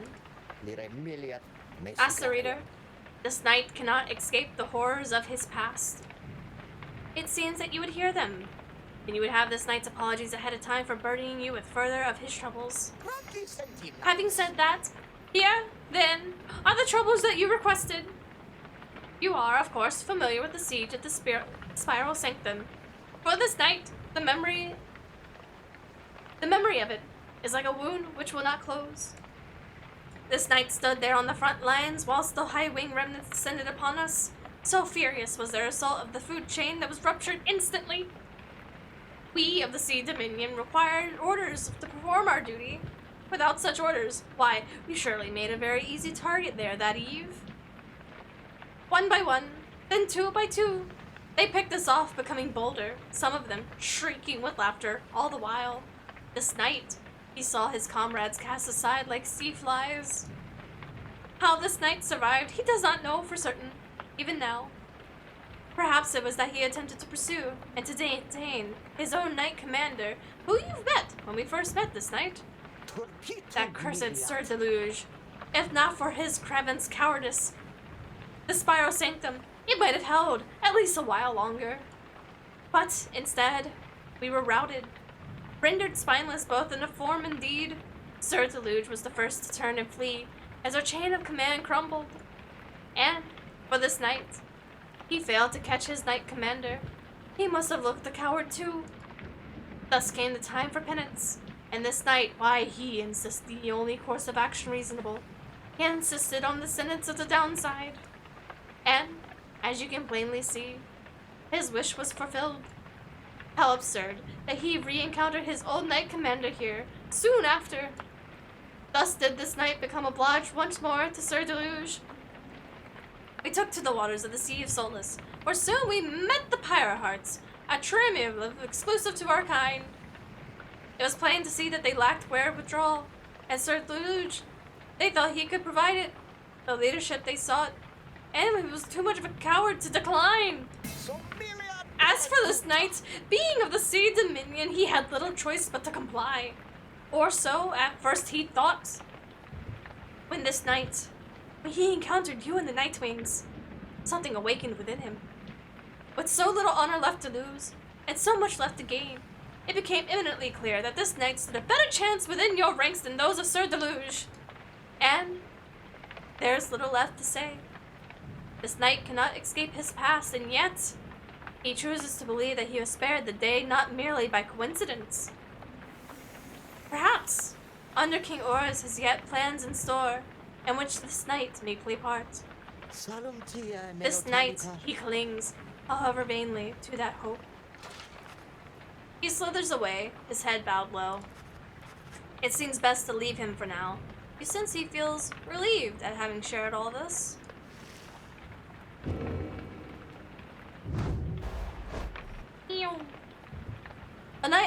A knight errant of the Sea Dominion who was sought glory by the Commonwealth, where he became a frontline fighter in the never-ending war against the Harps. In this, he fared much better than most of his kind until the day of a disastrous siege of the Spiral Sanctum, where his entire regiment was destroyed in an ambush. As one of the sole survivors of the incident, Sir Gilman accepts full responsibility for the outcome and volunteered to go into exile as penance for his failure. He's been exiled for 3 years? Damn. It is a life sentence, as said by he.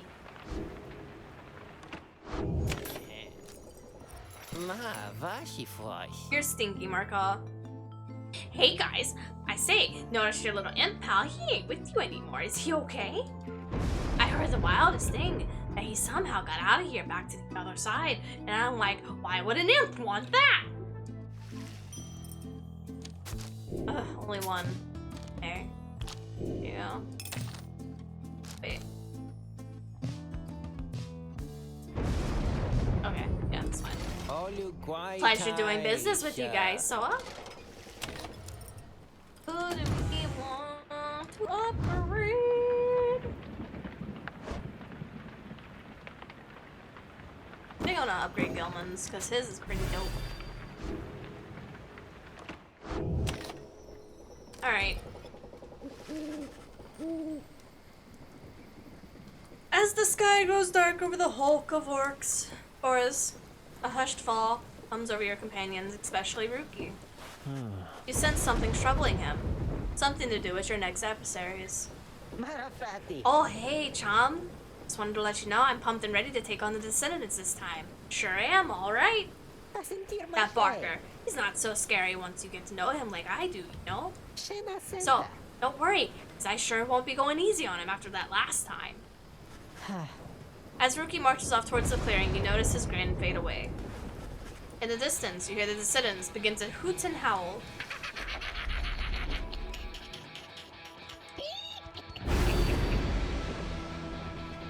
Unfathomed ᴛᴇs. Your adversaries will each have +8 quickness, making them move faster. Ugh. I just want to finish the game.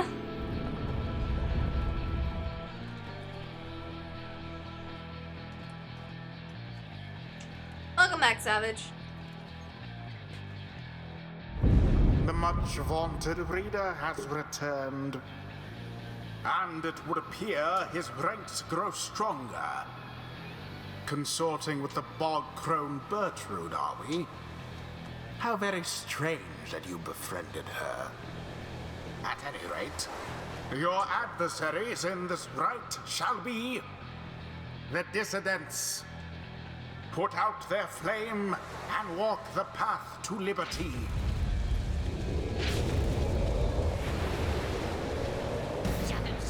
Boy, mates, look at here. We have the green tail. Is that you? Yeah, Parker. It's me, alright. Well, I'll be. So tell me something then, Greentail. You gonna go against me this time? Or keep on being a stinking coward like you were before, huh? Oh, what do I do? What do I do? What do I do? What do I do? Wait, wait! He says he wants to fight. You can beat him. Beat him, maybe. Maybe. He'll leave us alone. He'll leave the Greentails alone. Make it all worth his while. Barker. What is it, mate? The rite's about to start. Well, I was just thinking. I know I owe you and everything, but I've got a deal for you. You like a good deal, don't you?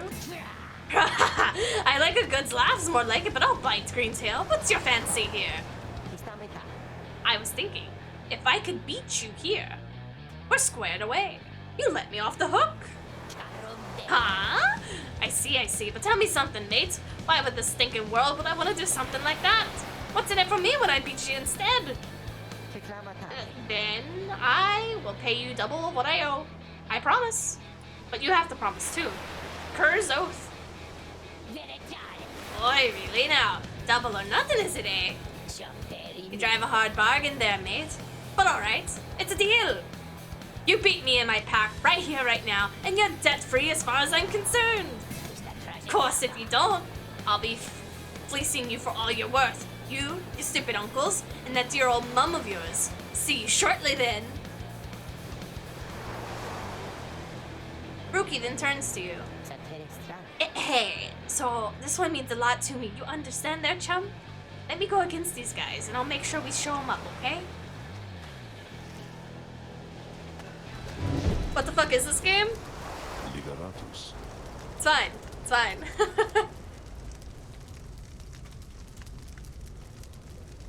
Hold a moment, reader. The crone Bertrude slithers forth, wearing the remnants of the rites. Now that Bertrude is among our ranks, it would be best that you became familiar with her repertoire. You have no obligation to make use of her abilities, of course. Good Bertrude, please show the reader something of your aptitude. We expect thou shalt be soon inclined to bring our sorceries to bear. Long we have studied the rites of thine. Let us show thee what we know of them thus far. The bog crone Bertrude shows herself in full. Though I have to wonder what became of her accomplices. Of one accomplice in particular. You watch yourself around her, reader. None are sentenced into exile without sufficient cause.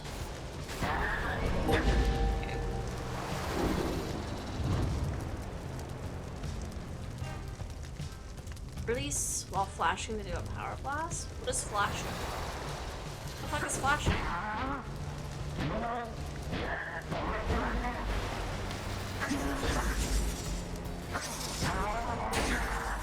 Oh.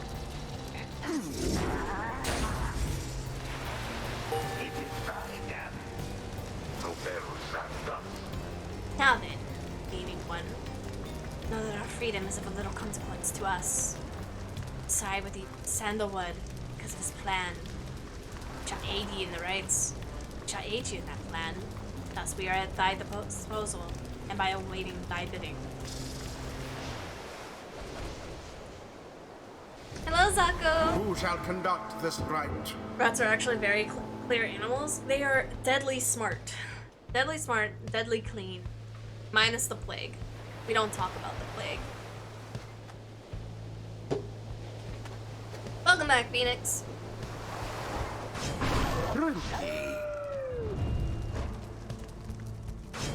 Sir Gilman.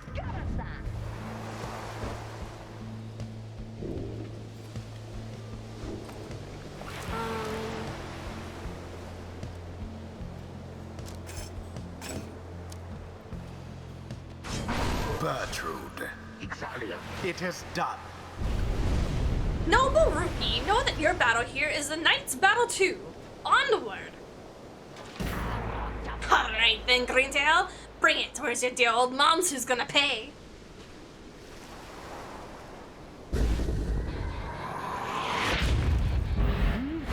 Commence. Woo. Woo.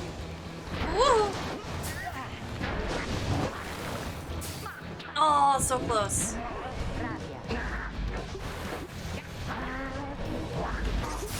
Bye, Barker.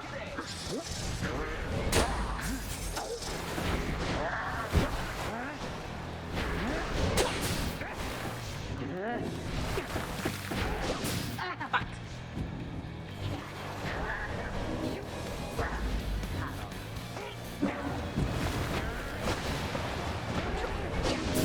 The orb has left your clutches. Man. The Night Wings assert themselves thusly. Alright.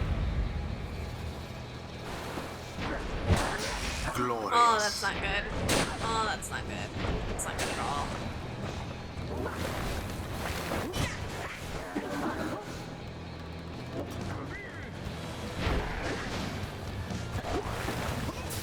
All for naught.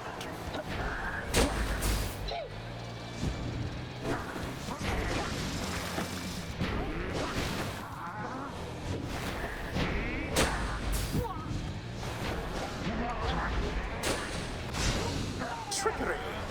It's fine. It's fine. Oh, it's not fine. All It's of the not Night fine. Wings banished. They're gonna get a free hit. Yep. Did that one throw it in?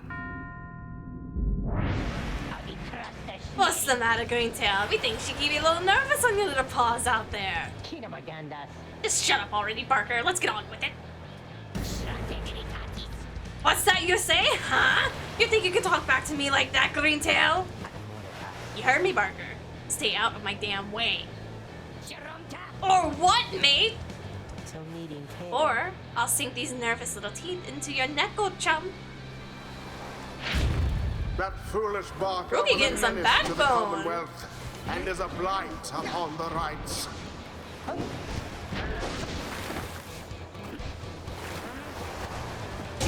Resplendent. Rookie got some sass to him. Amazing.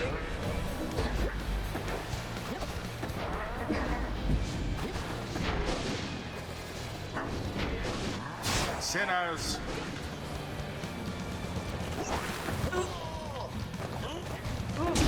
Glory. There we go.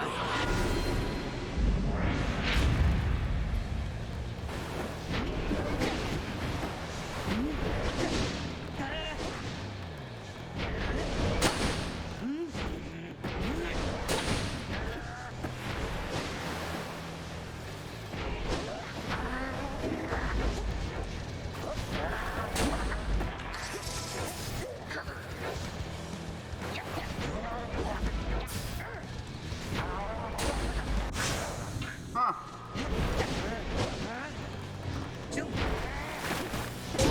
Fire weakens. That was close. He almost got me there.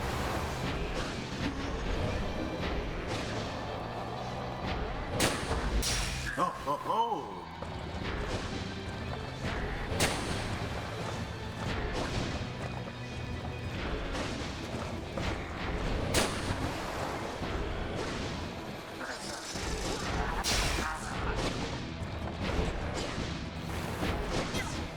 Pick up the orbs, you cowards. Barker's on timeout.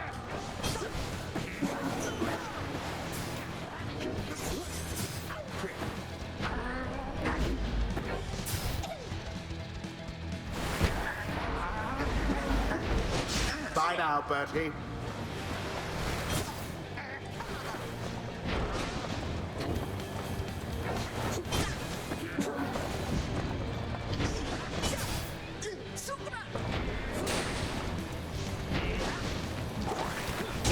The orb engulfed in fire. No more than a lick of flame remains.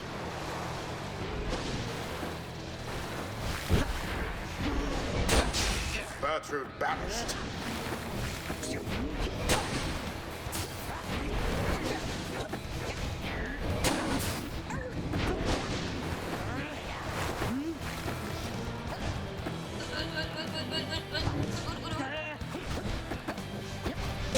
And it is done.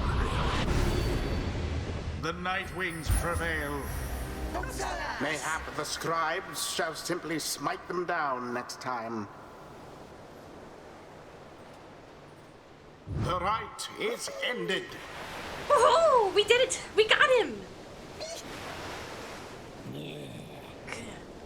Greentail, you. You got us fair and square, mate. As fair and square as the stuff gets, right? So, my family. You'll leave them alone? You said you'd leave them alone. Ease off, Greentail. Deal's a deal. Now then, back with me and my pack had better step it up for when we see you and your mates again. I'll be looking forward to it. Ruki watches him depart and then turns to you as his expression softens. I don't know what to tell you, chump, other than I really owe you one. Boundless are the teachings of the scribes. The rite awoke great understanding within Ruki. You know, with all the rights business, there's this really fancy move that I've been mulling over for a while. I think I just finally got how I could pull it off. Sprinting accelerates faster than usual to an even faster top speed. Banished by Ricky has a 50% chance to return in only 1 second. Zora casts 50% further than usual. Blasting by Zora, the blast can banish nearby adversaries.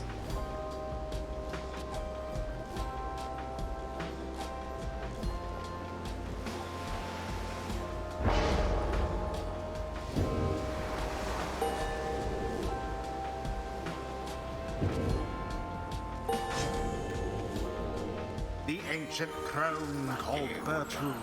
Thus does our grasp of ancient sorceries grow ever stronger still. What has she got? Has less the adversary. She deals an additional 5. Oh, these are both the same thing. Hex of defeat and Hex of victory. When Bertrude's Pyre has less than 5, the adversary, she deals an additional 5. While Bertrude's Pyre has more than the adversary, she deals an additional 5.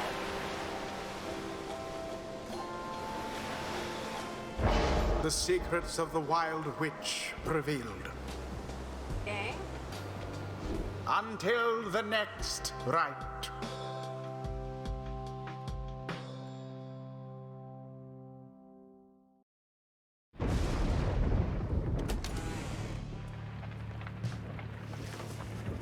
After besting the dissidents, rather decisionally, you return to the wagon to find Volfred and the lone minister in the midst of conversation. I'm scratching my leg, I'm sorry. ᴛ쏘ᴍᴇs. Most strange that this one star shall be illuminated now. This is not what I expected. Nor I, Belfred, sir. Then, Belfred notices you're there. ლი가라투스. Reader, Tark and I have observed a strange occurrence in the sky is all. ᴛᴕs. It appears that the star of the 噚 rope collar is illuminated now. It is but another star, except our models and predictions of the cosmos did not anticipate this. Anyway, go see for yourself. I shall make the wagon ready in the meantime. You see only a single shining star from illuminated far above. Illuminated far above. It is just as Volfred indicated. What does it mean? Oh. I didn't know the big dogs were actually out here. An ill omen which engulfed the star of the wooden watcher. Ill omen which engulfed the star of the broken bower. Oh, are they eating my fucking planets? Andrea the Titan Star, Star of the Blood Mistress, ill omen which engulfed the stag. Oh my god, they're eating my planets!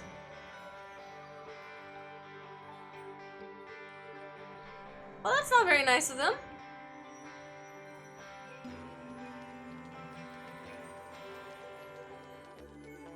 Oh, why is Tamitha already over there? That's awkward.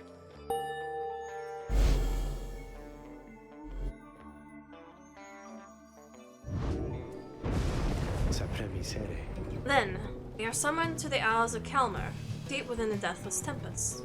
We've been there before, Tark. So long ago, I scarce recall the time, only the scent. It is a place whence the creatures native to that land spring forth. Reader, let us not concern ourselves with the superstitions held about that place. We'll set forth at dawn, and soon see for ourselves what to make of it.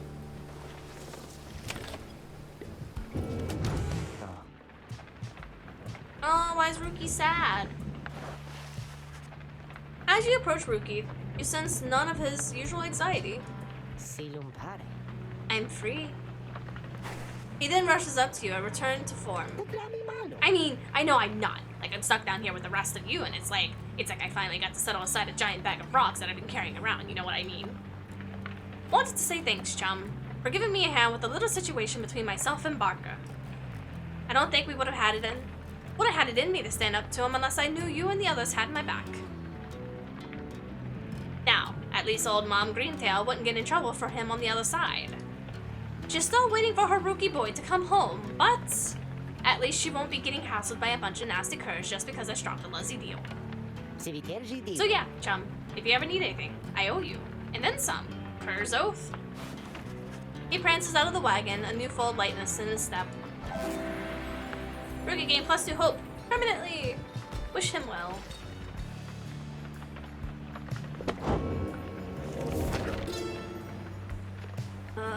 Essential structure.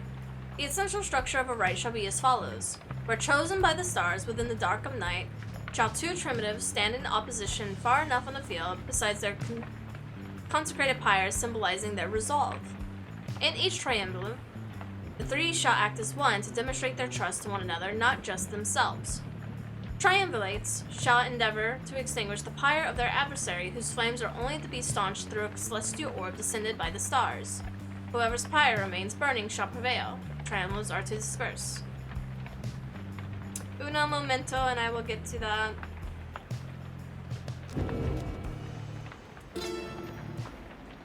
The dissidents.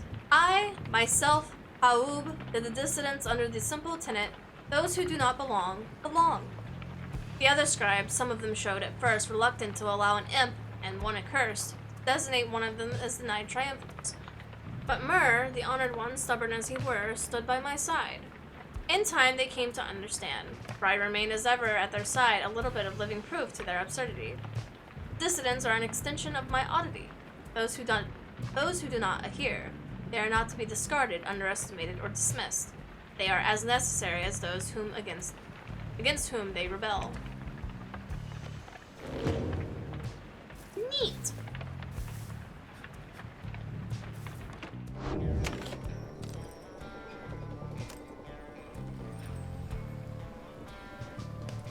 For the sake of my voice and this game being absolutely harmful, I guess, at that point, instead of taking a 2-minute, I'm actually going to stop here for the day. I wasn't expecting this game to be as long as it is. It's not what I want.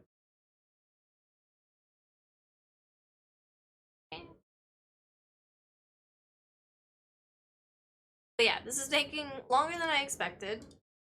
I wasn't expecting it to be a looping system, but it is a looping system. And that's just something we gotta deal with, and that's okay. I'm going to hope to beat this before I go on vacation at the very least. Let me put my chat box back where it needs to be. Thank you.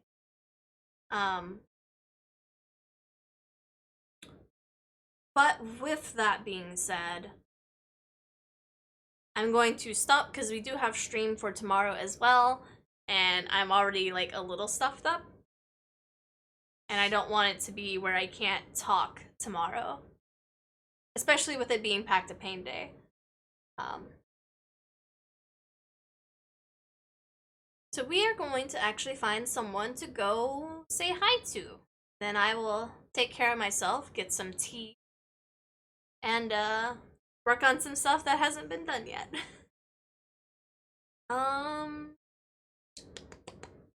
Let's see.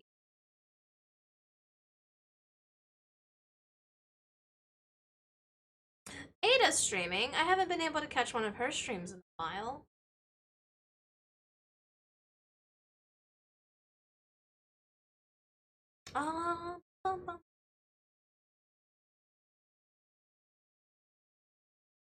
Her stream is currently in German. Let's see here.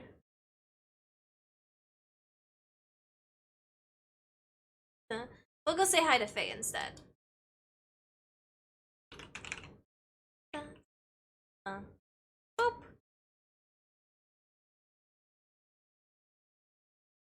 I'm surprised she is streaming at this hour.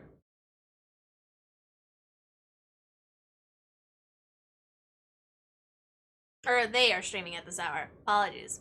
My bad. Fuck that one up. They. But, anyway. They're playing Minecraft. It's a very pretty Minecraft mod. It's very, very pretty. So, we will continue our journey next week and hope to complete the game, because elsewise I'm not gonna be here. Holy shit, my Wi-Fi shut itself. I'm sorry. But thank you guys for hanging out. I appreciate it greatly. I hope you have a fine rest of your day. Thank you, Raiders from Cyber. I appreciate ya. And you guys can come hang out with us tomorrow when me and Kivo go on another VR date. Except Kivo can do squats in VR now. It's exciting. I will be on desktop, but it's okay. But hopefully you guys will join us for that tomorrow. But have a good one.